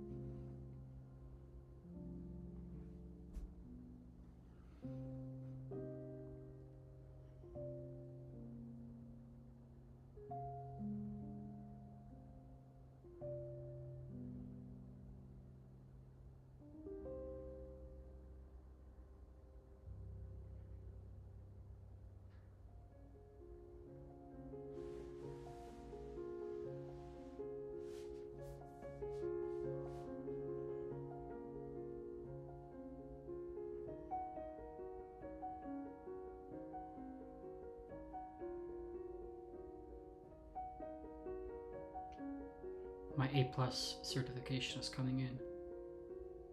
You have a USPS parcel being cleared due to the detection of an invalid zip code address. What do you mean invalid? I literally confirmed it this morning that it was right. How is that? Let me exit some of these things.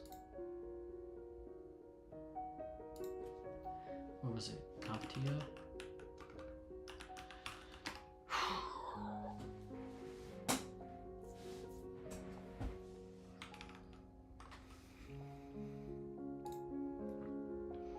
I literally confirmed it this morning. How could it be wrong? That's crazy, dude. That is crazy. Wait, I can't show this. This is doxing me. Oops. I can't show that. Let me hide that. That was a close one. That would have been bad.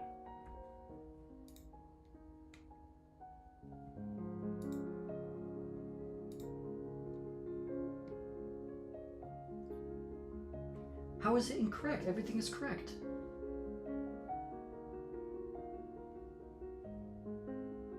Invalid zip code address? No, it's correct right there.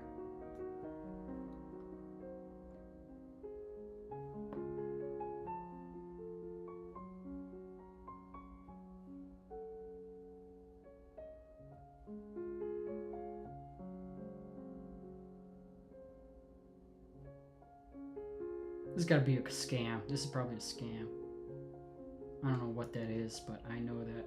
I don't know how they know if it's a scam that I'm supposed to receive one.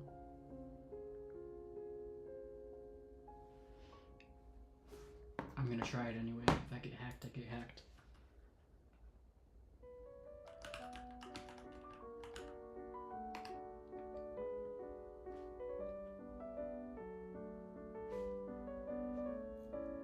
The link doesn't even work. It's a fake.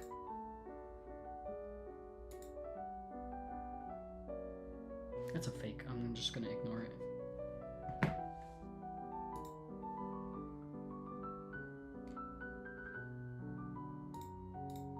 Whatever. I'm ignoring it. Now I gotta figure out how to fix this Git. It's gonna take me probably all day, but if I can fix it, I'll be so happy.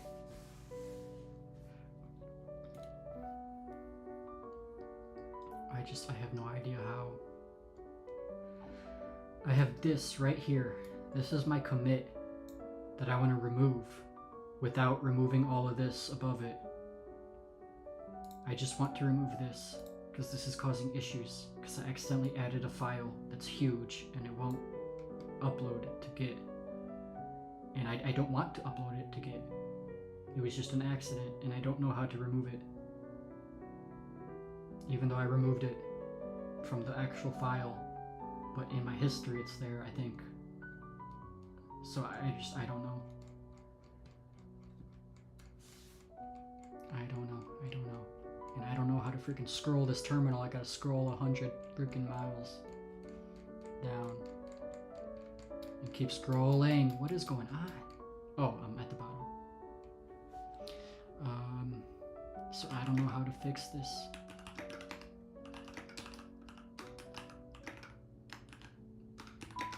This is the please work commit. Please work commit.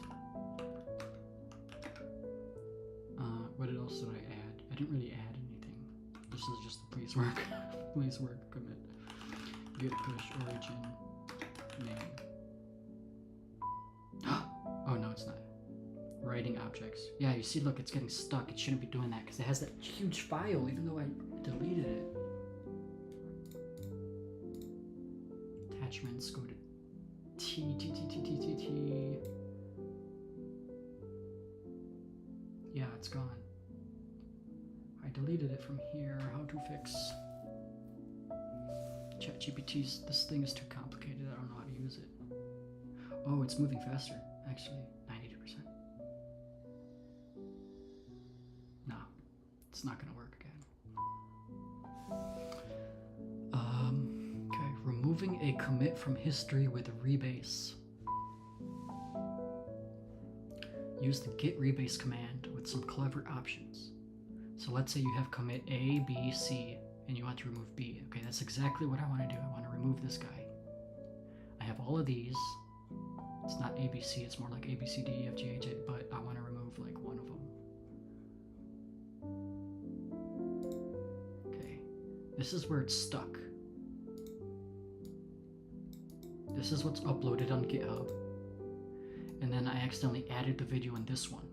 So I want to remove this, but I want to keep all these because I don't want to undo all, because you can undo everything up to here, but then I lose all of this progress. And I don't want to do that at all. And I'm like trying to remove, undid it, IDK, I'm trying to do all this stuff and it's not. I accidentally removed my notes. Then this one, I brought back my notes. I don't know how to remove this one right here. It's telling me to do this, but this is not working. So I'm assuming this is hallucinating. Wait, let me try new chat. Let me try, instead of llama 3, Gemma 2.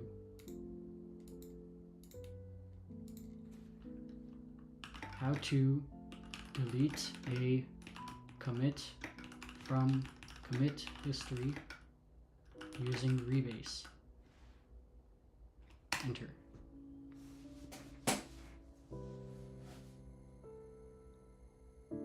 Rebase is used to rearrange commits in your branching history. Okay, I think this is exactly what I want to do. When you use it interactively, you gain the power to edit, modify, or even remove commits before they're permanently part of your repository's record. This flag tells Git to enter interactive mode, allowing it to choose which commits to keep, modify, or discard. Steps to delete a commit. Switch to the branch. Your branch. Yeah, well, I'm already on the branch.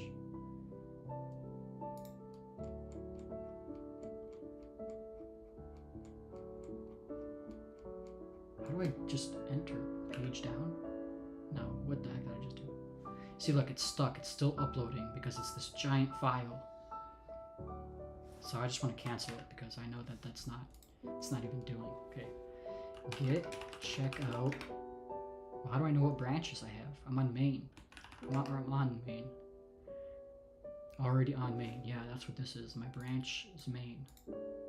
Your branch is ahead of origin main by 7 commits.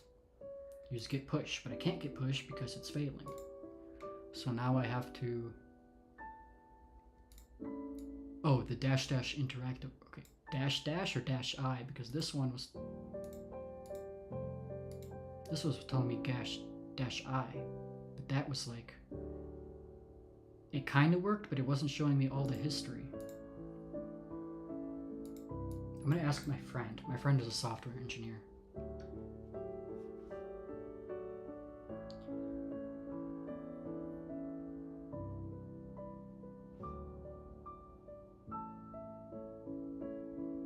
I need to remove a commit from commit history using rebase without, okay, for commit history A to B, I'm going to use the same example that the AI gave me. A, B,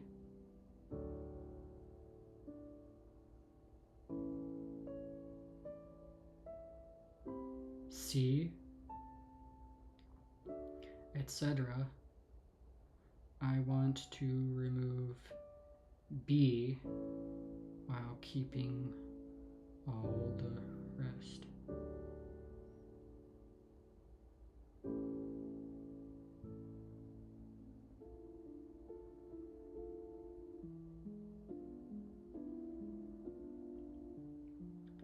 Because in B I accidentally added a large 3-hour video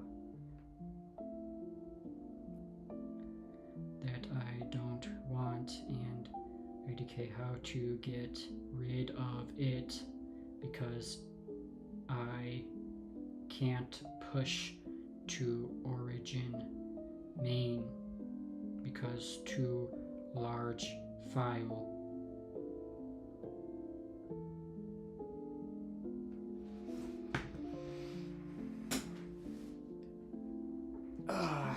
$20, he's gonna have no idea how to do that.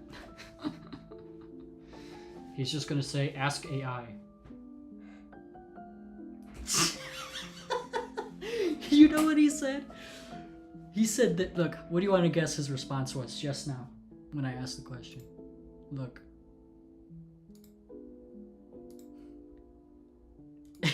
This exact thing, just this, nothing else, just this. Doesn't work.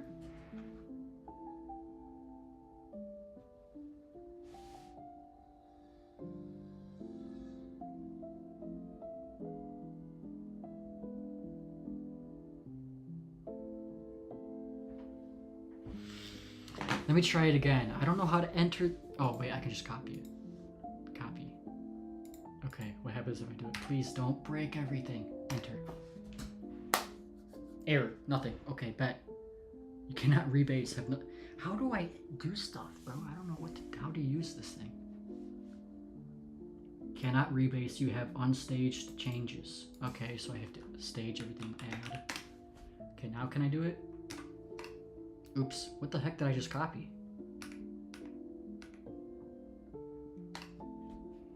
You have unstaged changes. Please commit or stash them. What the heck is a stash?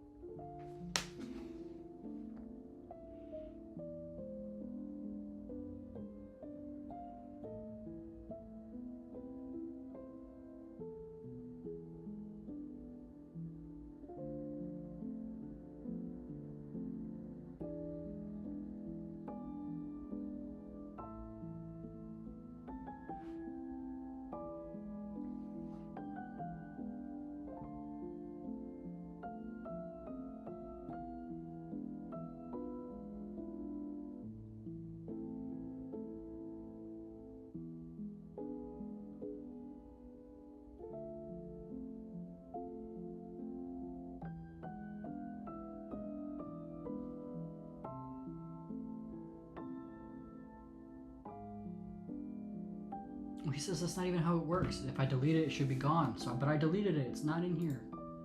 I deleted it. It's no longer here. Look. Where was it? Where did I add it? I added it under here. Which one was it? Challenges of the coming century. I accidentally added it up here. It's gone. I deleted it. Well, even if I delete it from here, that's just the link to it. Actually, all of the files are in attachments, and it's not in here because I deleted it. Because it's called Challenges of the Coming Century, and I deleted it. T challenges. Yeah, it's gone.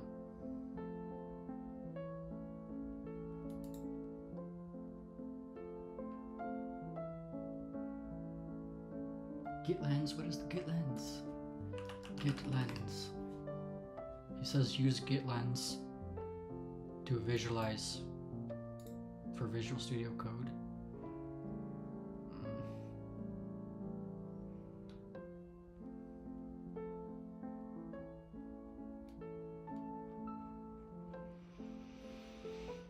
Free trial.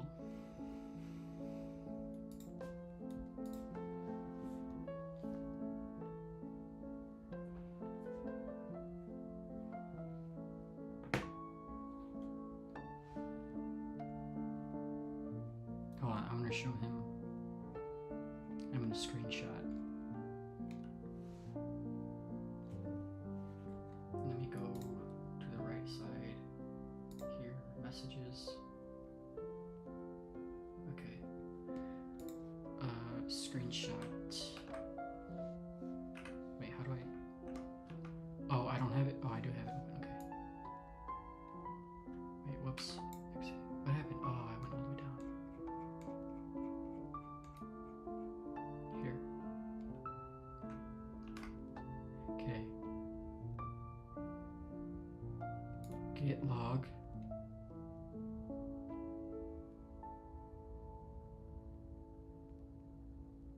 This.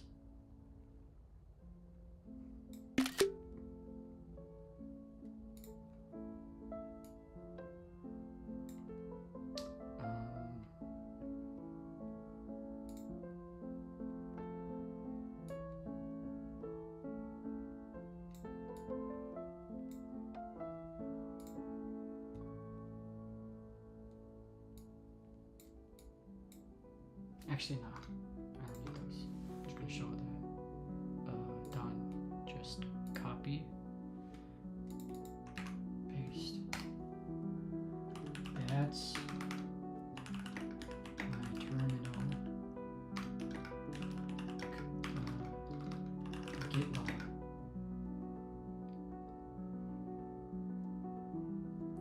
I need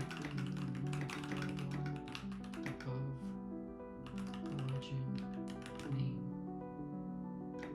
without deleting the others above. He's just telling me to use some VS Code. I haven't used VS Code. Let's see, VS Visual Studio. I've got too many windows open, bro. Clone git repository connect to. How do I need to update this. The newest version. Oh, it automatically updated. I don't know. I haven't opened it for a while. Check for updates. It didn't do anything. Check for updates. Check for updates. Okay, I guess it's updated. Whatever. Extensions. Explorer. No. Search. Source control. Extensions. Git lens.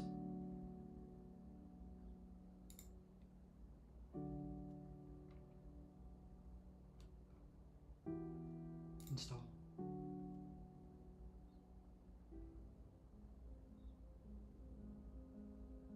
I want to open a folder, and I want it to be my Obsidian Vault. Yo, I've actually never opened it up in VS Code. It's kind of cool. Wait, so what should I gotta move something.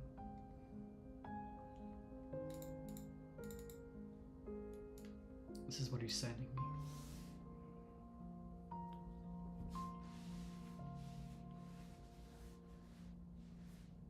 Okay, wait, I don't know how to read that.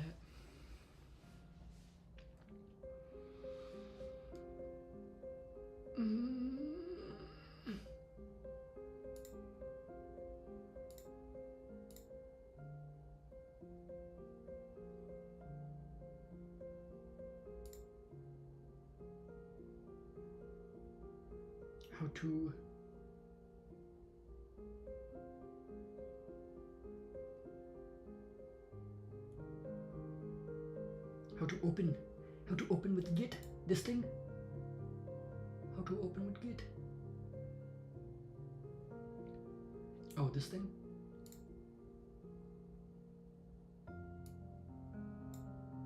This thing, GitLens.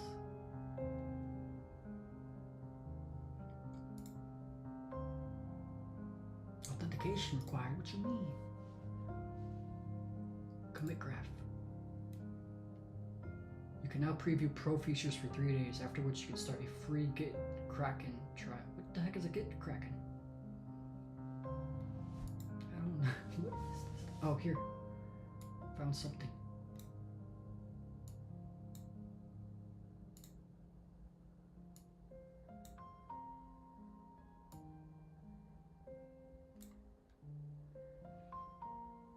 Main.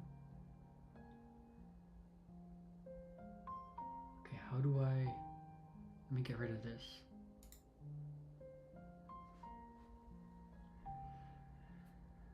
Let me move this here so I can make it the biggest one. And this, I don't need that. Now we're talking. Now we're bussing. This.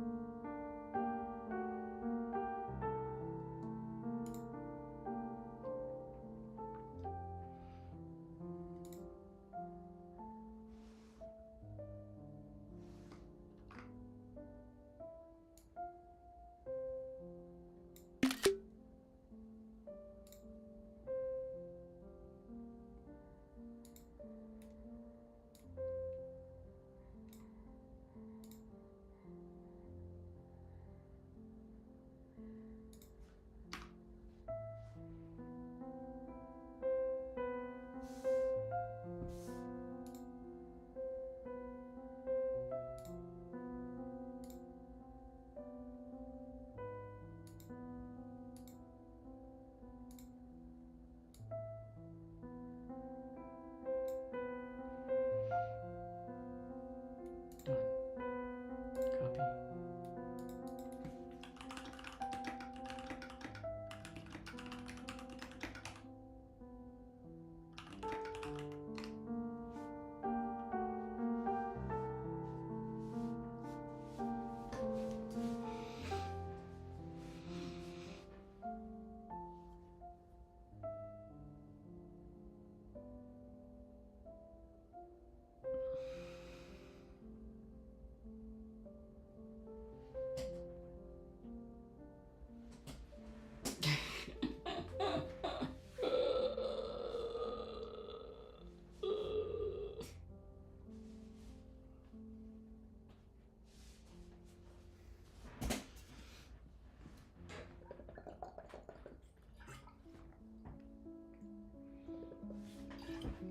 Did I finish my coffee?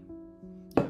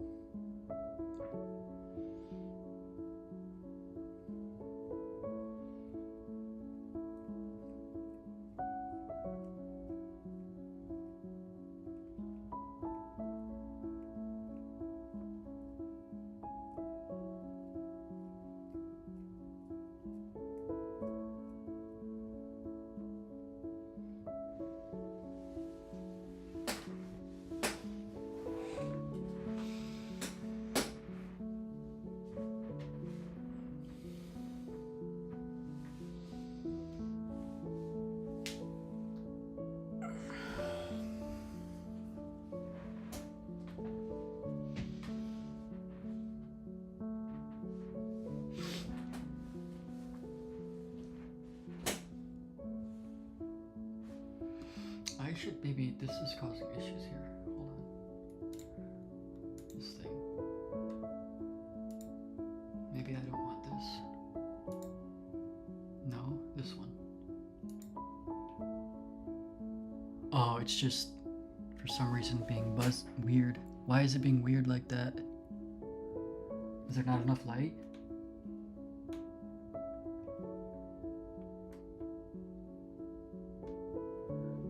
No, why is it being weird?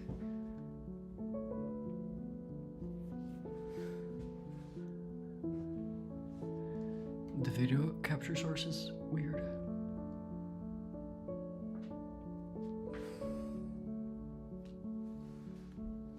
My hair's like messed up, bro. Because of this.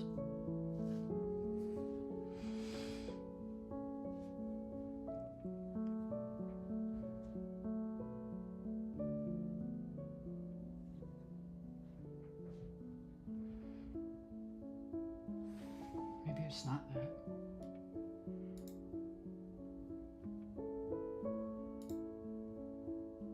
Yeah, it's not even that. I don't know what it is.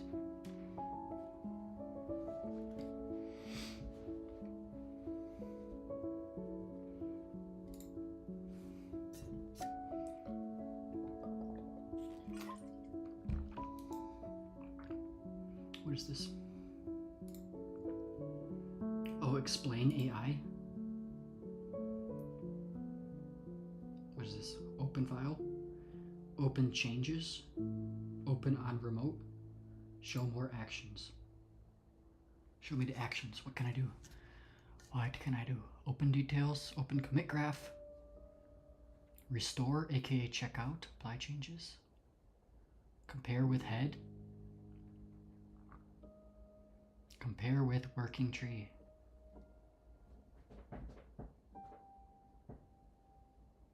Compare with head. Where's compare? How to compare?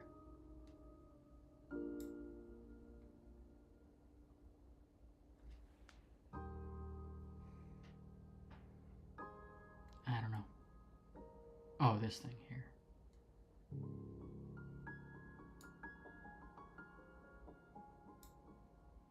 What's this?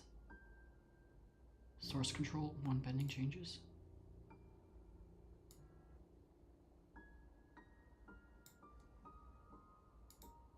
No. Don't commit. What is this?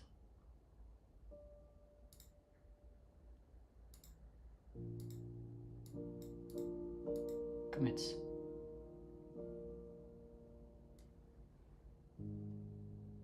What is this ant? Why does it look like an ant?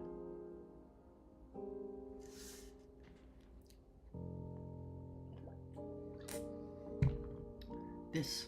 Open this. This I don't want. How to delete? Restore, check out, apply changes? No. See this.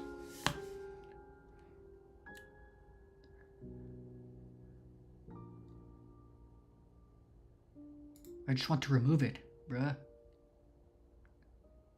But I actually don't want to remove it.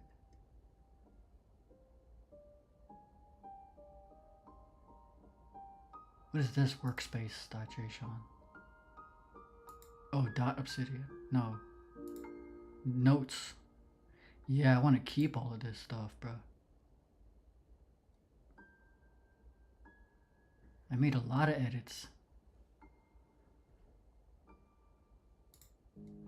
How do I remove that file, bro?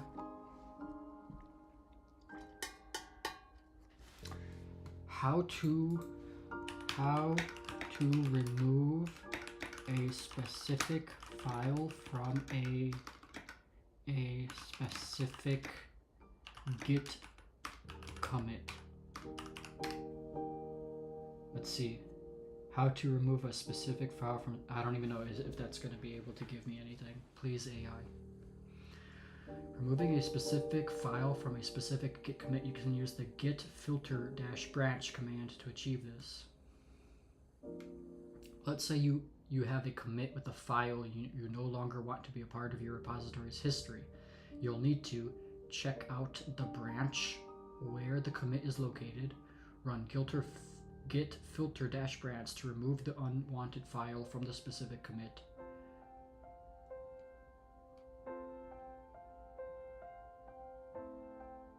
The rest of your repository's history remains unchanged.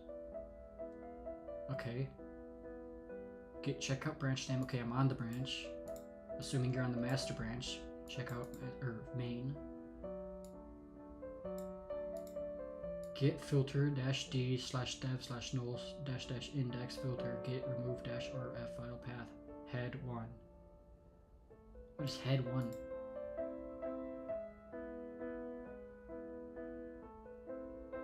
It is removed though.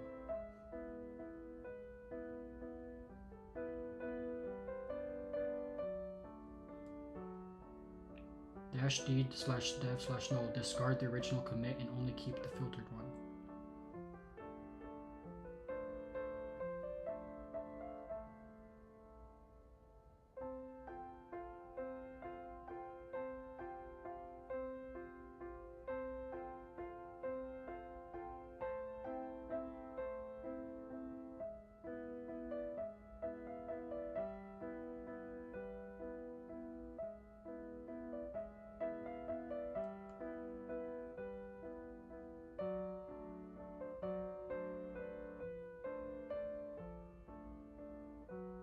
Okay, this one is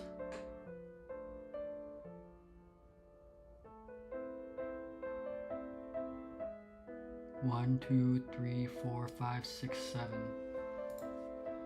What if the commit is 7 commits away from current commit? Is that even how you say it? Current commit?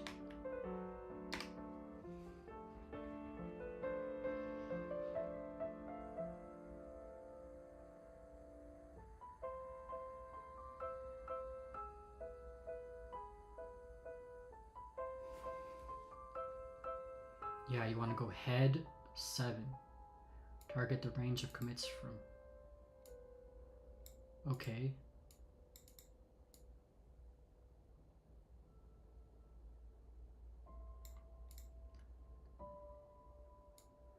Okay, so I guess I'm going to copy that and see if that's going to work. And then I want to, we'll see. Let's make this a little smaller. Actually, let's make this here in the middle. Okay, let's see. So let me do that. Whoa. I don't know what that is, but go with that.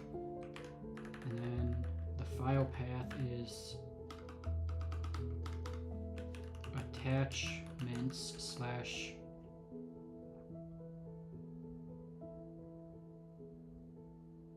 wait a minute. Oh yeah, okay.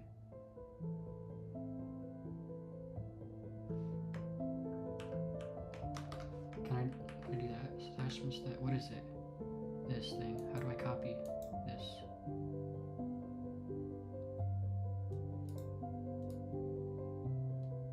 This whole thing. Can't copy this. Click. Nothing. Okay. Explain changes. I got AI in there. A diff off this code to open AI.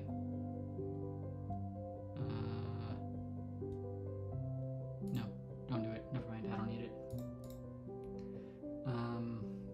Okay, I'm just gonna manually type it in. That sucks, but I don't know. I'm too retarded to know how to do it otherwise. The challenges of the coding century dash trajectory of justice colon space. That looks like 2 spaces, bro. How do I even know what that? Can I copy this, please? Can I copy?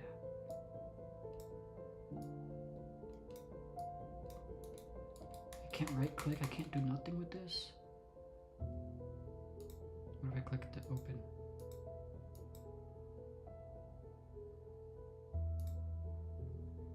Here. Can I copy from here? I can't highlight?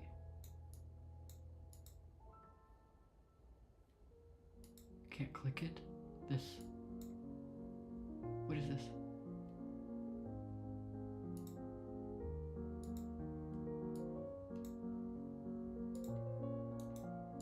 How do I open this, bro?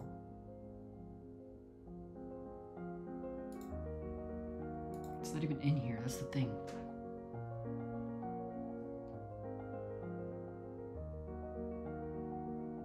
Look, it's not even in here, bro.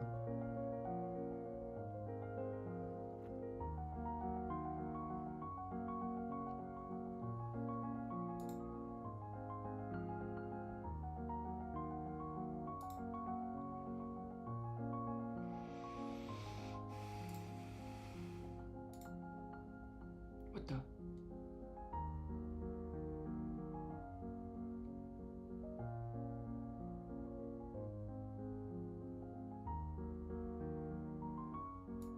I don't know what this is, but maybe I could find it in here.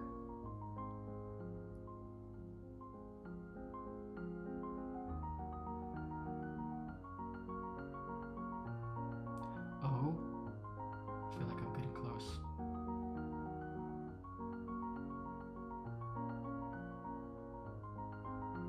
Maybe not. Maybe I am.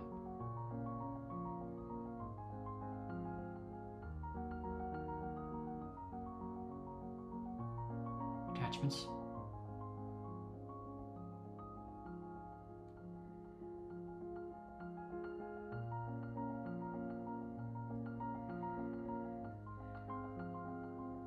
It's not even in here. Why is it not in here? I thought it was in here.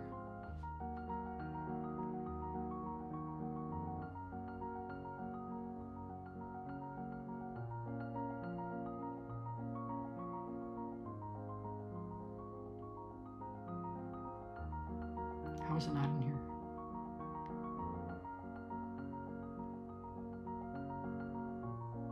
What is this? What even is this? I don't know what I'm looking at. This. The thing is, I renamed that too, so I don't even know how to. What if I tab? Nothing. Is it a double? I'm gonna think it's a double space. I don't know what else it could be.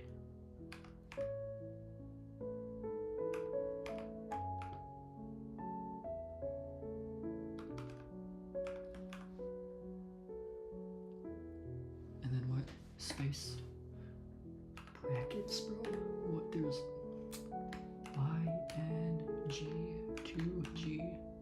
ING2GCH underscore GZ8 dot MP4. I want to remove that.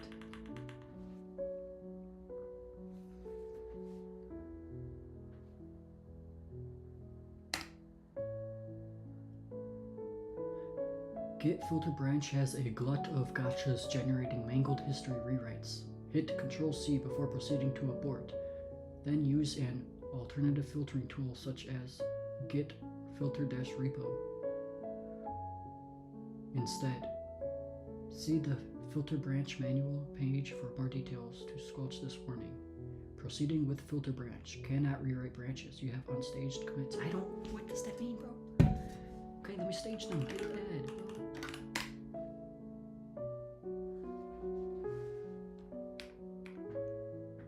Now what?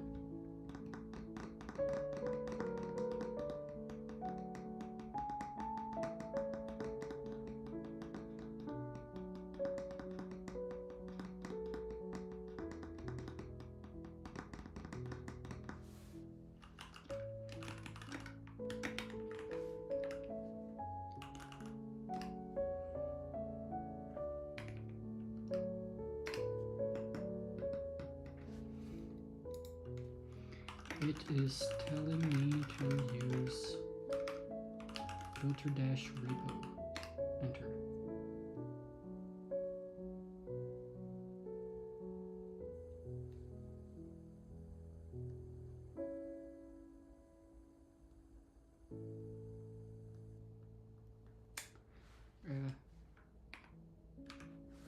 This AI is not even literally garbage. It's telling me the wrong stuff, bro.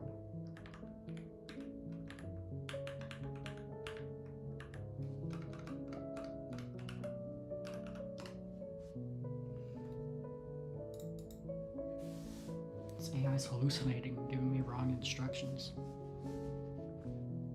Wait, did it work? No, it didn't work.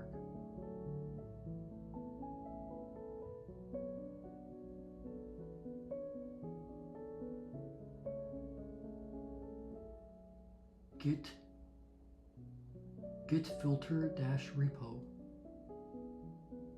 Git filter dash repo is not a command. What do you mean it's not a command? You just told me to use it. Git literally told me to use it.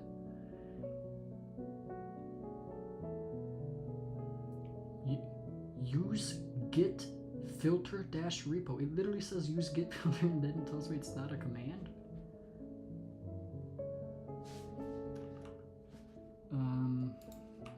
Git dash dash help. What do I use then? Use a binary search to find the commit that introduced the bug.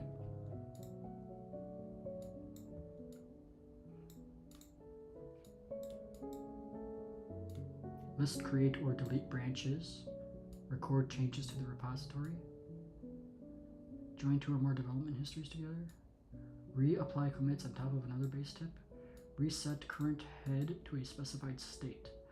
Oh, that's what reset does. Okay, I see. Switch, but I don't want to do that because that's how I messed it up.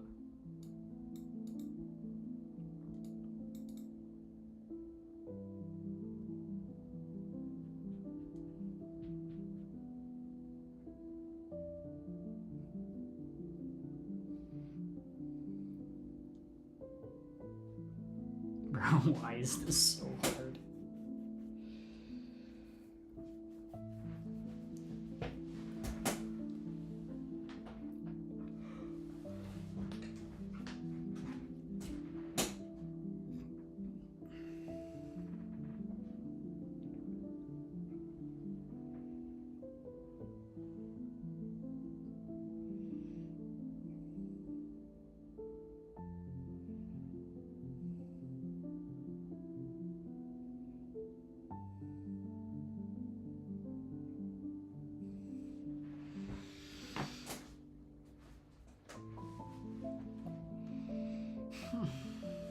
What is this purple dot?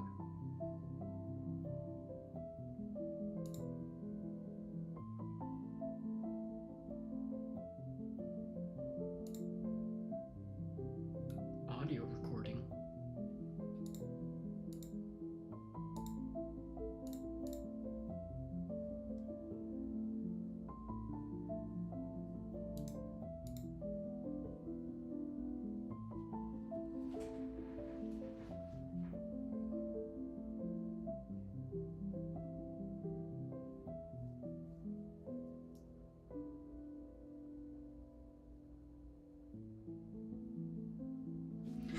This is the current one, so 1, 2, 3, 4, 5, 6, 7.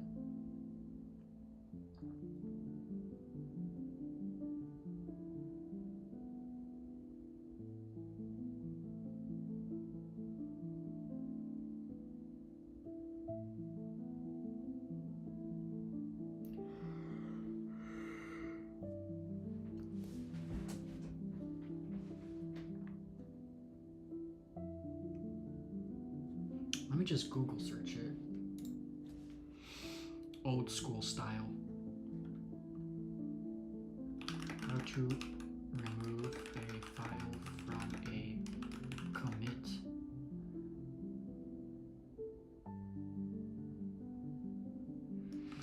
In commit history.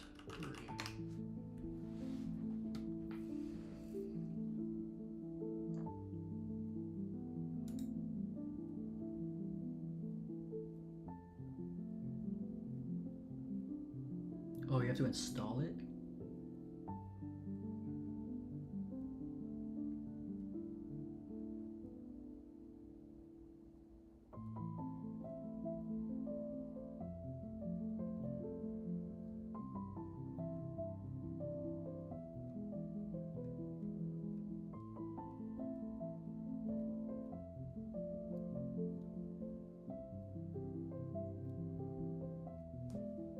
use git reset dash soft commit history to reset the commit to the previous one.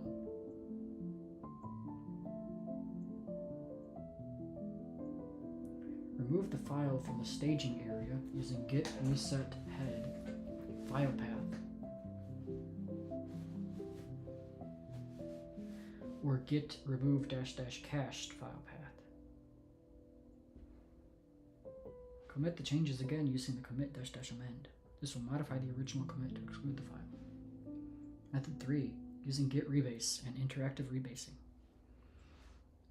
Identify the commit hash of the commit containing the file you want to remove. Run git rebase dash I commit hash 1 to start an interactive rebase. This will open up an editor with a list of commits. Okay, let's try that. Let's try it. What is this? What am I typing here? I don't know what that is. Let's try this.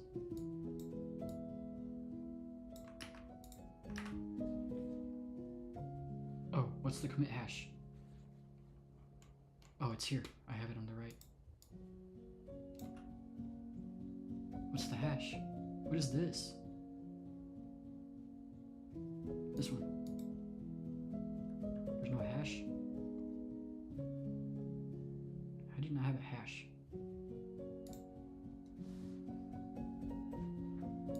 Oh, there it is. This one. That's not the whole hash.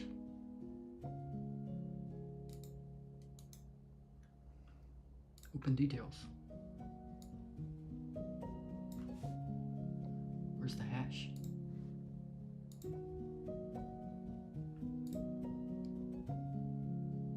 How come it doesn't show the hash?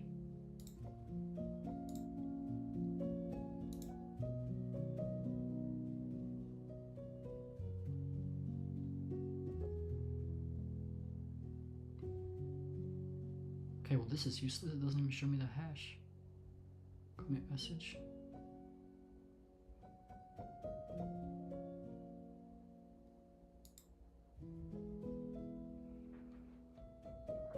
We manually find it. We go manually find it. Give me that hash. See, it only gives me part of the hash, not the whole thing. That's the one. Come back all the way down. All the way down now. Come on. Come on. All the way down, all the way down, all the way down. Okay, okay, okay. Now let's do that. Enter.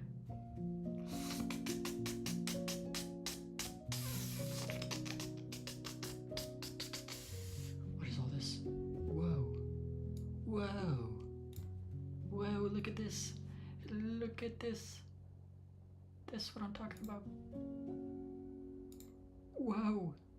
Yo, this is cool. Okay, okay, okay, okay. Let's chill. Let's chill. This one, we want to edit it. We want to edit this. We want to edit this. Now what? Edit.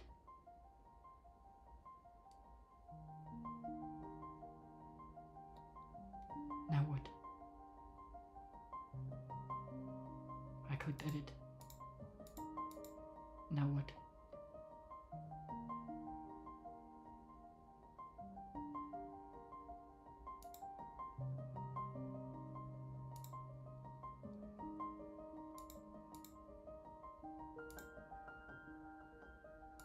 It's not doing anything.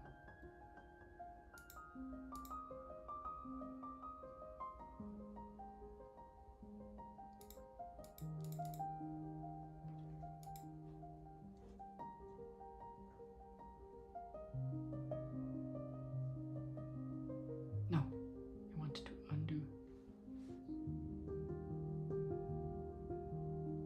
Where's the rebase editor? Command C. Uh-oh. This one? Okay, this one.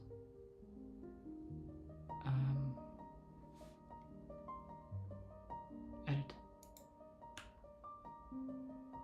How do I edit it now? Edit it. Let's edit. Let's edit, baby.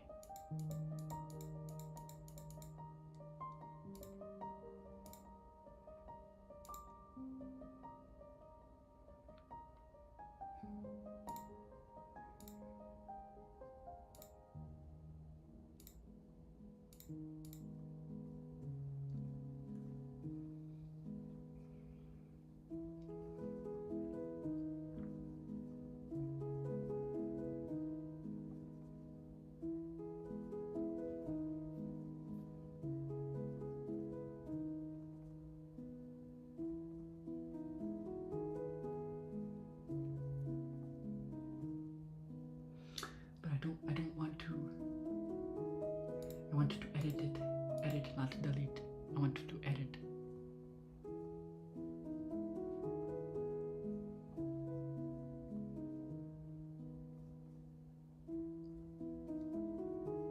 And when I edit,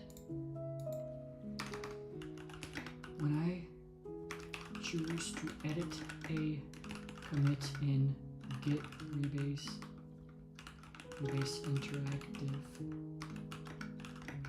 how can I edit it? Because it's not showing edit anywhere.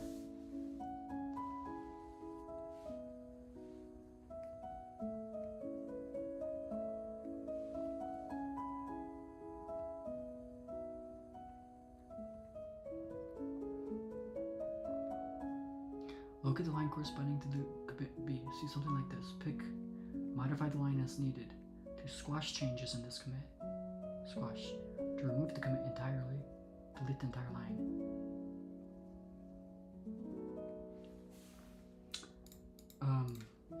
I don't want to squash or delete. I want to edit it and remove a file from it.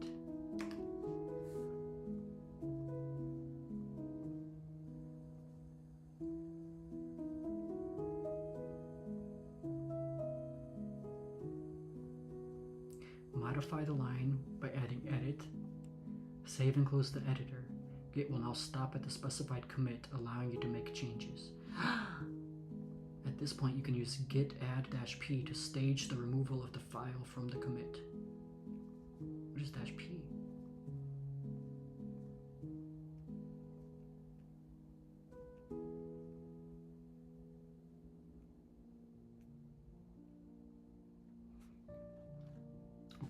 Okay, that's what I want to do.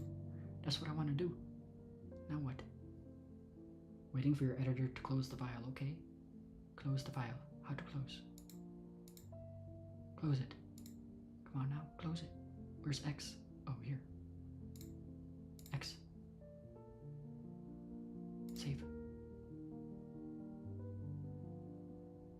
Rebasing.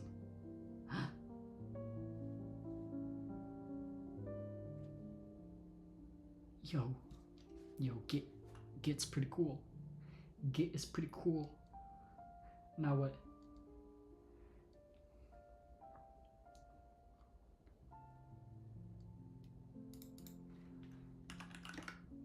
What does git add-p do?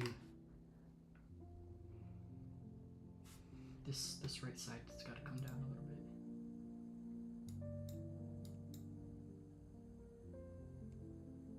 There we go. It's getting dark out. We gotta hit the red light mode, baby. Red light.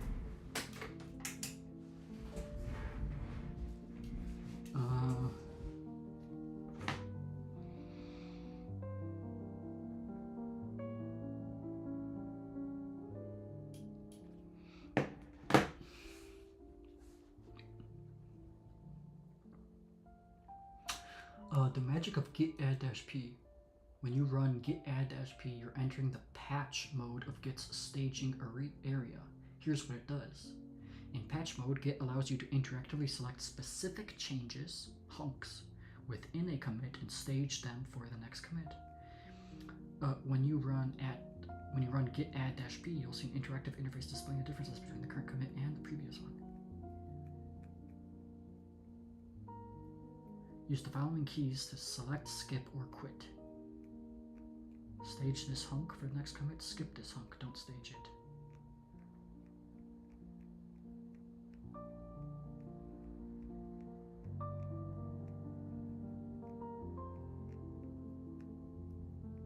Okay, so let's do that. Git add-p. Nice. Okay.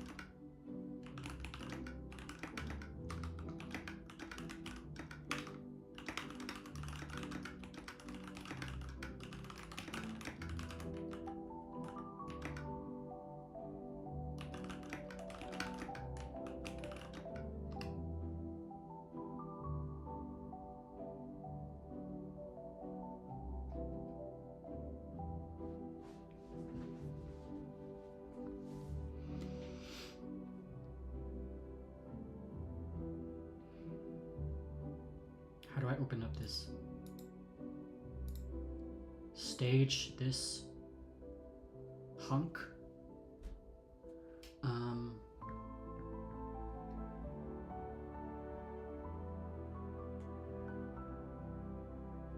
State notes file. Stage this hunk? Yes. Enter. Next one. I don't know what that is. Yes, enter. Notes challenges of the coming century. Yes, stage. Current, I don't know what that is. I don't know what this is. I'm looking for the one with attachments. Graph of the challenges? I don't know what graph is. This one. Okay, where is it?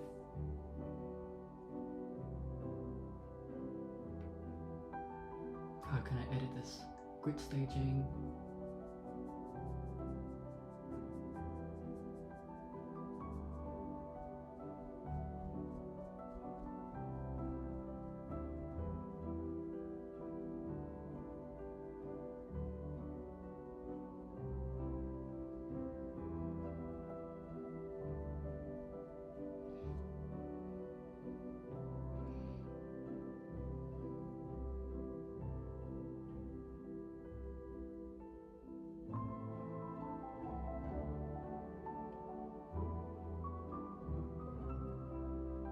The MP4.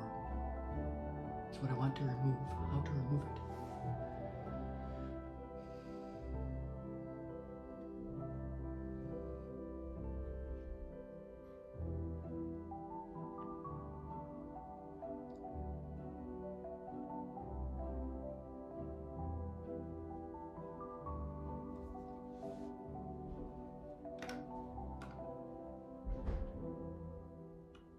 Go back to the previous hunk, show all summary of all hunks. Show a summary.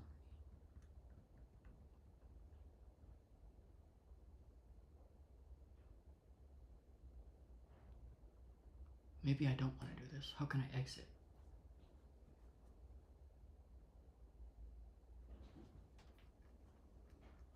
Quit. I'm gonna do quit.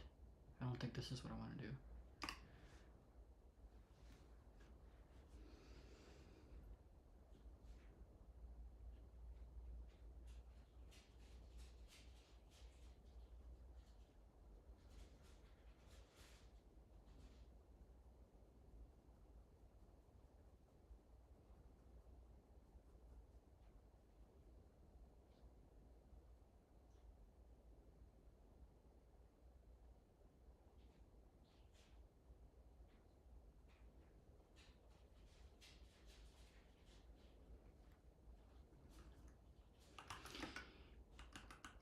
Git reset -- soft on the git commit.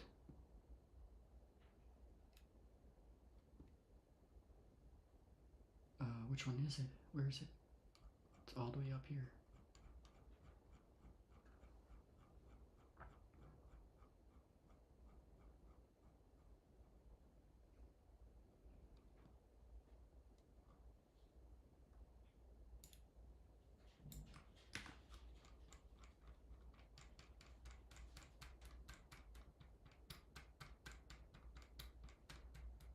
All the way down, all the way down, all the way down. Maybe this will work. Enter.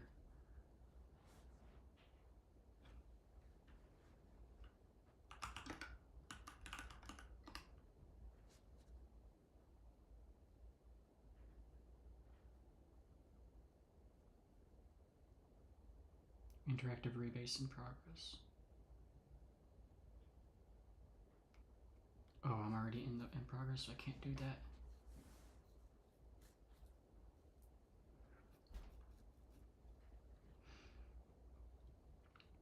See, I only want to remove one of these.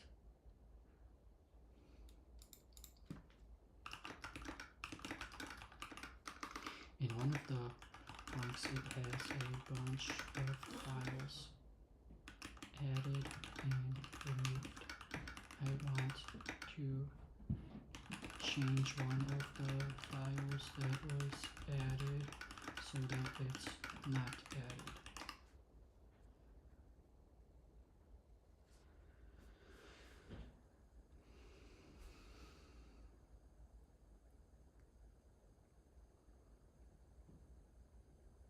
Open the file in your default editor.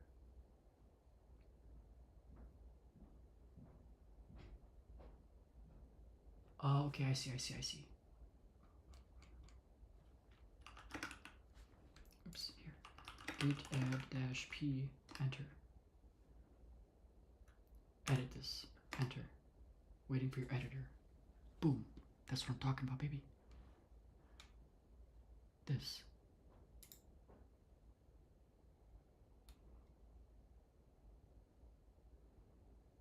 I want to just remove this completely. What if I just do this? Or just delete entirely?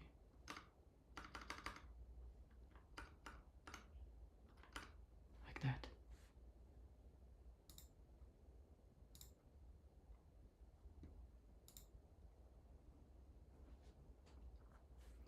Okay, and then,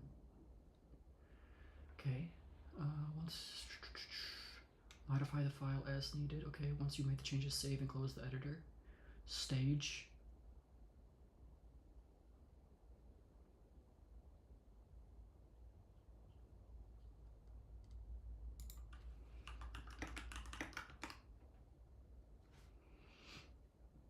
Okay. Once you've staged all the desired changes, use git reset head to update the commit.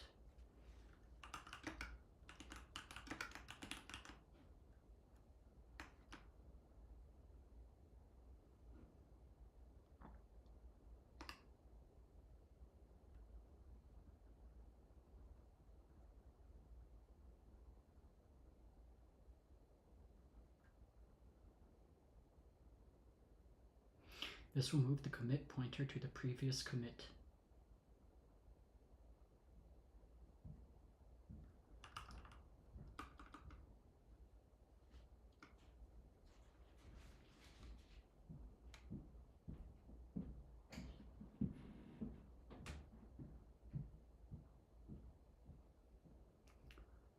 Git reset head. How do I know which is the current one that I'm on?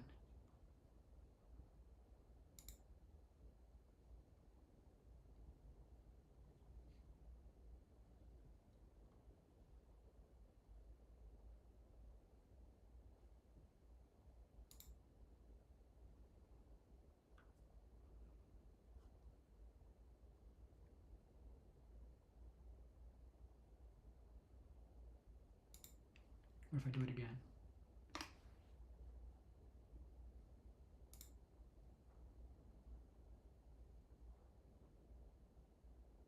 I'm going the wrong way.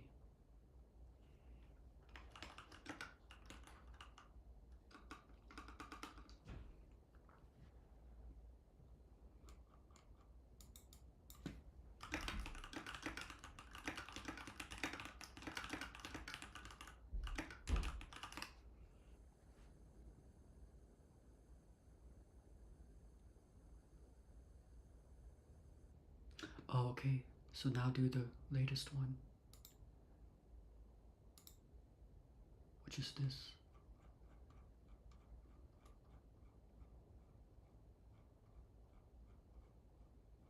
Can I add a scroll wheel to this or something? A scroll bar? This one.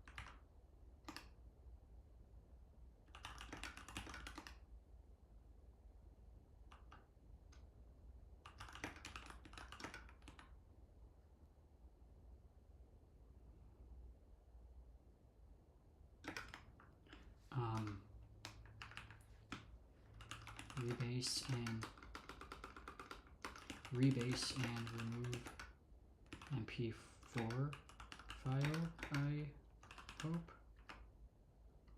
Enter.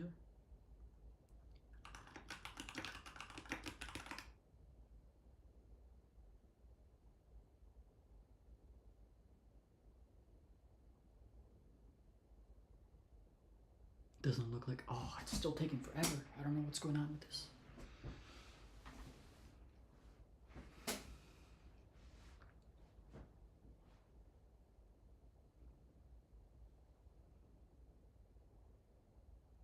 Or maybe it's not taking forever.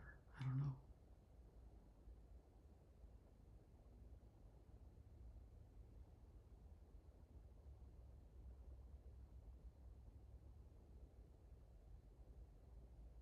It's still pushing that file, bro. Why is it still there?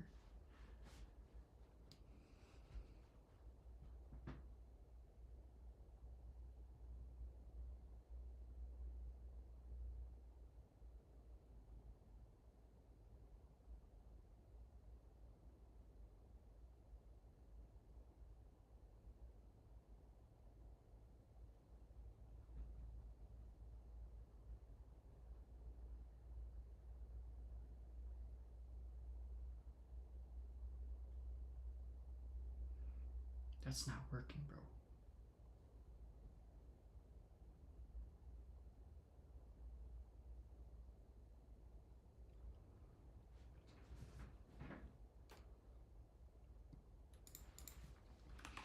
After I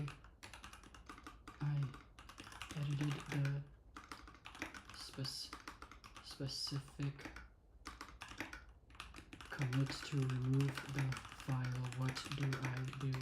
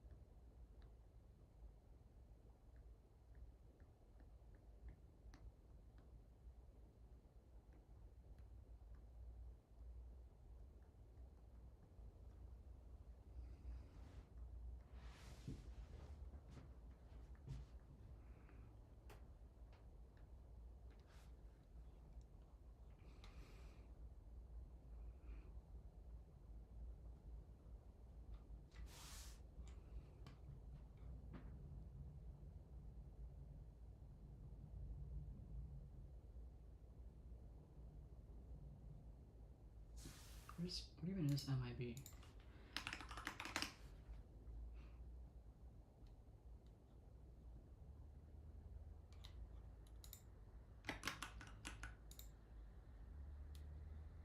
Maybe right.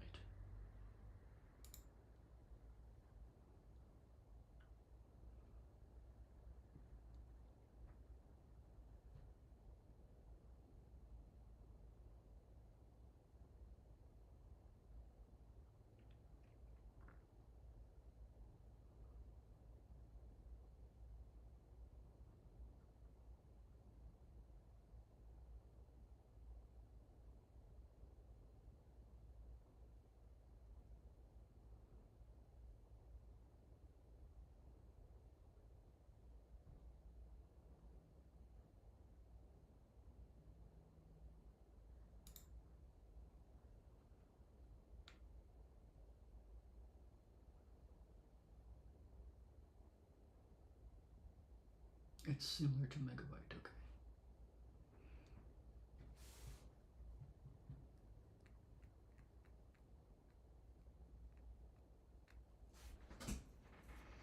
Dude, I might be screwed, bruh. Because this doesn't look like it fixed it. It's still trying to upload this thing.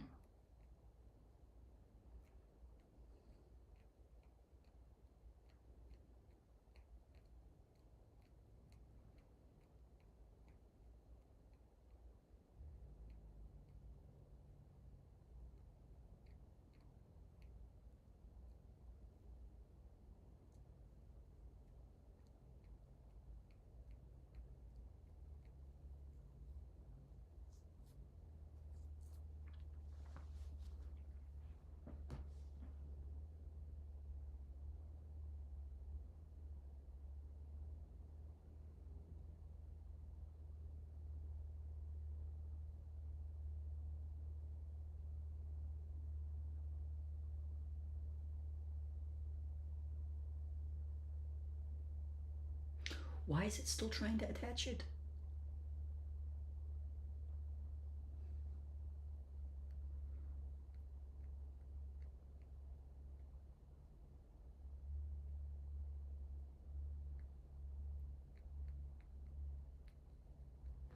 I don't understand. I just deleted it.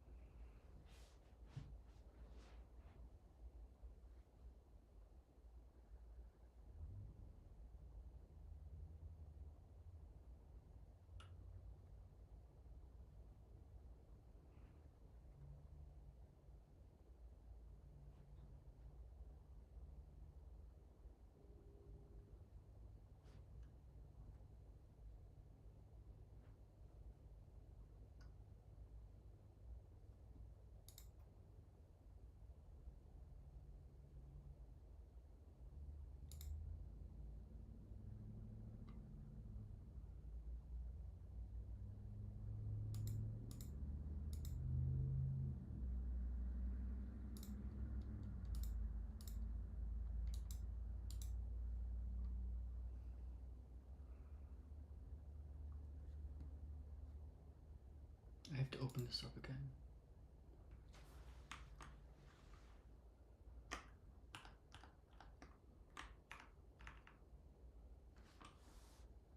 What is this?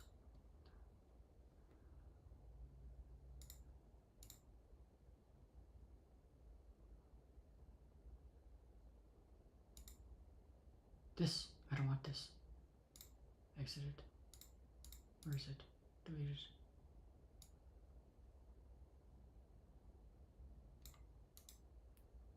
Delete. I don't want it ever again. Gone. Get out of here. Why did my music stop? I didn't even notice. I was so locked in. Okay. Here. Is it gone?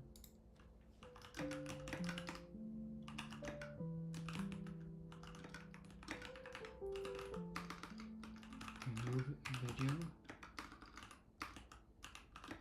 Again. Hopefully.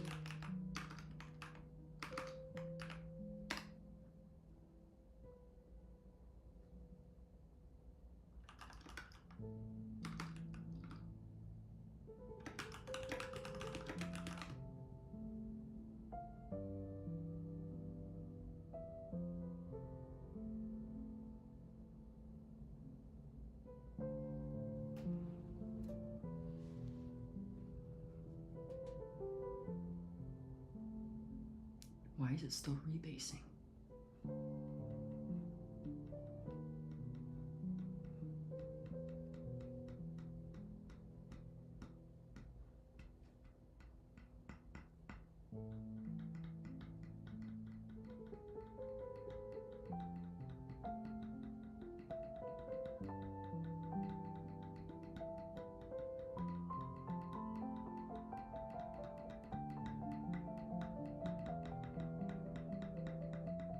Still, why is that still here? Why is it still in here?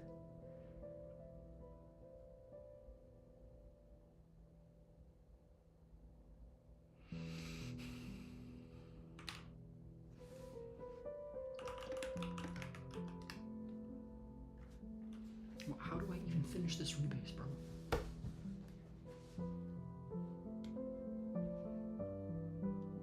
What do I do? Use git add p, okay? Customize the chunks, okay? No, go back up. Git reset head.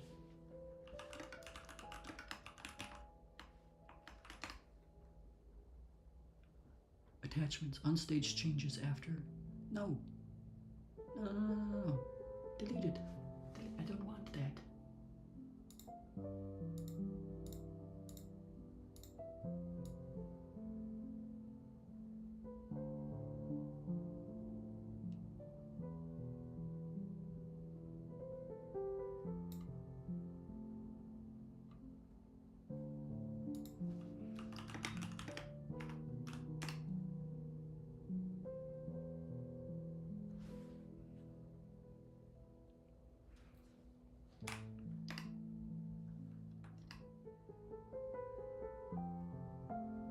How come it got added again, bro?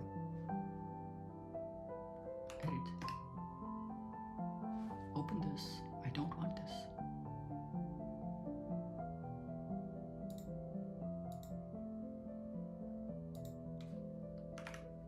Distracted. Save.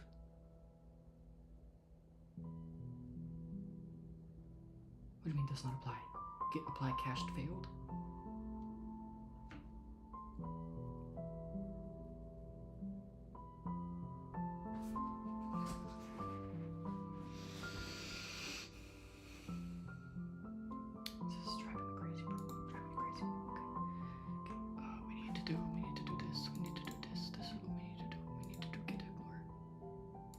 Even in here. How come this has nothing?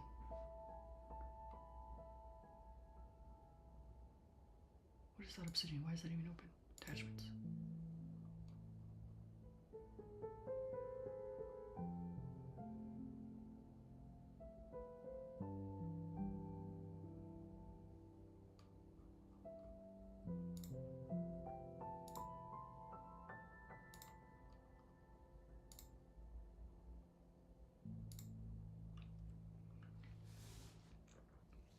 Stage this hunk. Patch failed.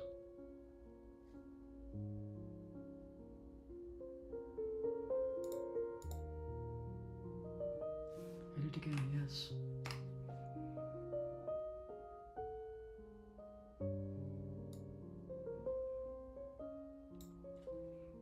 This one's unacceptable. Gone. Get out of here. Save.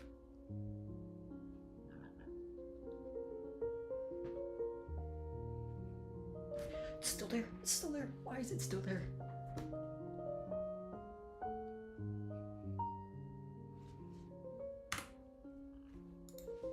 Edit. Enter. Edit. Please edit. Please remove this guy. Oh no, that was the old one. Okay, I think that was the old one. We're good. We're good. Nothing to edit.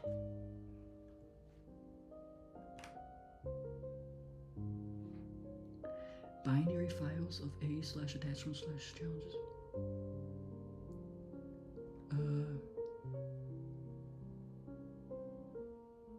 Stage deletion.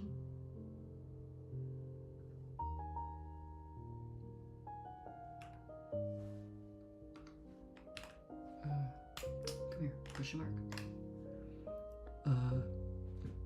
Stage this hunk. Do not stage quit. Stage this hunk and all later hunks in this file. Do not stage this hunk or any other line. Yes. Git apply failed. Cannot apply binary patch to attachments without full index line.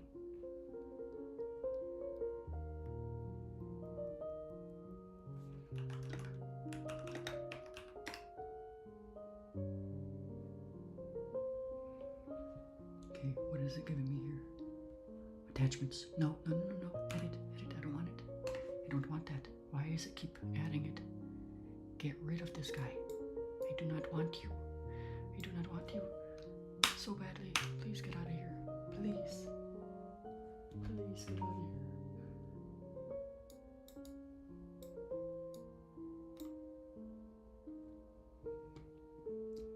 Please get out of here. How many times do I have to remove you? How many times?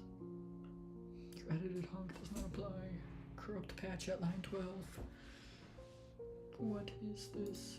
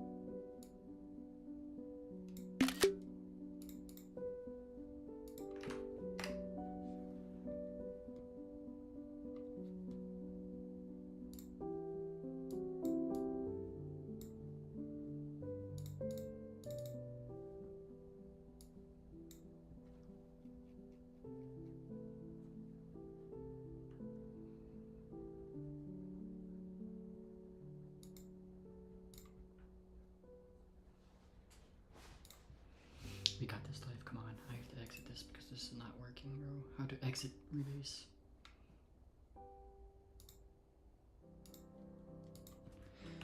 How to finish or exit the rebase.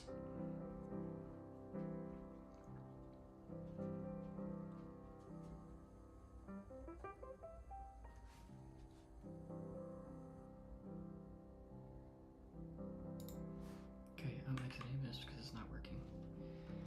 Git rebase dash dash continue.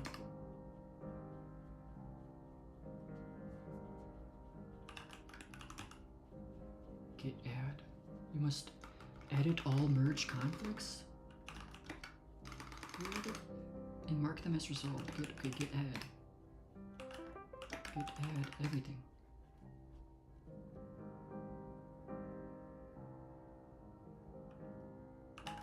Git status. This thing. What is this? Deleted? Yes.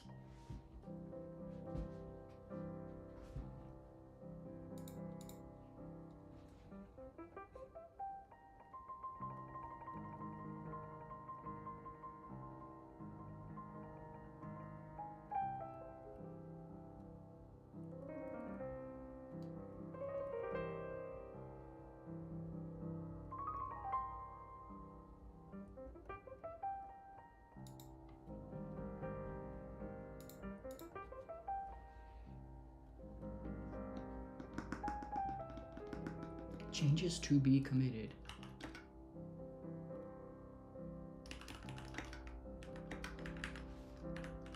Removing video. Enter. Okay, something happened. Detached head. Removing video. 2 files changed. 10 insertions. 9 deletions. Okay, git rebase dash dash continue. Successfully rebased and updated. Git status.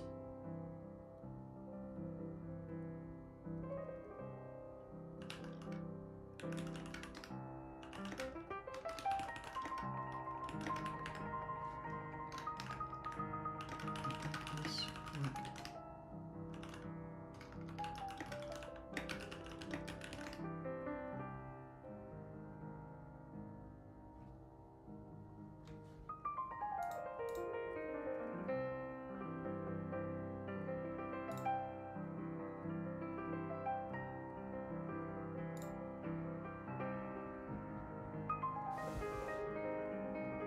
By 8 commits.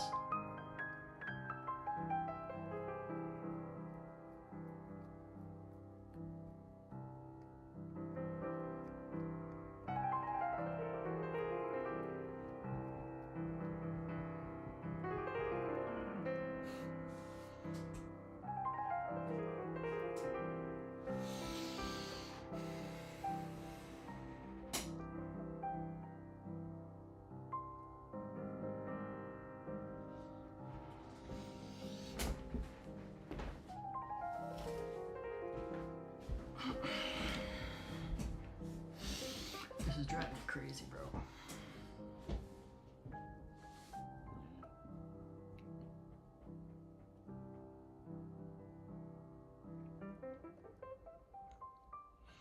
Why is this video still in here, bro? Just get out of here.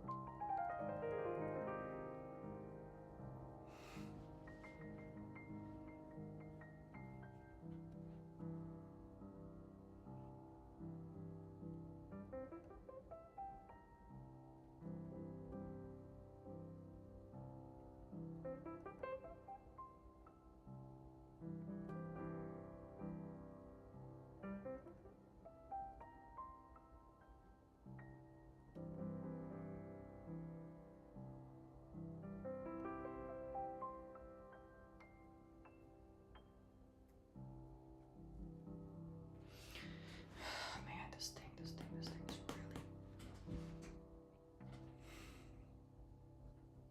Now I know. Never, never, never add a video into here. Never, never add video because it's going to be impossible to get rid of it. Just no matter what I do, it keeps coming back from somewhere, somehow.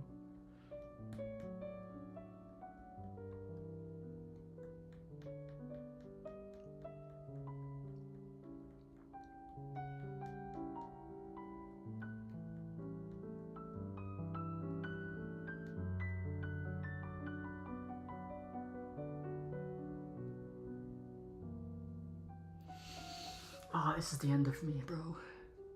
I didn't do a single thing of my class because I'm dealing with this problem with Git.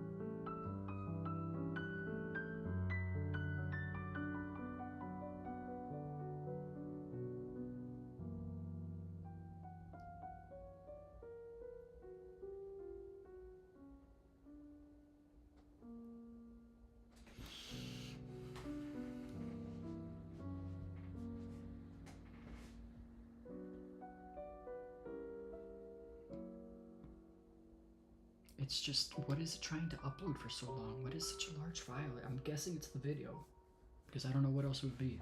I'm just stuck on this thing, because this video is so huge. 3-hour video, bro. It's not supposed to be uploading. I removed it like 20 times.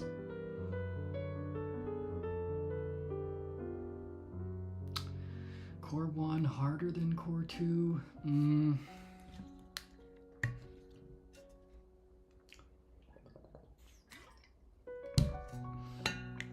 Honestly, no. Honestly, I don't think the exam was harder. I think it was easier. But the questions were asked in such weird ways, which was hard. But the material to remember and learn, I don't think was harder.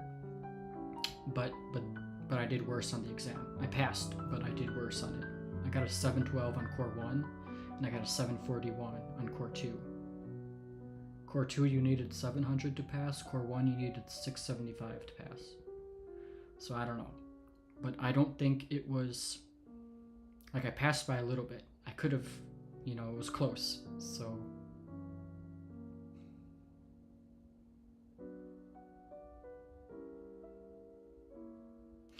Look at this thing, it's still here, bro.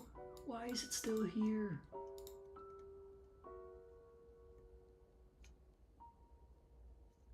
Remote rejected, bro.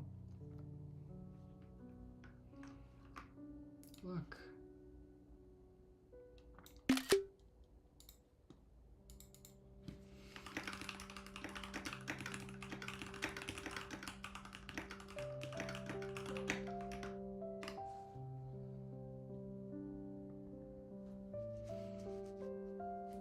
Dude, I removed it so many times and it's still somehow in here. I don't know how it's in here. Where is it?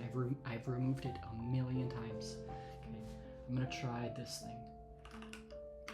Git reset -- soft. I'm gonna go crazy. I'm gonna go crazy with this, bro. I'm gonna go crazy. Oh, I'm not doing all that. How can I go? Okay, I have to git log this thing. Let's see what the heck is going on, because this is insane.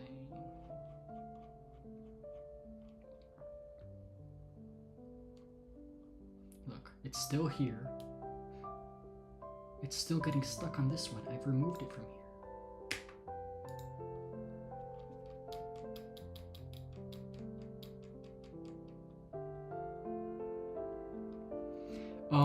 I would say I went over this pretty in depth on, I think on Saturday. Someone asked a very similar question. 1 second. Git - soft. Git reset -- soft.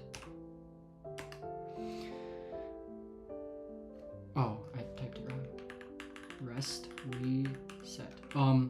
I went over this pretty in depth on my Saturday stream with someone who asked the same question, and I kind of went about that.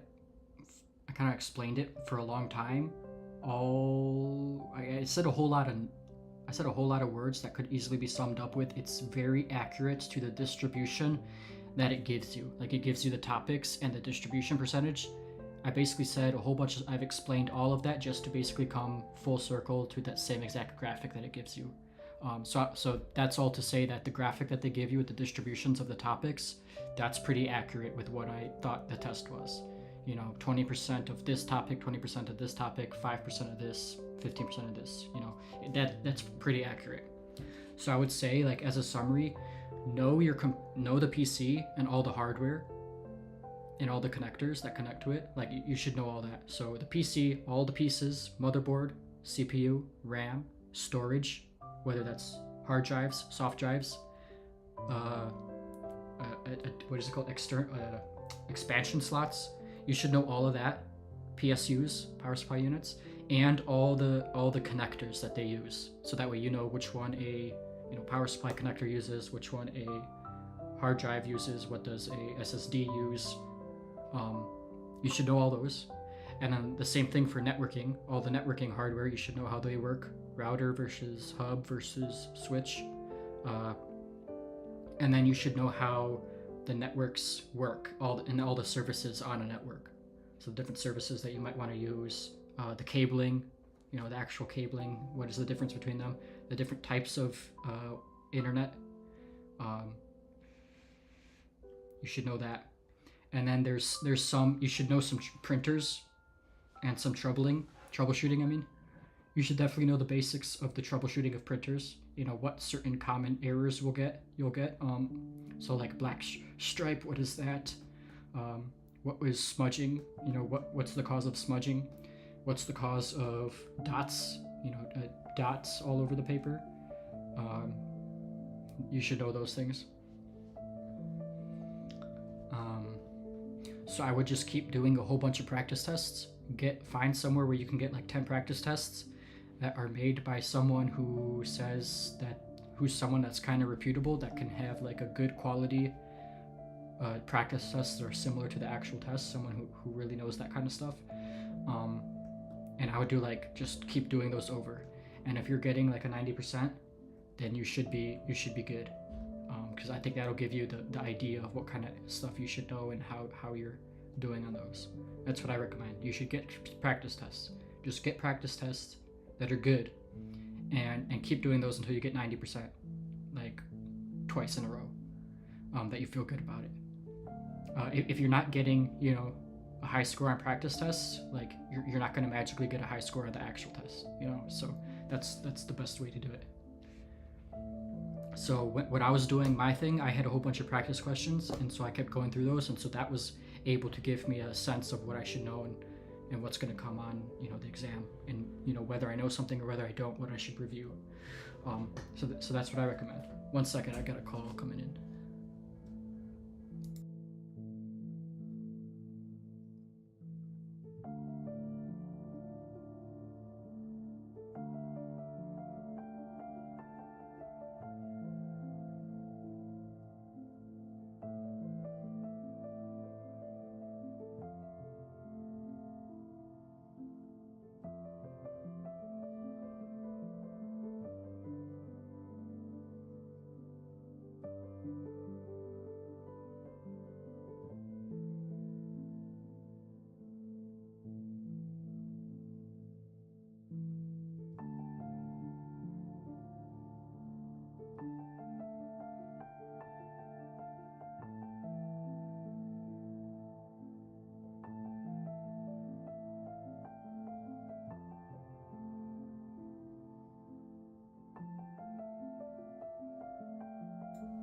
Alright, let's see what this does. Git reset -- soft. Okay, what did that do? I don't know what that did. Git status. Okay. Attachments deleted.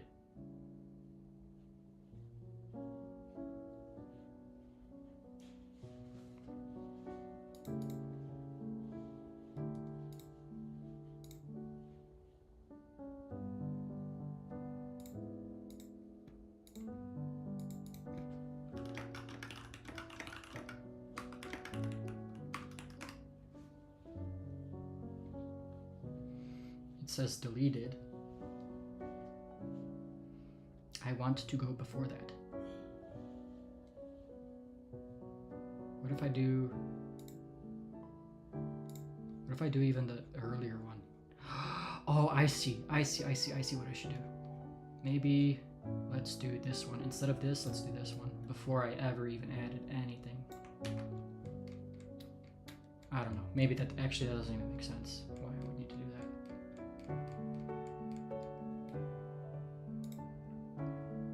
Hold on.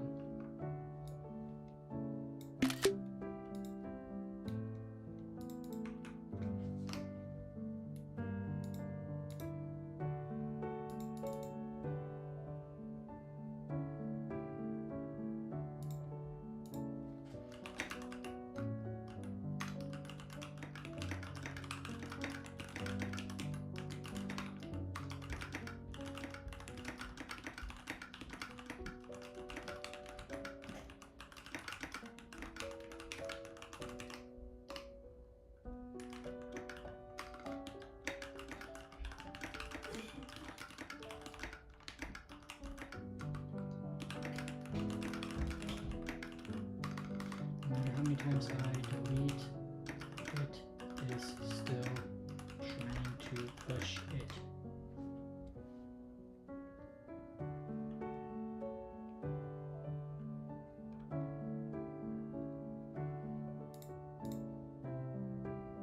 Okay, let's try.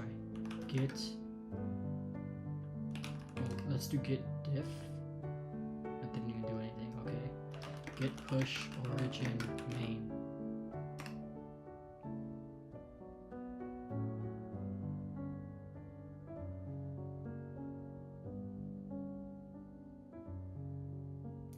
%, 20, 80%, 84%, 21, okay, 21 out of 25, 21 out of 25. We have to make sure there's no large files. If it starts taking a long time, then we know that it's the video. That's the video file. The video file is like 300. This one's starting to take a while. Let's just keep waiting a little bit.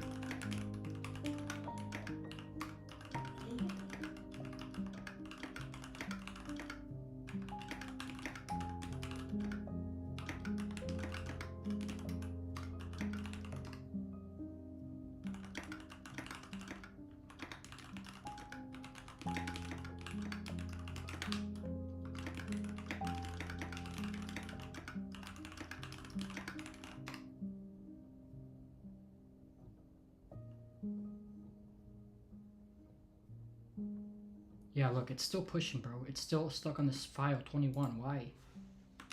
Not even gonna finish that. Yeah, copy it, git, reset, -s, soft. Let me do the commit before it. Paste. Nope, not even copied. Nice. Let's go up again.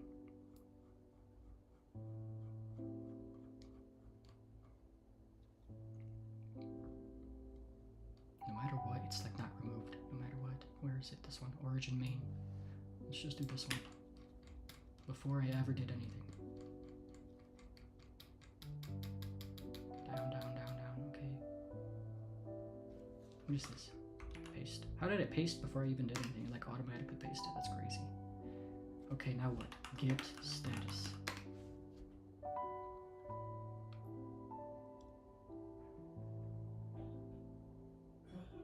Okay.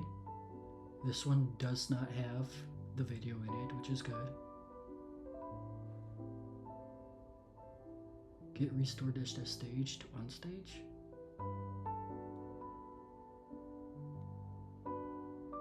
understand what I'm doing. Use git restore dash dash staged file to unstage. Oh, okay.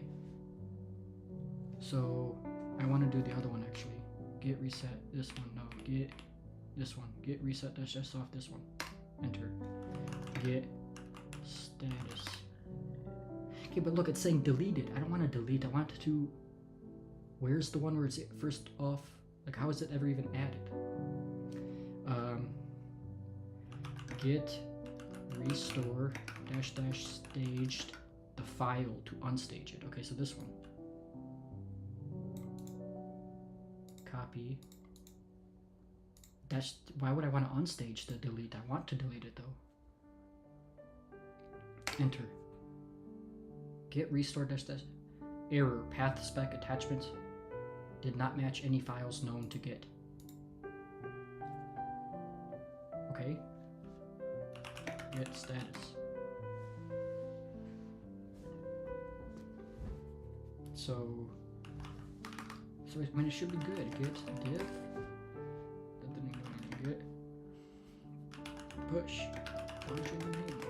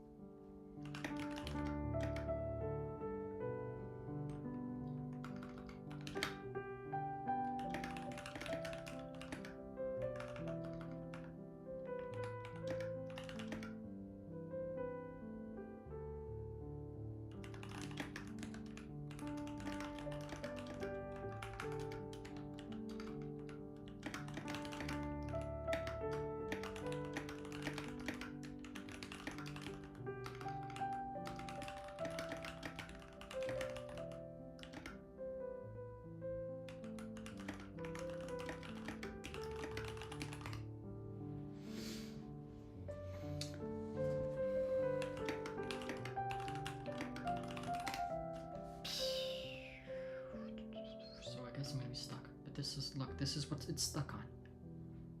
Writing objects. What objects? I don't want any objects. Dude, I'm getting frustrated with this.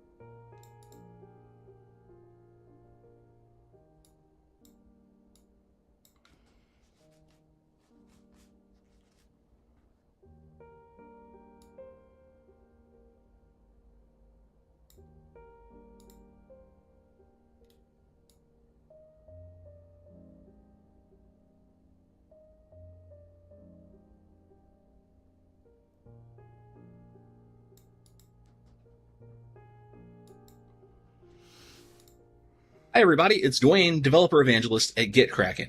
Today we're going to take a closer look at Git Reset, a way to move back in your history and look at the three main ways people use it: soft, mixed, and hard reset.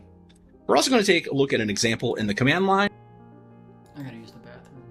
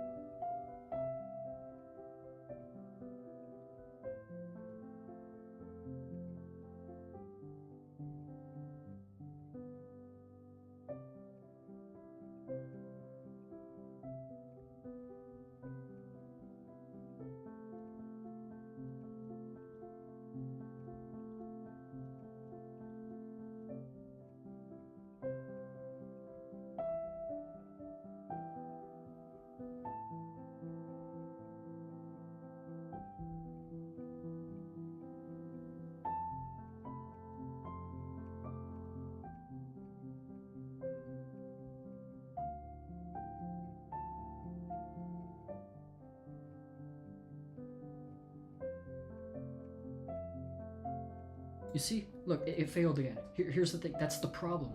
I don't want the file attachment. I'm trying to remove it 1,000,000 times. I don't want it. Why is it still there?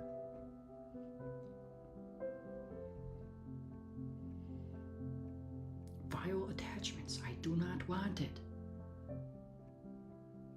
Why is it there? Remove it. How to remove? Okay, what can I do? Git add -p. No changes. Okay, great, nice. Nothing useless.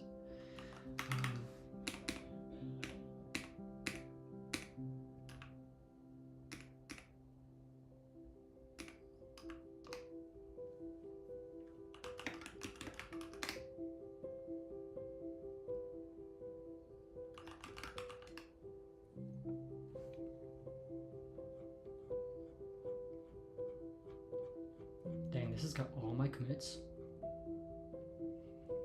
It's kind of crazy.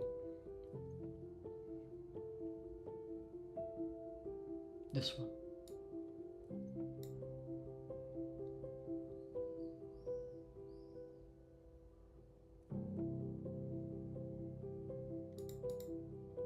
Everything is here.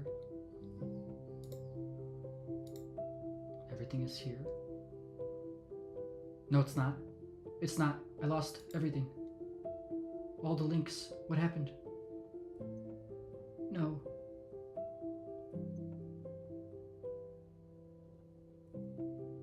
Oh no. I just lost so much progress. How?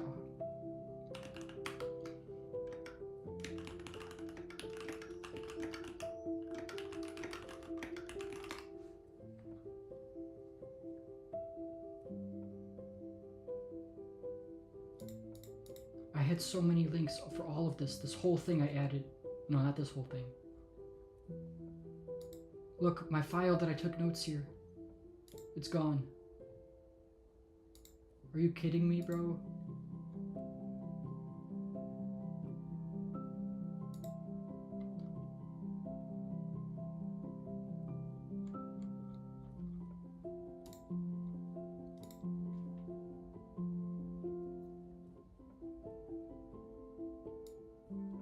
Thursday? Where's Saturday?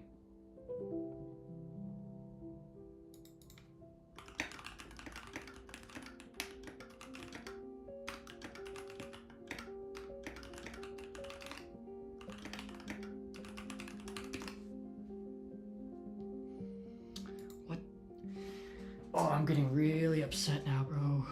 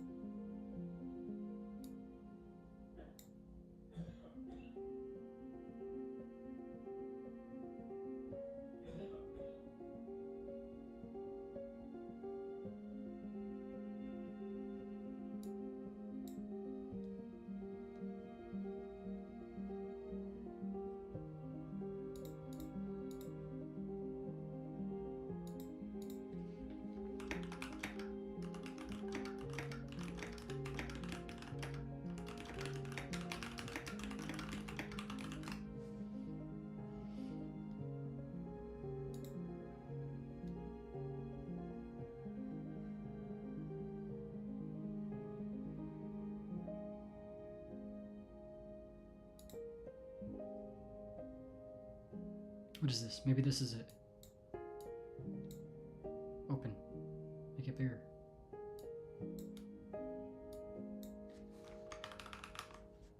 Last week? gone?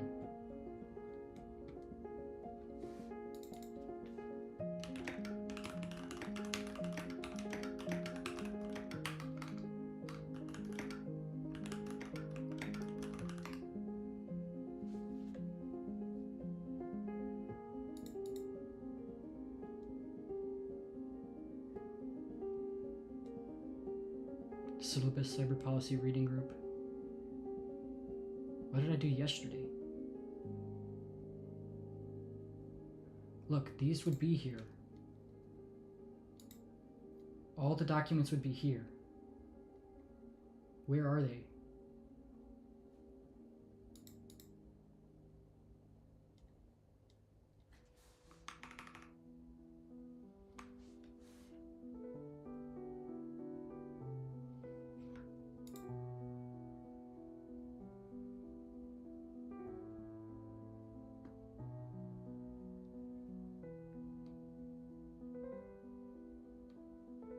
This one, I want this. How do I open this? Main. Oh, here, okay, I see what's going on. So I have to do, what is this called? C841 prep. I don't understand. I already did that, so I don't understand. No, this is the one that's already uploaded. So what's the one after that? There is nothing after that. There's this one.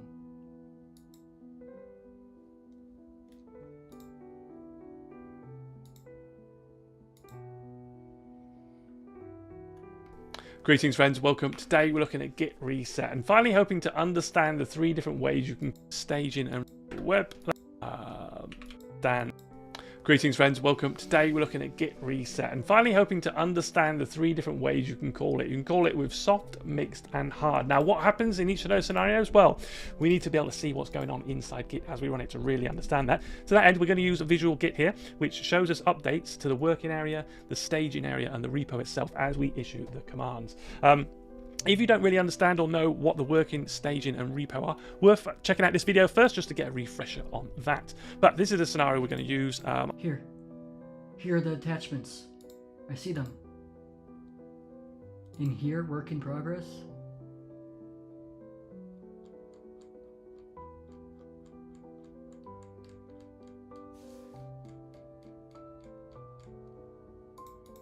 Okay, git add.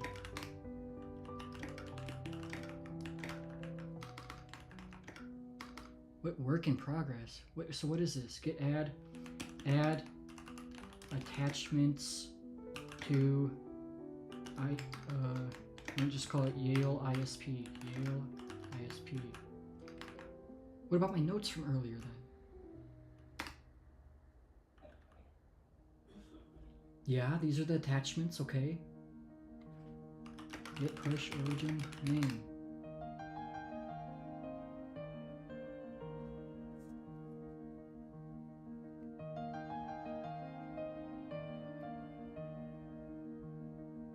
Okay, let's watch this video while it pushes. I'll clear this down for now so we can start from scratch and then we'll understand the setup a little bit better. So, whoops, yeah, let me go into reset and we'll do visual web. That should open up a new one for us once I initialize it. So we should, yeah, so we get a new repository here now that's blank, and I'm going to create a file in here that's just got the text item1, and we'll put that in file1.txt. We'll add it to our repo, and we'll commit that as wait, it's at 38 on 39, but maybe it's working. One more.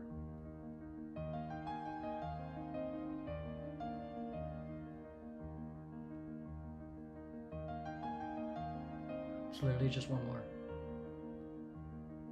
Is it gonna finally push? Uh-oh, it's a big file. It keeps going. Please finish soon.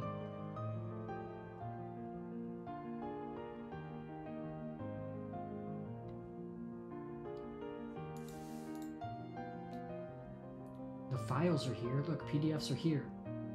How come it's not added to this? I want it added to this. Where's the one where it adds it to that? No changes. This one. No changes. Nothing is changes. Nothing. Absolutely nothing. You see, look, this one's taking forever. It's gonna be the same freaking video file, bro. Why is the video file there? In none of these commits it's there. It just keeps like wanting to push this object.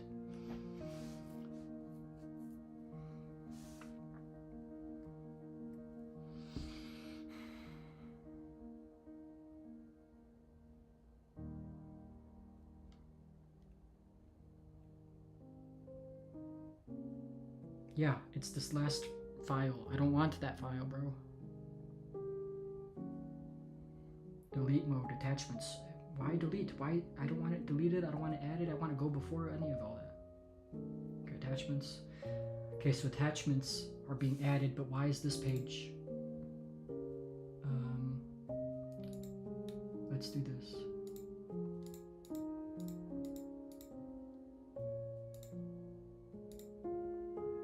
No, nothing here. Gone. What about today? What's the... I couldn't commit anything today because...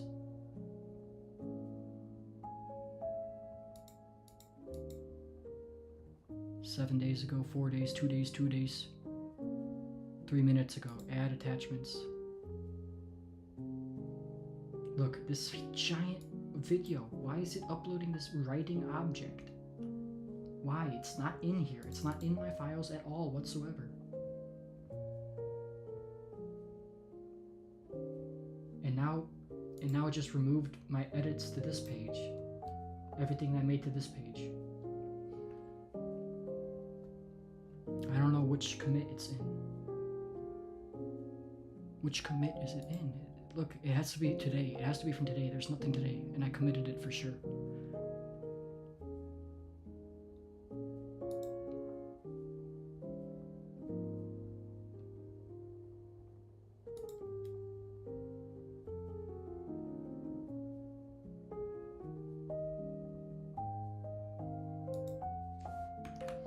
I have to abort this thing.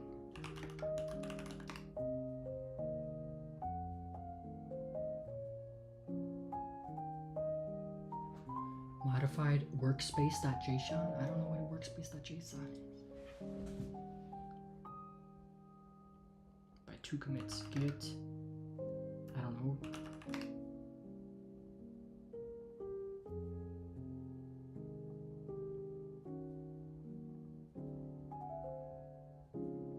What even is this? I don't know what that is. Git. I just want this page to come back, and it's nowhere. I have it nowhere. Everything is gone.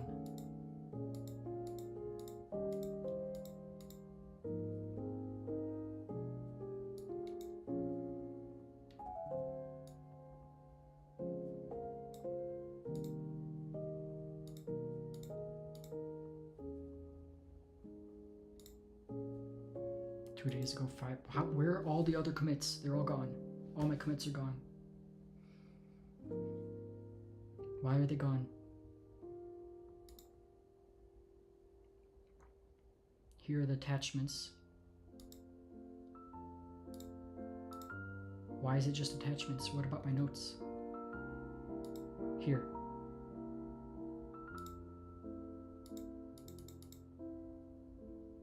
But this is from 2 days ago. No, I did this yesterday. Yesterday I added everything in here.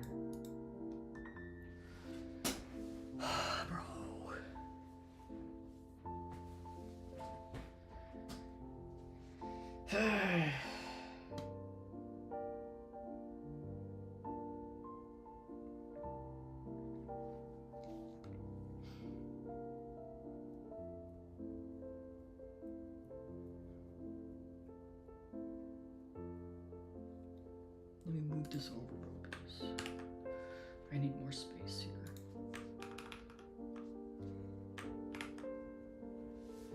What happened to all my commits, bro?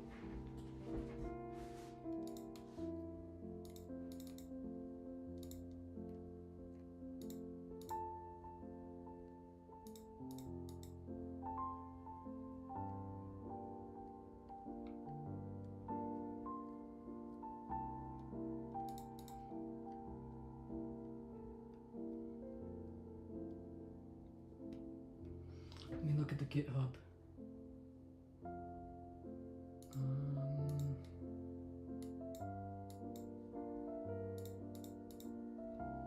GitHub.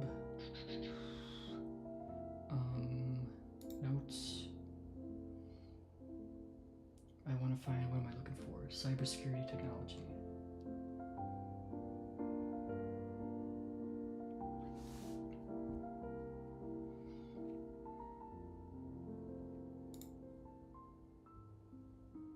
Yeah, nope, not here.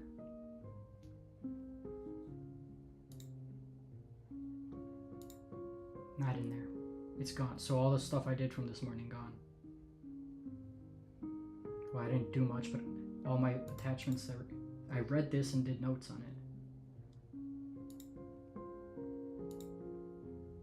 How come this page up? Where are all the changes from this? How come it's only 2 days ago and 8 minutes ago? Where is everything? What is this? Why are there like all these names?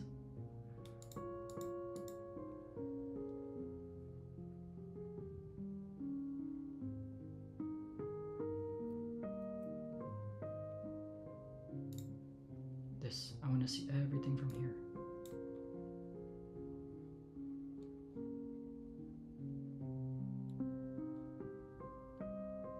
That's not it. This one. Nope, this is not it. This one. This is only attachments. There's no even notes in here.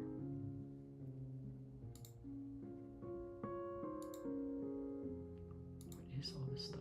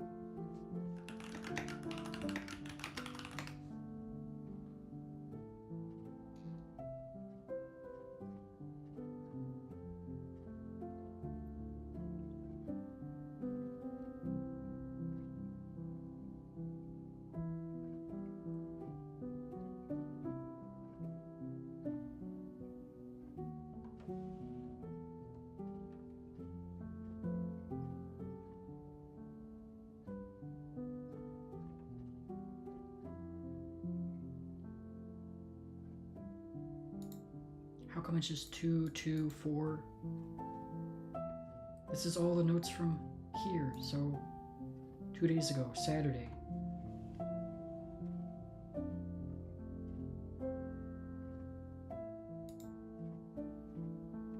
Where is it? Where did it just go? Notes. This. But I made more changes to this on Saturday. Where is that whole entire commit? Is gone.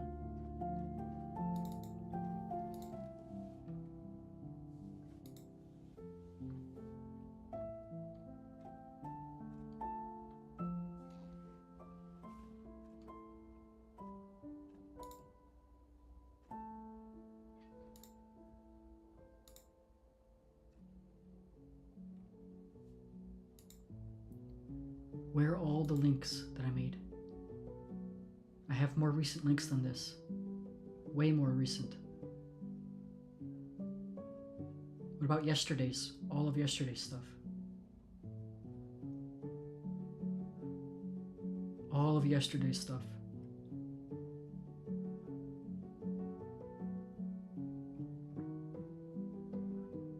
It's just gone. There's no, I don't even know what the name of the commit was. How much can I scroll up?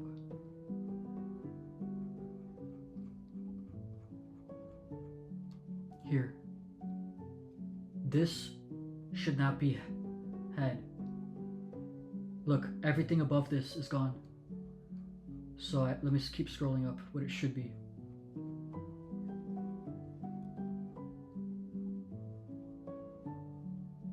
Here, look. Okay, there's this, and this one, and this one.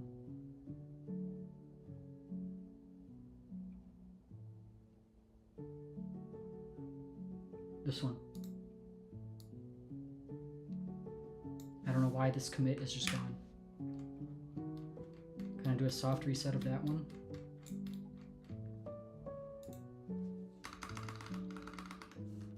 Git reset dash dash soft of this thing.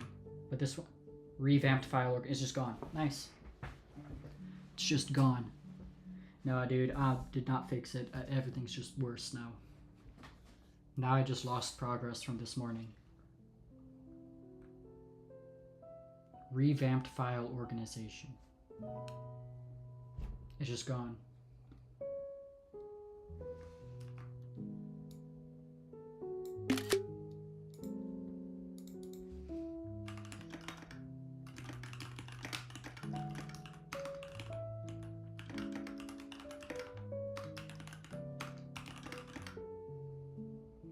Try pasting the, what is it called, the hash, the commit hash, and it gives me this.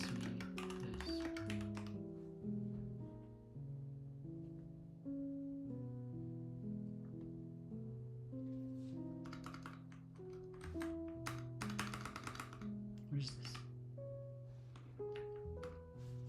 Oh, here.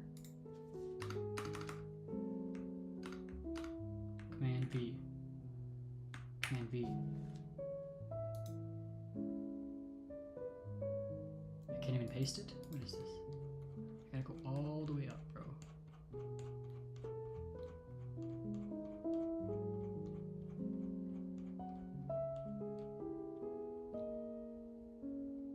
This one.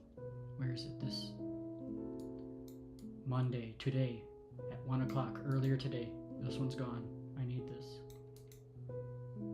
Copy. Paste. Uh-oh, it's working. Enter. It's okay, is it working now? Let's see.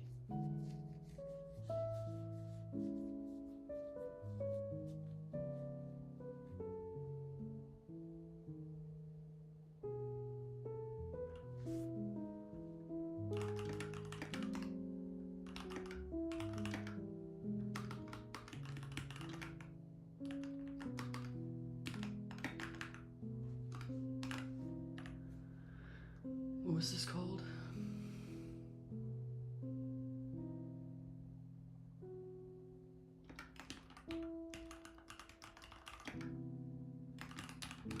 Technology and policy.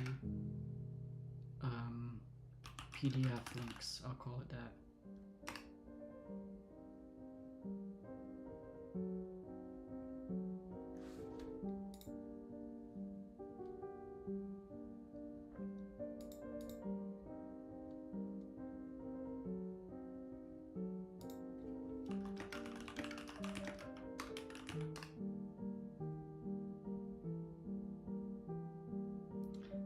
Git.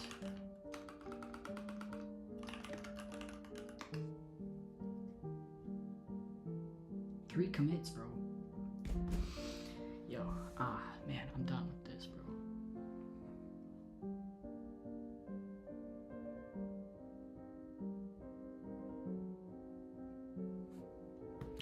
Alright, I need to take a breather. I'm gonna go eat dinner and I will be back to try to fix this. At least I think I recovered some of this. I don't know how to actually get it to apply here.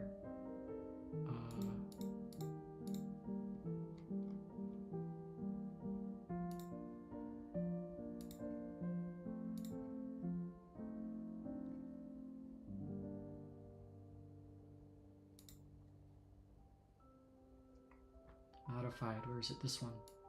How do I apply these? Use git restore dash state on stage. Anyway, I'll be back.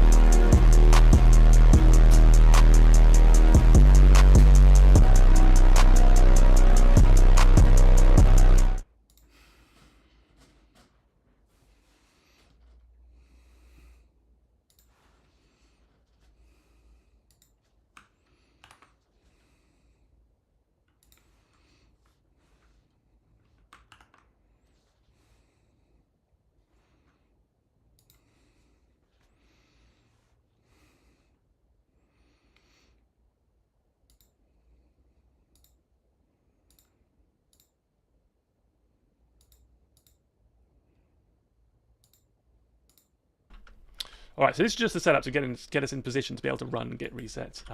Let's add now onto that. So we'll add item 2 appended to file1.txt. And we'll add that one in again. So here's our file1. I'll clear this down for now so we can start from scratch and it will understand the setup a little bit better. So, whoops. Yeah, let me go into reset and we'll do visual web. That should open up a new one for us once I initialize it. So we should, so we get a new repository here now that's blank, and I'm going to create a file in here that's just got the text item 1, and we'll put that in file1.txt. We'll add it to our repo, and we'll commit that as added file 1. All right, so this is just the setup to get us in position to be able to run git resets. Let's add now onto that. So we'll add item 2 appended to file1.txt, and we'll add that one in again. So here's our file 1 here. I'll just bring this up and get it over to the right so that we can see this a bit easier, because you kind of want to picture this left to right. You have the working area where files start, they go into the staging area, and then into the repo over here. So there's our first commit with file 1, and you can see it's just got the text item 1 in there, and this has got item 1, item 2, and when I commit this, added file 2, then we should see this next commit come down.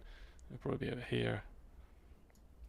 All right, and we got our second file there. So this is the scenario where I want to try and show the differences with reset. So if we wanted to reset back to the initial commit, so what a reset will do is it will move the branch, if you're on a branch, or the head back to the commit that you specify, and then it will either, or both, or neither update the working area, which is our folder here where we're making our file changes, and the staging area, which is like the git index.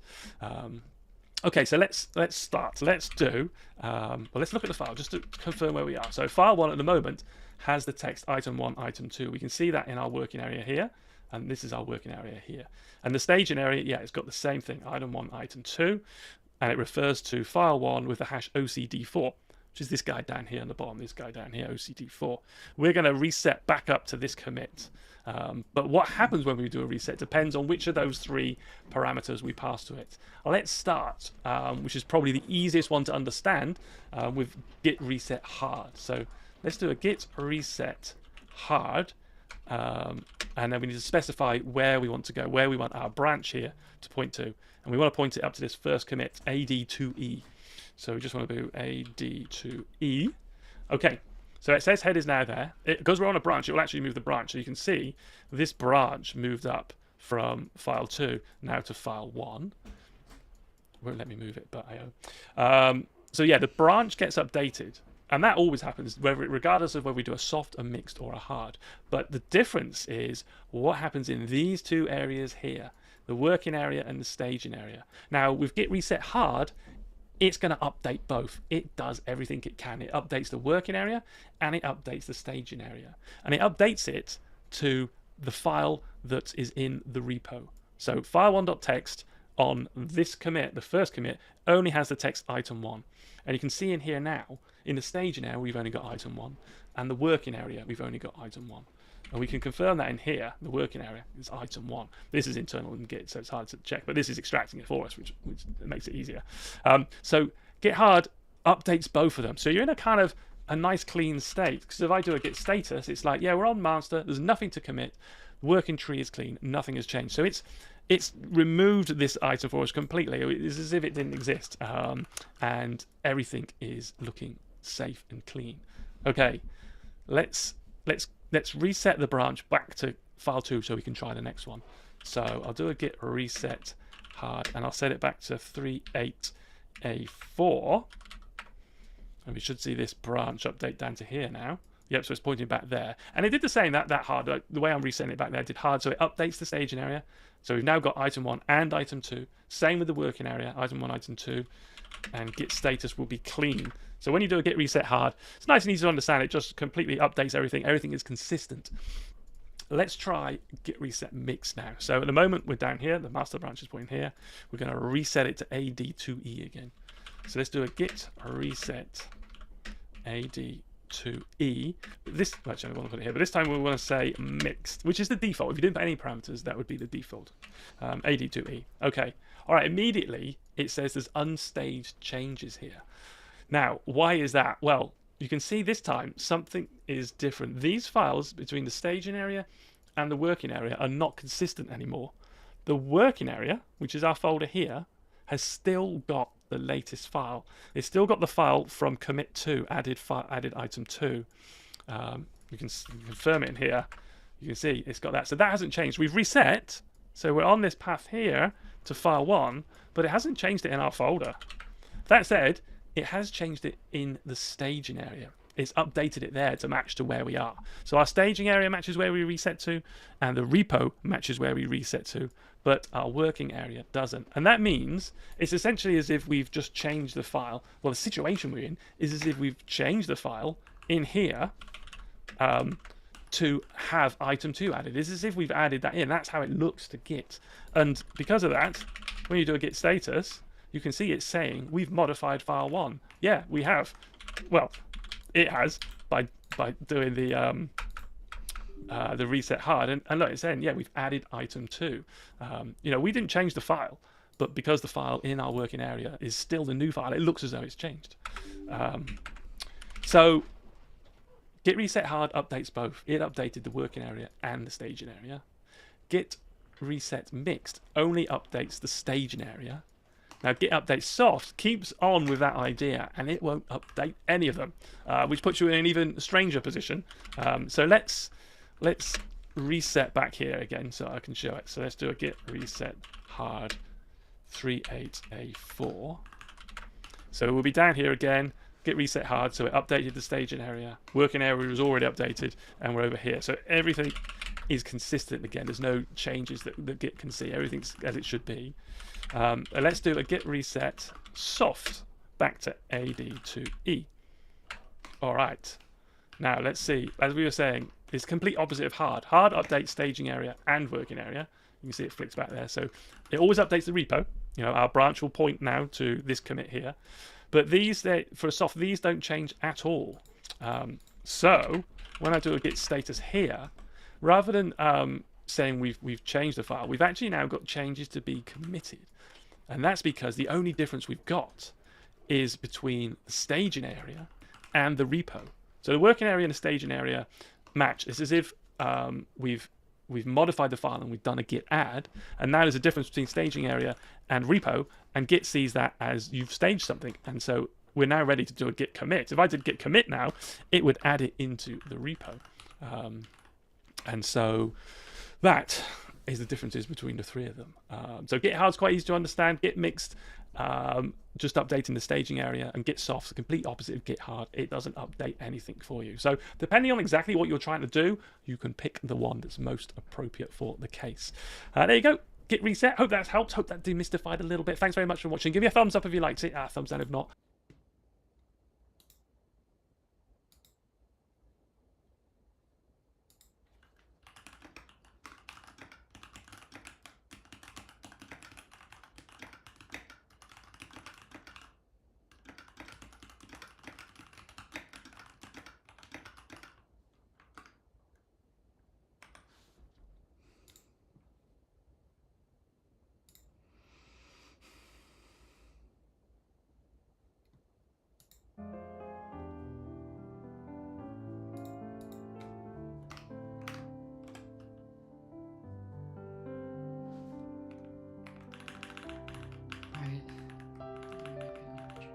At least it's not that much changed, but it's still annoying.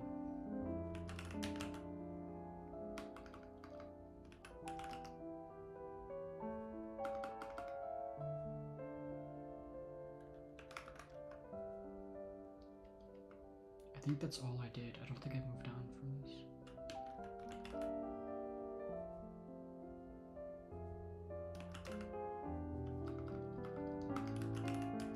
I think that's where I stopped, but I don't know. Why would I just stop right there?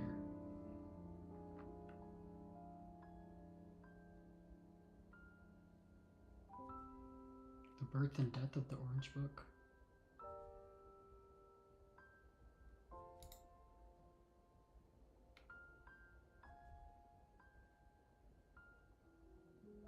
Yeah, I think I stopped there.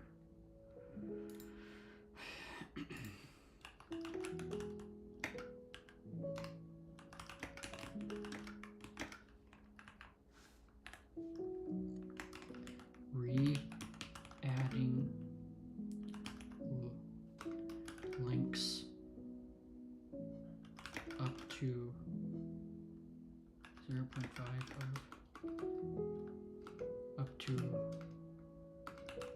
week 2 required readings in cybersecurity technology and policy page.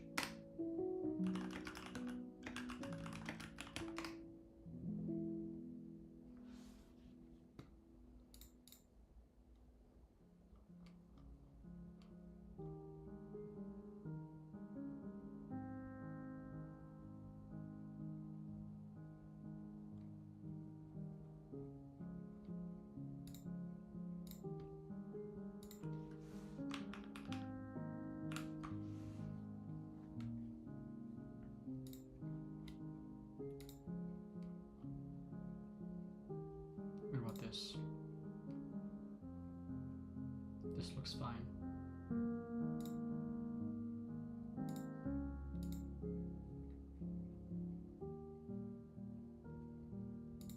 This guy didn't do, but this looks good.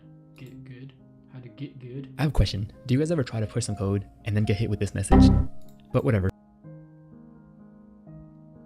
It's not too bad. Just set up the flags for git merge and try again. But what do you know? The message is back. And so you just go for it and set the rebase flag. Nothing bad should happen, right? Before you know it, you've lost your company $1.6 billion, half of the production code is gone, and all you can hear is... Maybe it's just me who has these bad dreams. Regardless, if anything remotely close to that has happened, sorry, but that's a skill issue, and you need to get good. Now that the bad puns are out of the way, after this video, you'll have nothing to worry about, and rebase will just be like every other git command. Git is a version control software that allows you to take snapshots of your code at different times. It was invented by Linus Torvalds, the creator of Linux. Git is super useful for keeping track of the state of your code, and can increase your overall software development productivity. We'll start off with simple commands like git add, and then work our way towards more complex git commands. To get started, open up the folder you want to track with version control and run git init. This initializes the local Git repository, not to be confused with the repository on GitHub, which I'll get to later. With an empty Git repository, we can start tracking our files. To track or stage individual files, we can run git add and then the file name. If we want to add all the files, we can run git add with a period.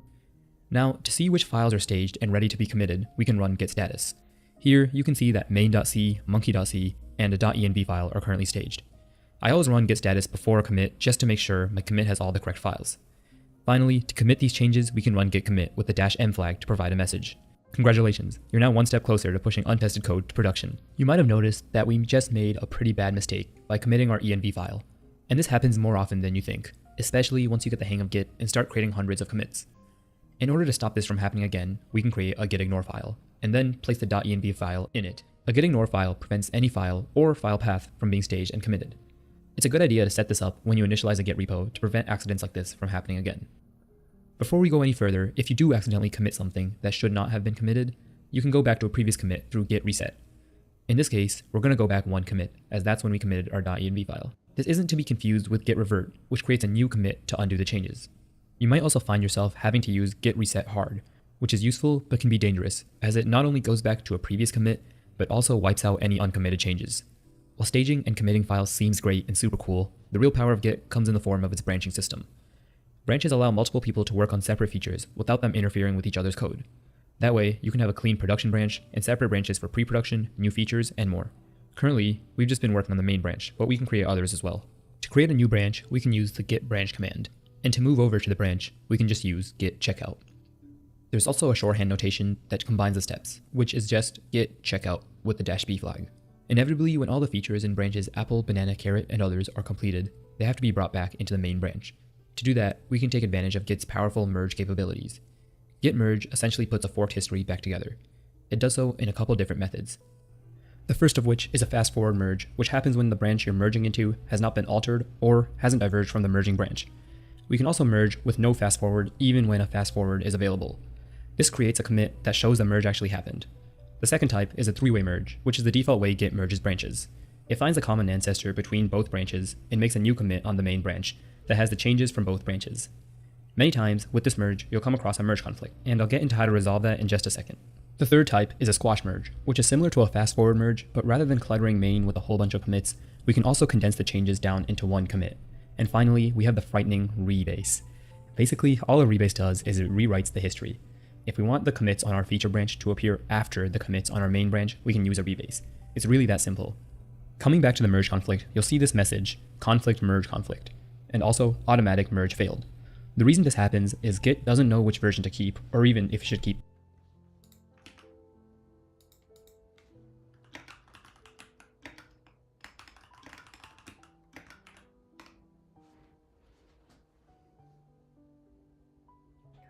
I gotta get good. Get good, brother.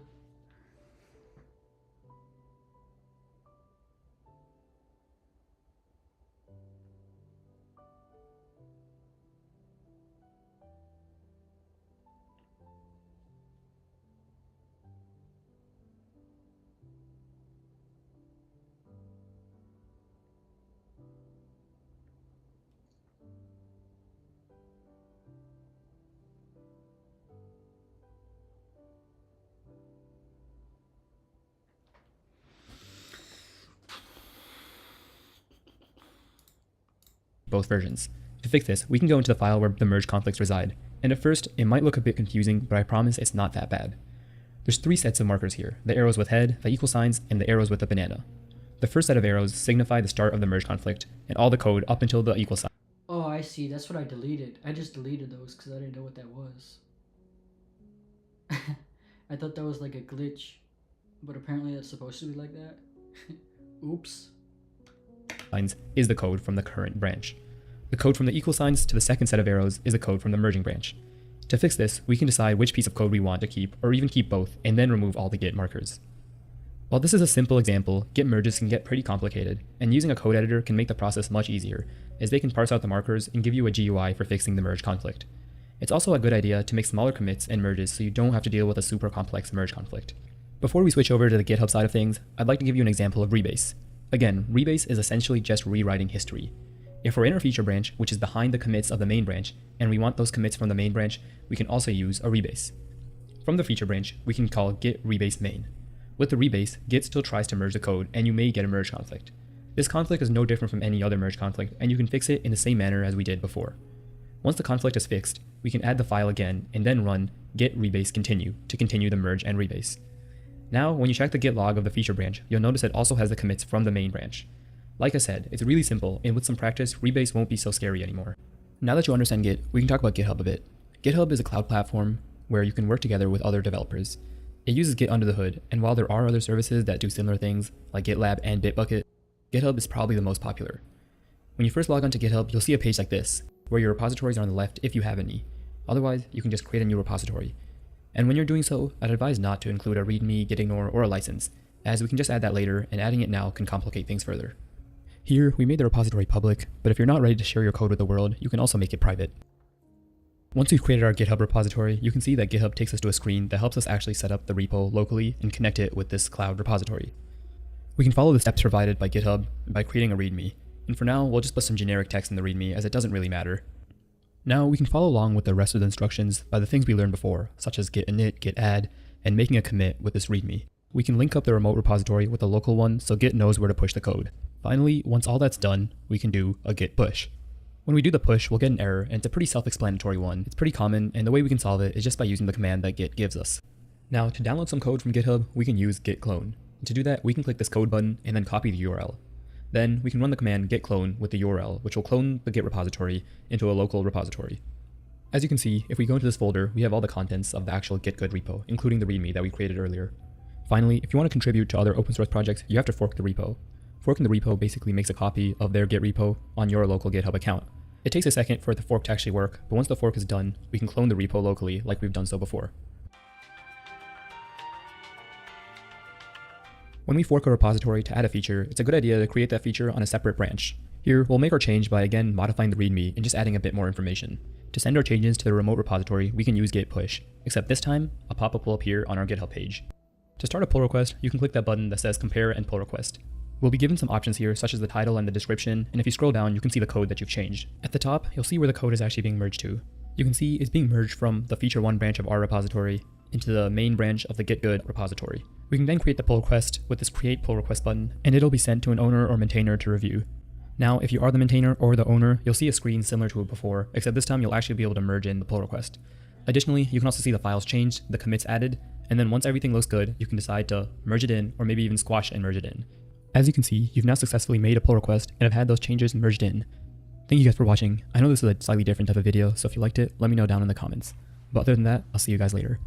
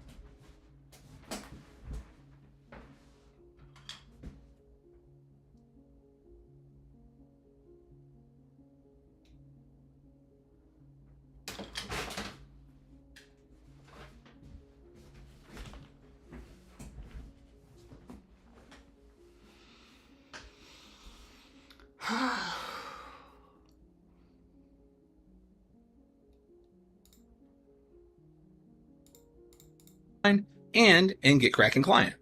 Git reset, like every other Git command, has a lot of options and a lot of subcommands. We're not going to dig into all of them today, but if you want to learn more, I highly recommend going over to git-scm.com and read the full documentation. Today, though, we're going to take a look at the concept of how this works and the 3 most common modes. So git reset, as it says here, resets the current head to a specified state.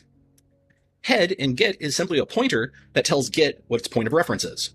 Most of the time, it points to another pointer that points to the end of a chain of commits. In this case, main is at the end of this chain of commits. If we wanted to git reset back to 98CA9 here, well, git reset would move head back, but also tell Git that we want to move the end of our chain of commits to that commit.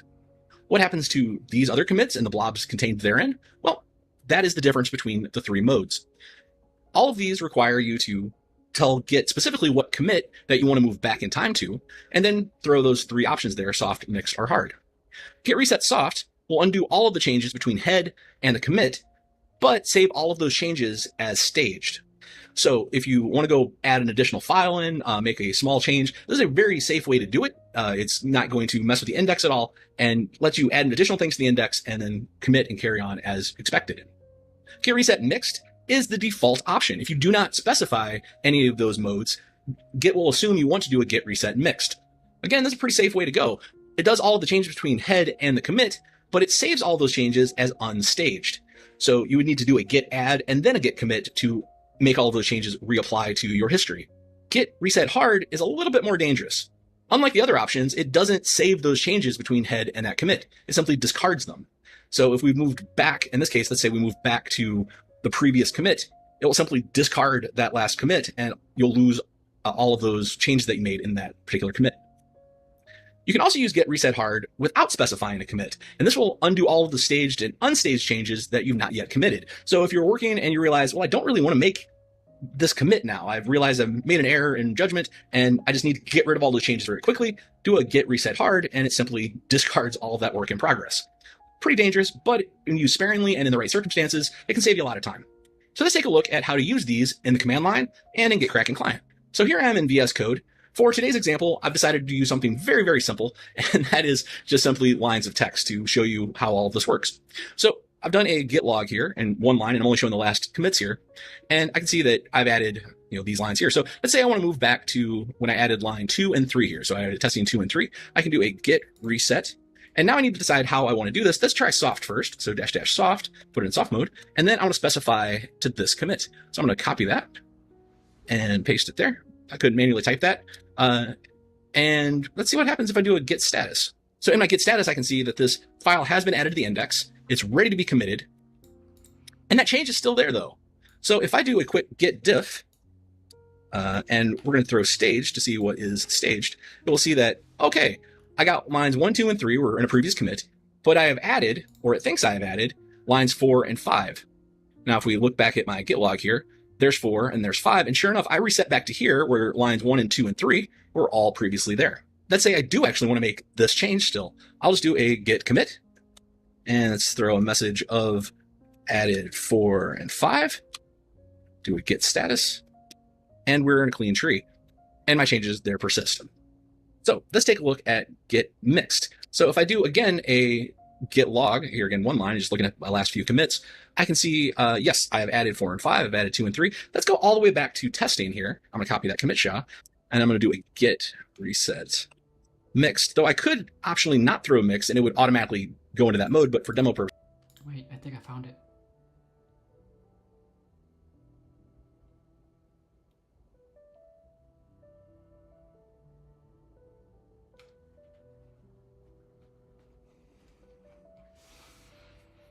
This is exactly what I want. 10 years ago.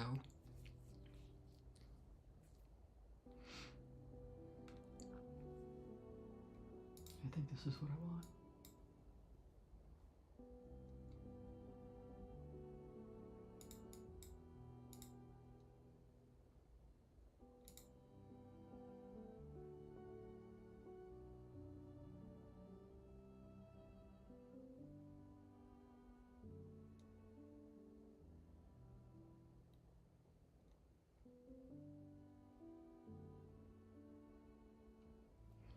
Filter repo to be installed first. Okay, let's download git filter repo.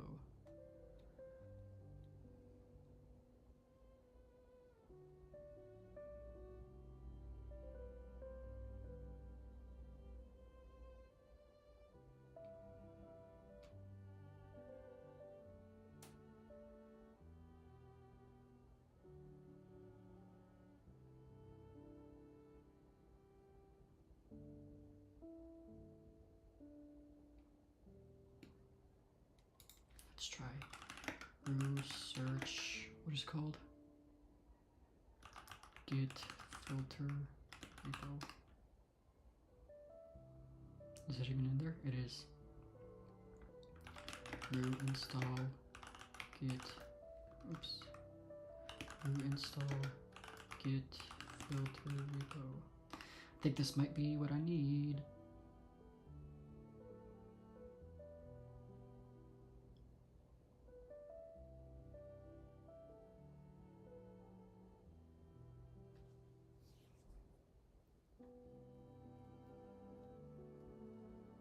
Forgot to run brew update and upgrade. Whatever.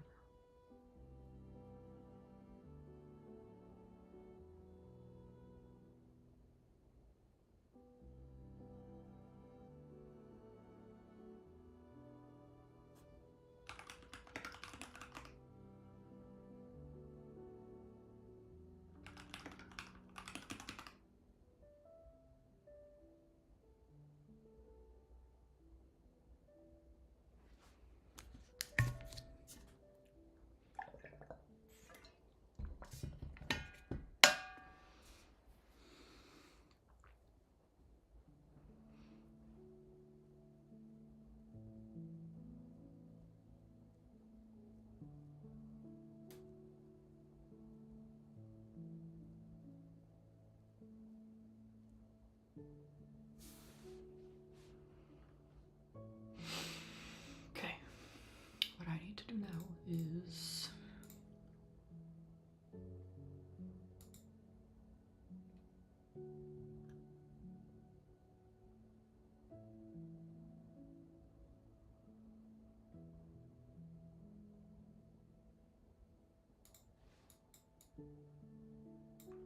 I want to do that.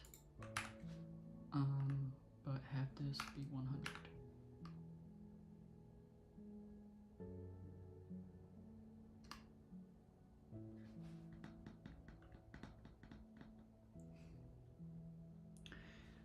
Aborting, refusing to destructively overwrite repo history since this does not look like a fresh clone. Expected freshly packed repo. Please operate on a fresh clone instead. If you want to proceed anyway, use --force. I don't know what that means. This is gonna be dangerous, but we're doing it.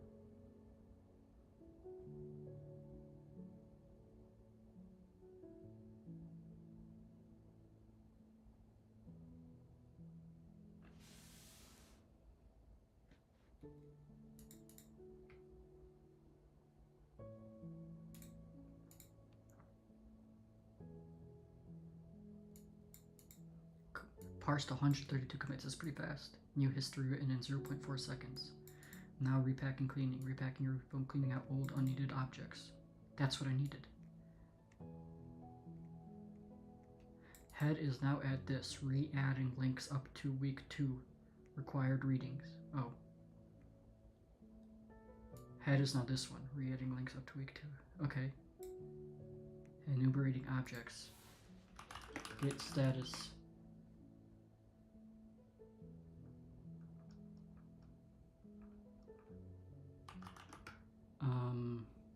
No changes added to commit.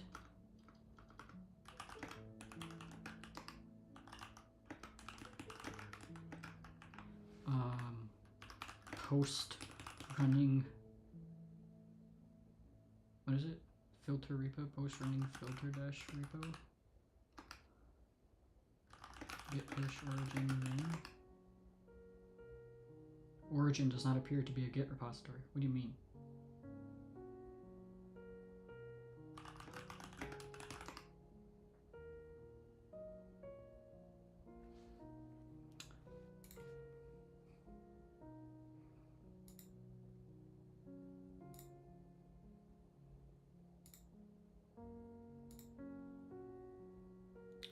What does that even mean?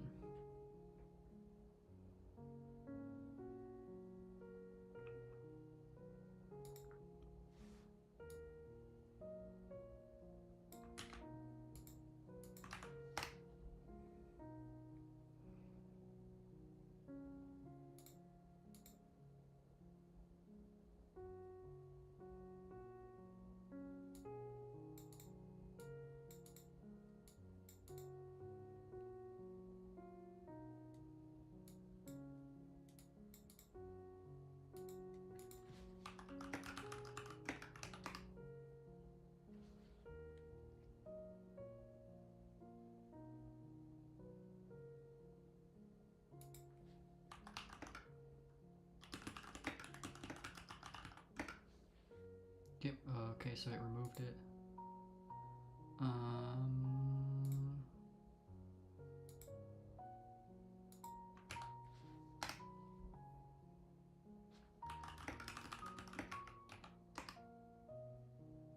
Okay. Oops.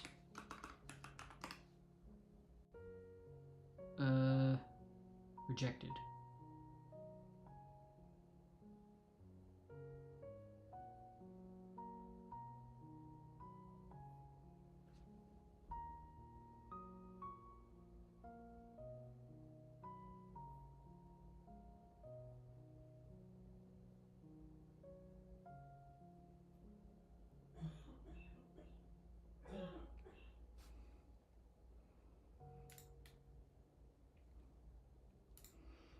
Okay, what is here that can be... Wait, no, back.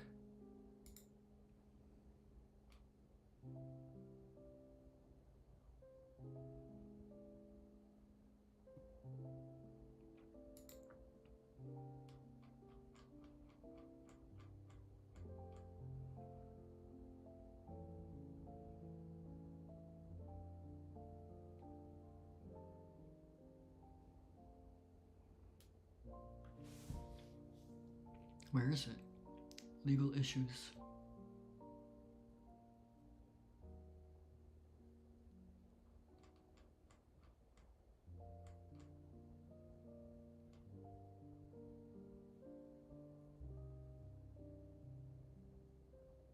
It's not even here. Where is it? Where's the other one?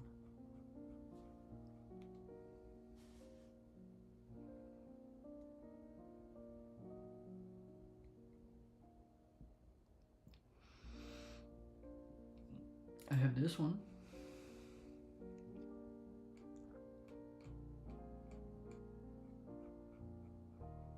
How come I don't have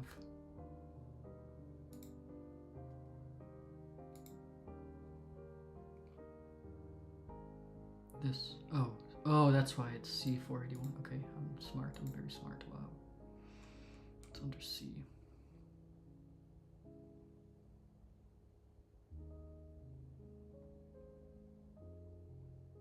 It's at the top. Should be all the way at the top. Here. Okay, sure.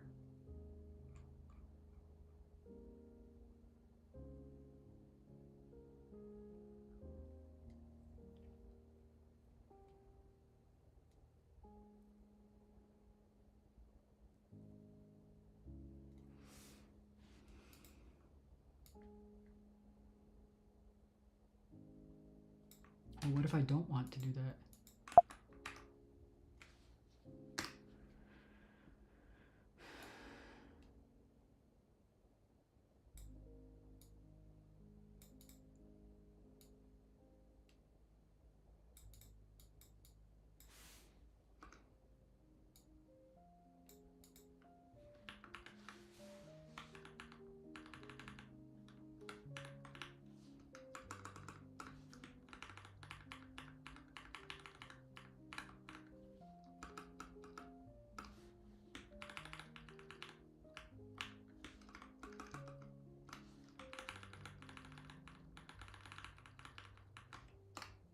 How are you gonna tell me nothing comes up with this? It's too long? Fine.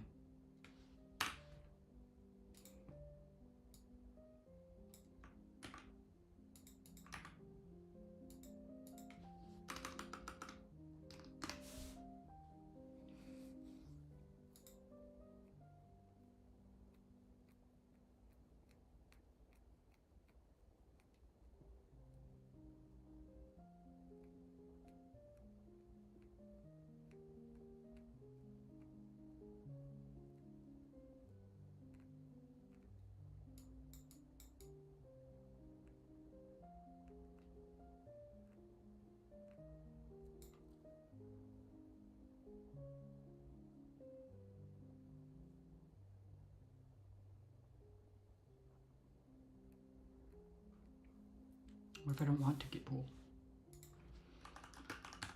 Don't break anything, bro.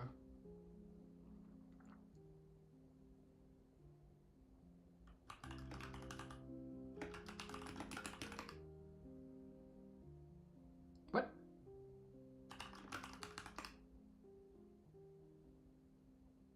There is no tracking information for the current branch. Please specify which branch.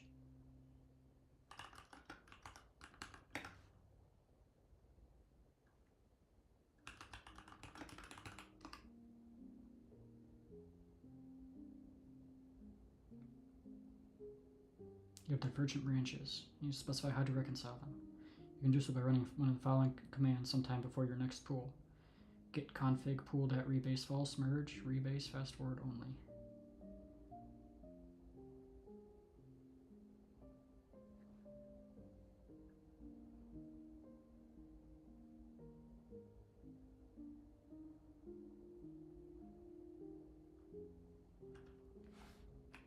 I want to merge.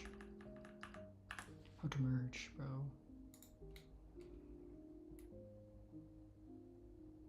Merge. Merge conflict. Coming back to the merge conflict, you'll see this message, conflict merge conflict, which happens when the branch you're merging into has not been altered or hasn't diverged from the merging branch. We can also merge with no fast forward. New command type is a and finally to appear and also automatic merge failed.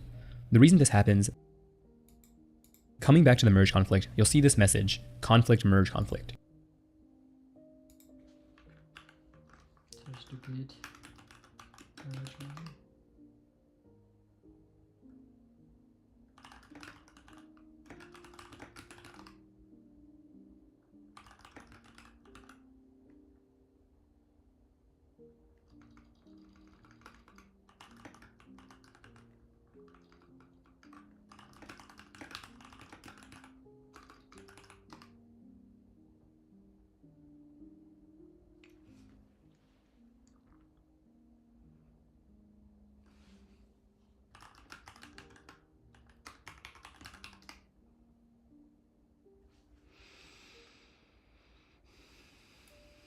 What are the options for verbose? Where's merge?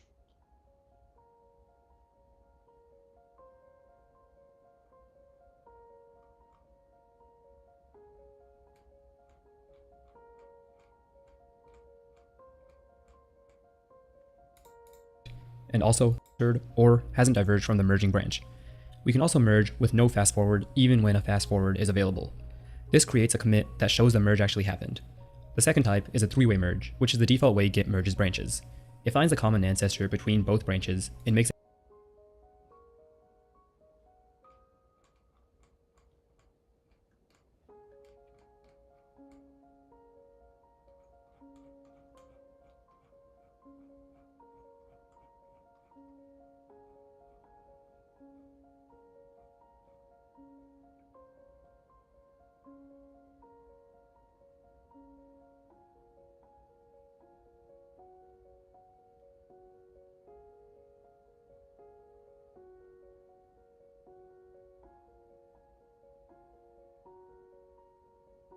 Quiet, verbose.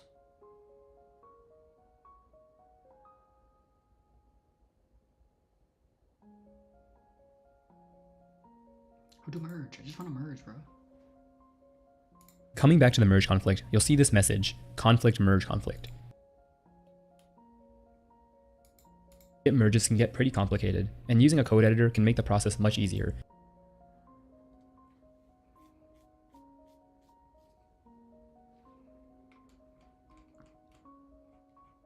I just want to merge, bro. Let me merge, bro.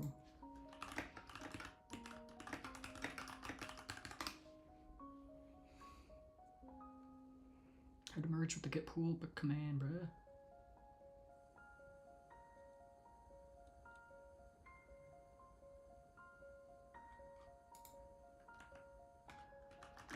Git merge. Origin. Name.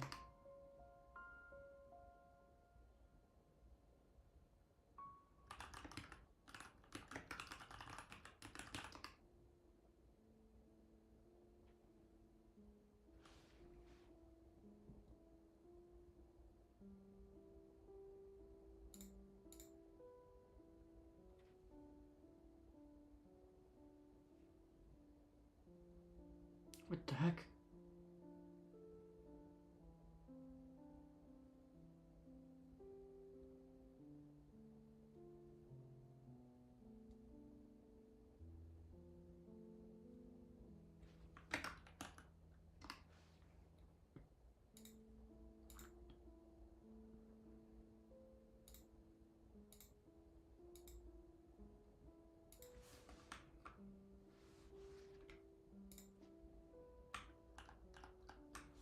Okay, let's see. What are the merge conflicts, bro?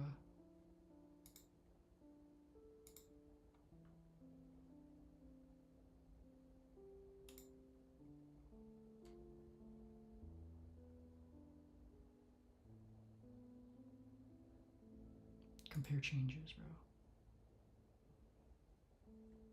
Projects. Try hack me. I don't need that.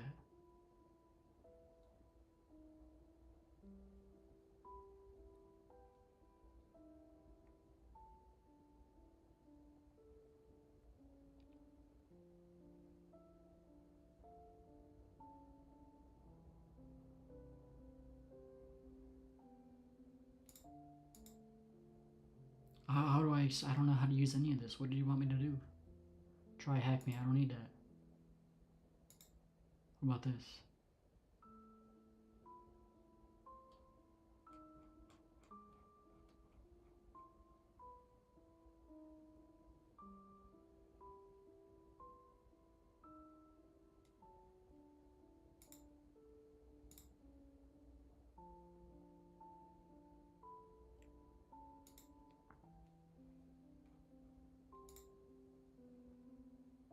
I don't need it.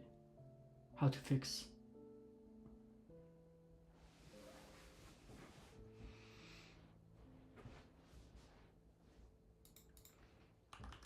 Git status.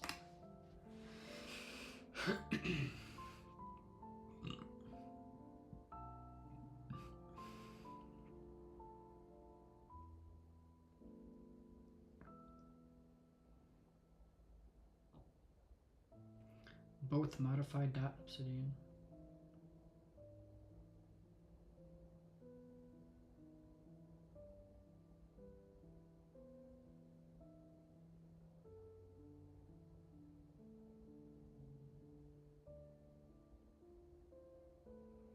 Well, I don't know how to fix.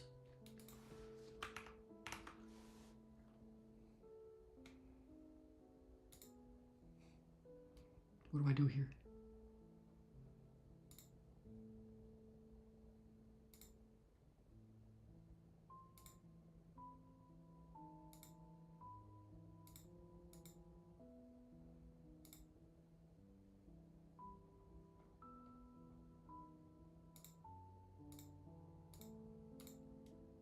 Open up this.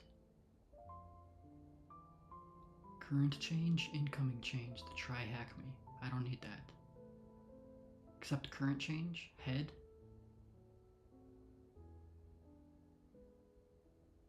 Accept both changes. Why not? That's fine.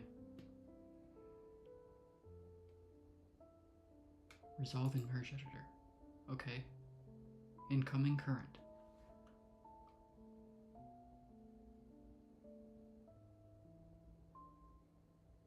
One conflict remaining. Where?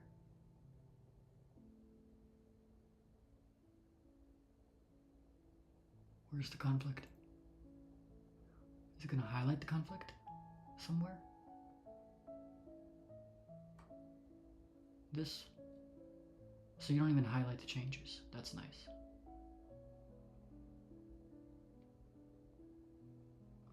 What's the point of not even highlighting the changes, bro?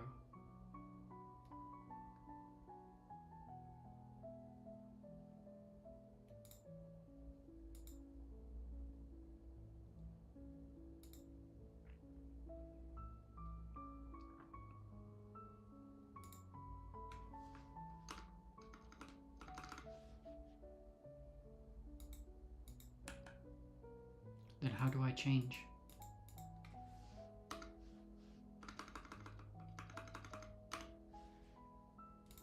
There you go, 0 conflicts, complete merge.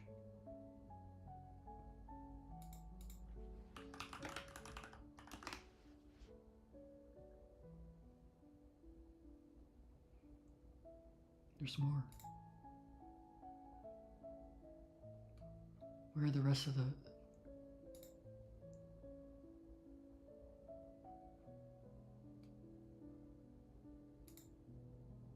Nine conflicts. This. I don't know what to do there. What about this?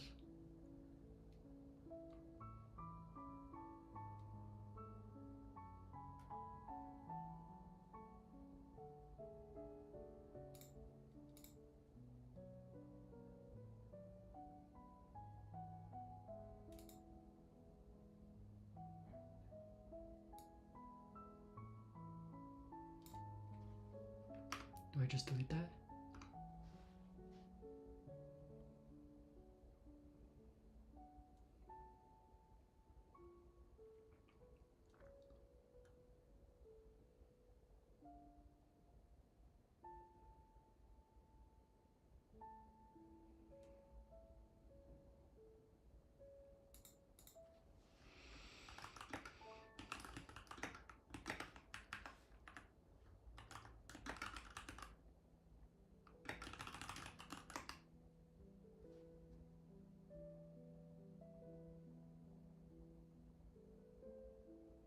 Committing is not possible because you have unmerged files. Fix them in the work tree and then use git add/remove file as appropriate to mark resolution. I don't know what that means, bro. I have to fix them here, but what is this interface? You can't even tell what any of this means.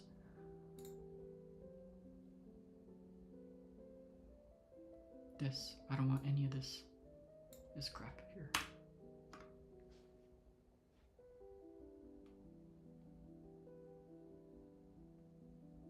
Accept incoming changes, accept current change.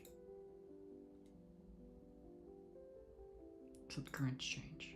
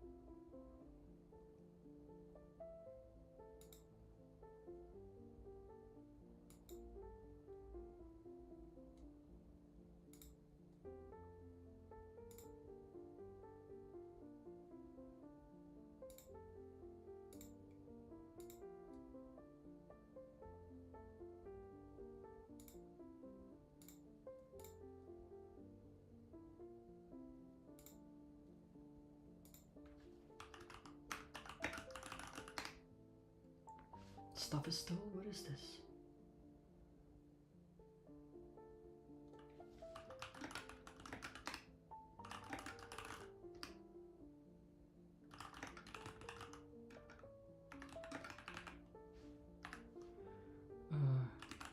Resolve merge conflicts? I don't know.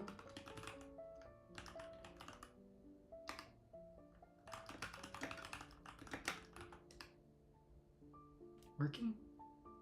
What the heck? 1127?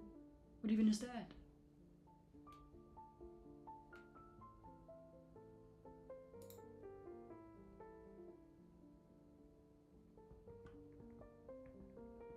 I'm gonna finish the stream because right now this